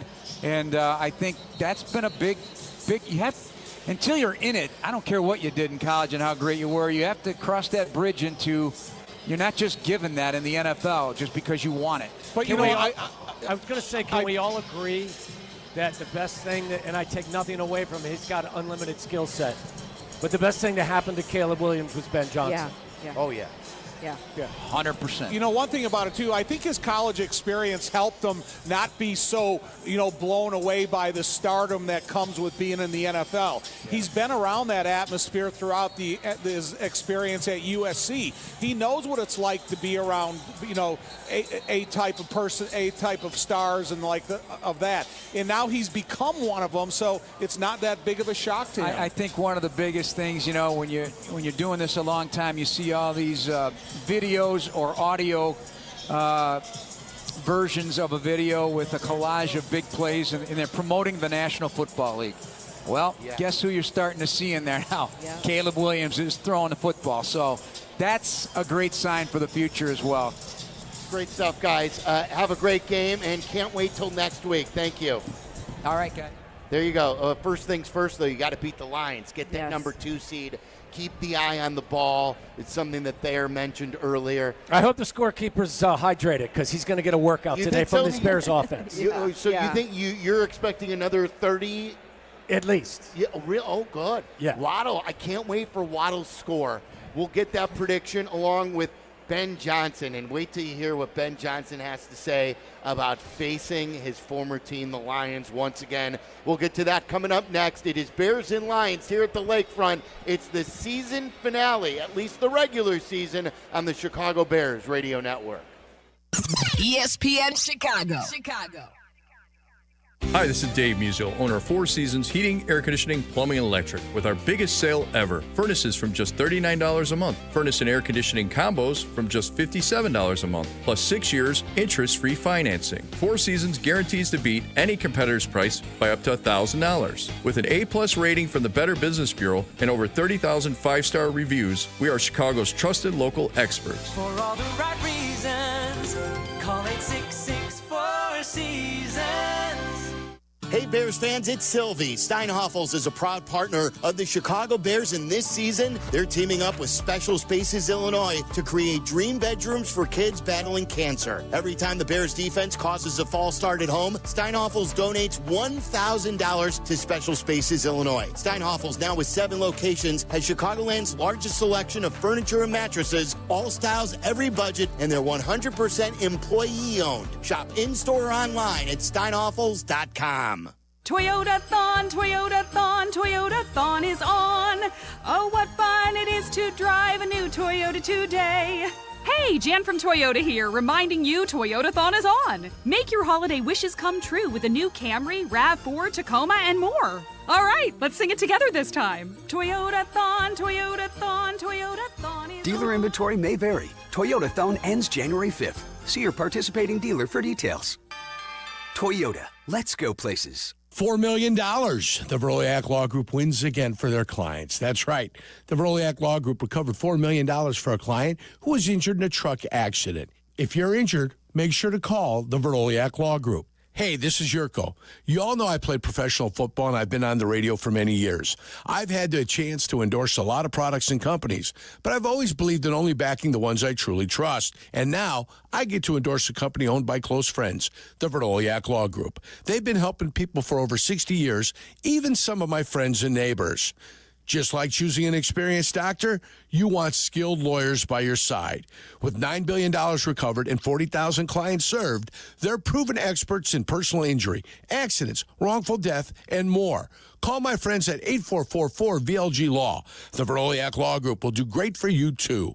Call 844-4VLG-LAW. Credit Union One, the official banking partner of Notre Dame Athletics, wants to reward you for everyday banking. CU One's high-yield checking offers the opportunity to earn competitive dividends when you make qualifying transactions each month. No monthly fees, no minimum or opening balance required. Plus, you'll be able to bank anytime and anywhere with 24/7 digital and mobile banking. Start making more of your money with Credit Union One. Open an account at cu1.com/Irish. Federally insured by NCUA.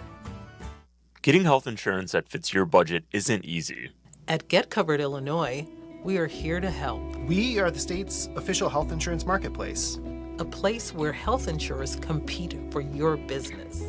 A website where you can compare multiple health plans and pricing in one place.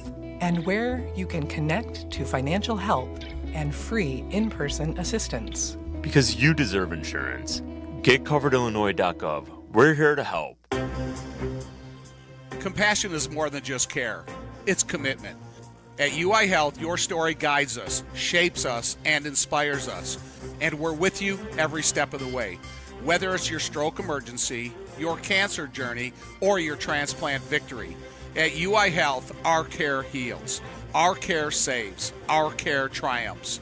Find expert care for your journey at uihealth.care. Hey, do you know what time it is? It's Aurelio's Pizza time. Visit AureliosPizza.com for the location nearest you. Aurelio's Pizza. It's a sauce.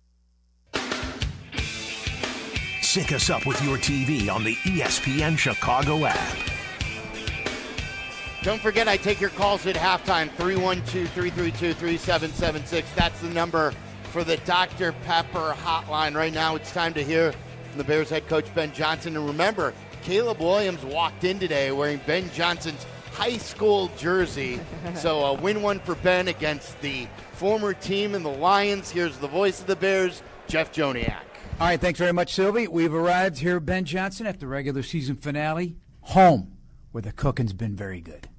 Yeah, we're excited to be back, and love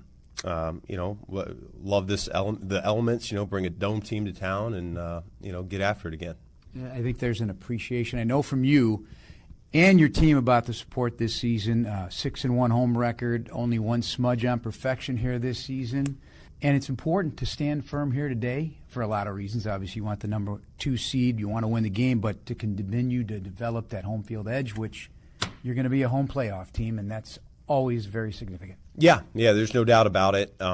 We love the energy that the crowd brings to the table for us, and hopefully we can give them a lot to cheer about here today. How'd the week of prep turn out?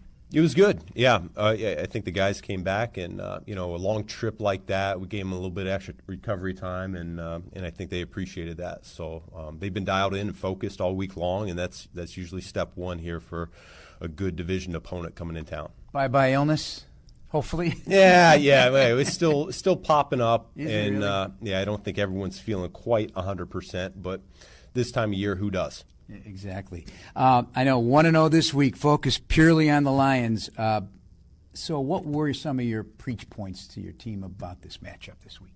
Well, yeah, it's a very talented team, and they're very disappointed with how their season's gone, and yet they're going to come out and they're going to compete their tails off. They've been talking all week about getting respect, and so we know how challenging this is going to be for us. They have a ton of really good players, a lot of speed on the offensive side of the ball that we got to do our best to contain. And when you face a team that really they don't have a whole lot to play for necessarily for the season, they could throw some gadgetry out our way, which this team's been known to do, regardless. So offensively, they can throw a lot at us, special teams wise, same things, and we just got to stay vigilant and make sure that we don't get got. There's some dogs on that team, as you know. So when they say about respect, they probably take that to heart quite seriously. Yeah, absolutely. And yet for us, it's this is a meaningful game. You already talked about it,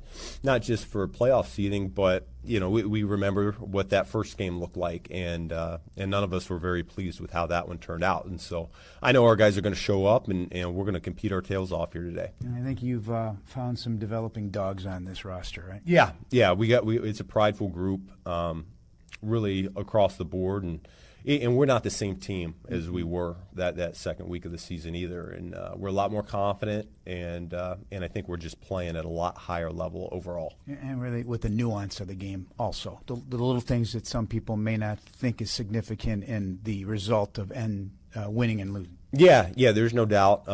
These guys are very detailed right now.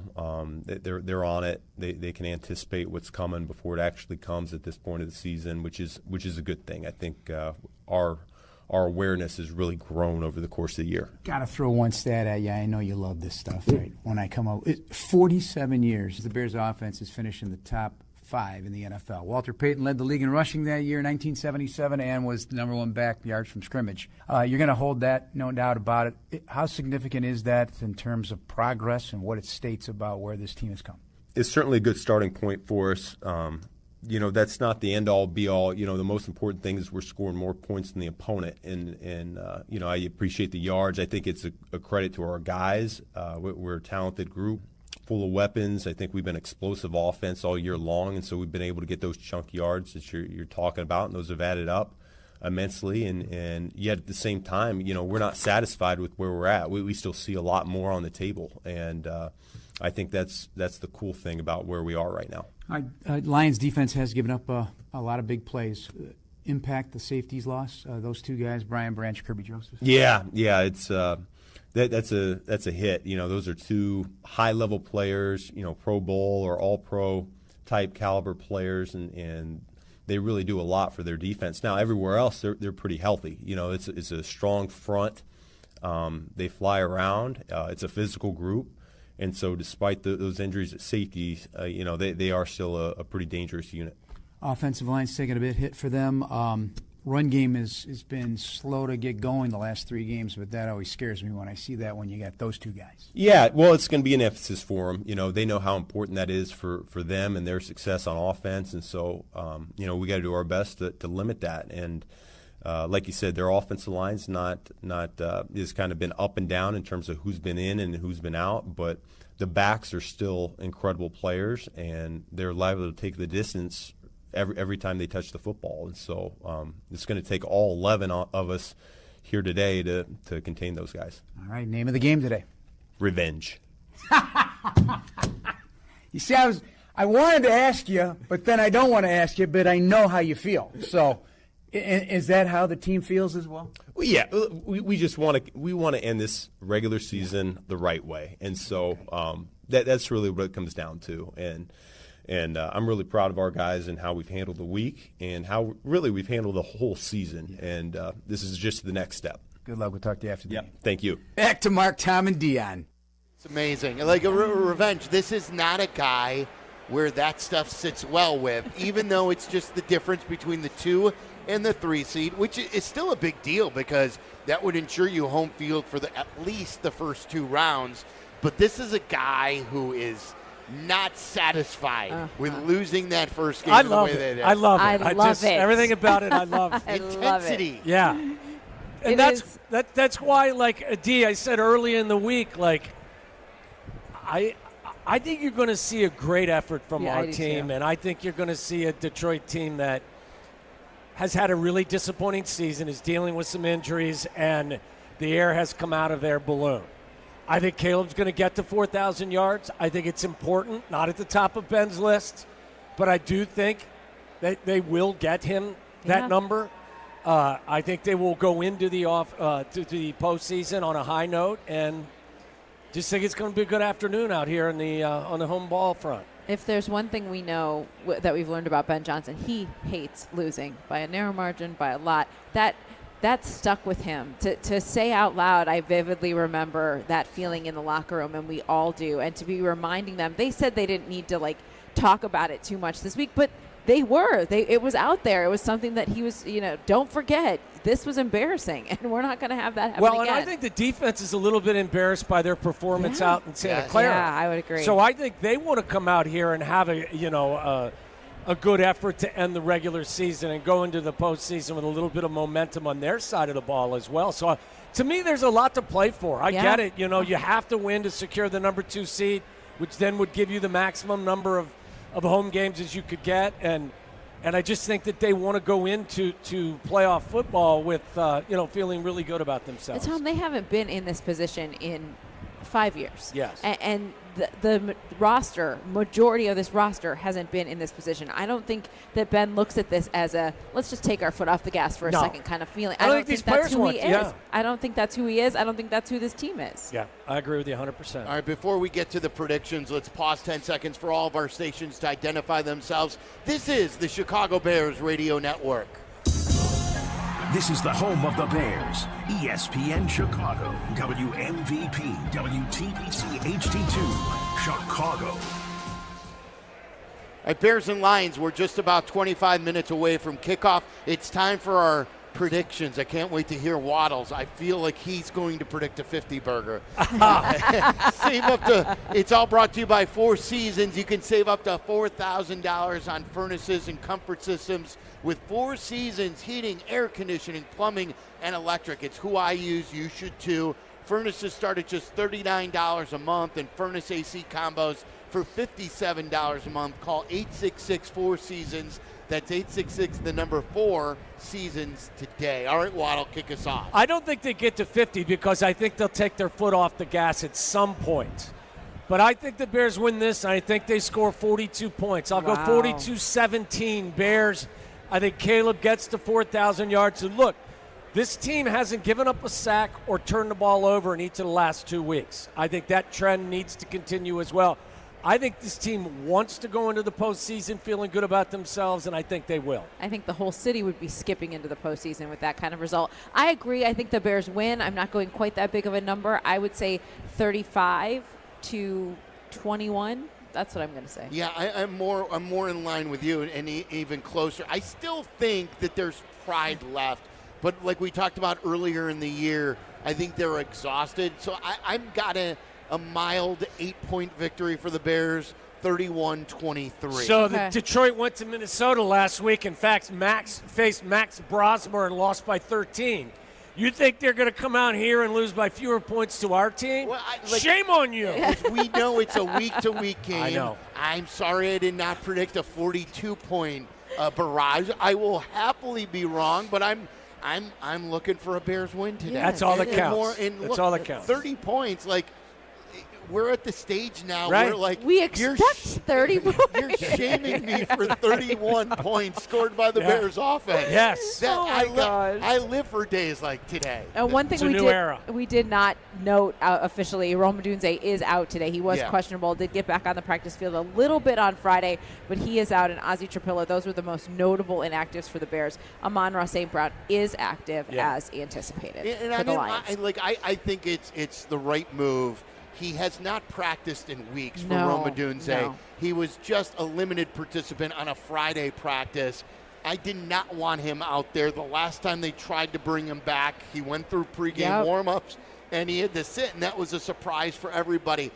I want to get this in the rearview mirror. I don't know if you're going to get it in the rearview mirror before an off season, but hopefully can gut it out in the playoffs. Well, and we've seen they've got depth, whether it's, you run more 2 and 3 tight ends, or Luther Burden steps up, or Zacchaeus steps up, or Jade Walker steps up. You've got a number of guys that can step in and kind of hold down, hold the fort down until Rome gets back. So I'm glad that they're giving this another week, so that when the postseason begins, hopefully he's even closer to 100%. It's really amazing, too, where the run game has come from.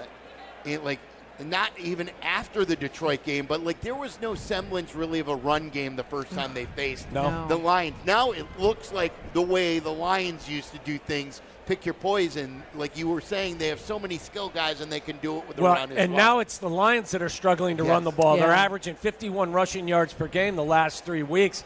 And a lot of that has to do with their offensive line. They're not as good as they've been, and they've been banged up. Today, no Penei Sewell. So, it's amazing when your offensive line is functioning as a group the way it did in Detroit the last 3 years.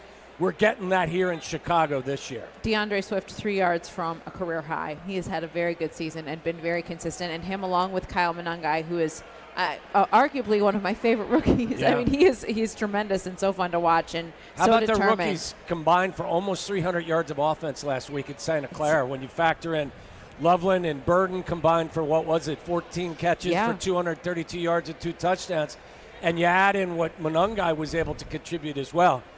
Pretty good rookie class from this group offensively. Ryan Poles deserves credit. I've been critical, but he hit a home run in this year's draft. Yeah, he did. And with the help of Ben Johnson, obviously, he also hired Ben. I mean, that's as good of an offseason as you can have, hiring Ben Johnson, getting it right, righting some of these wrongs, and adding these guys. I remember the day driving back from a broadcast that they drafted Burden. No one had Burden on their radar.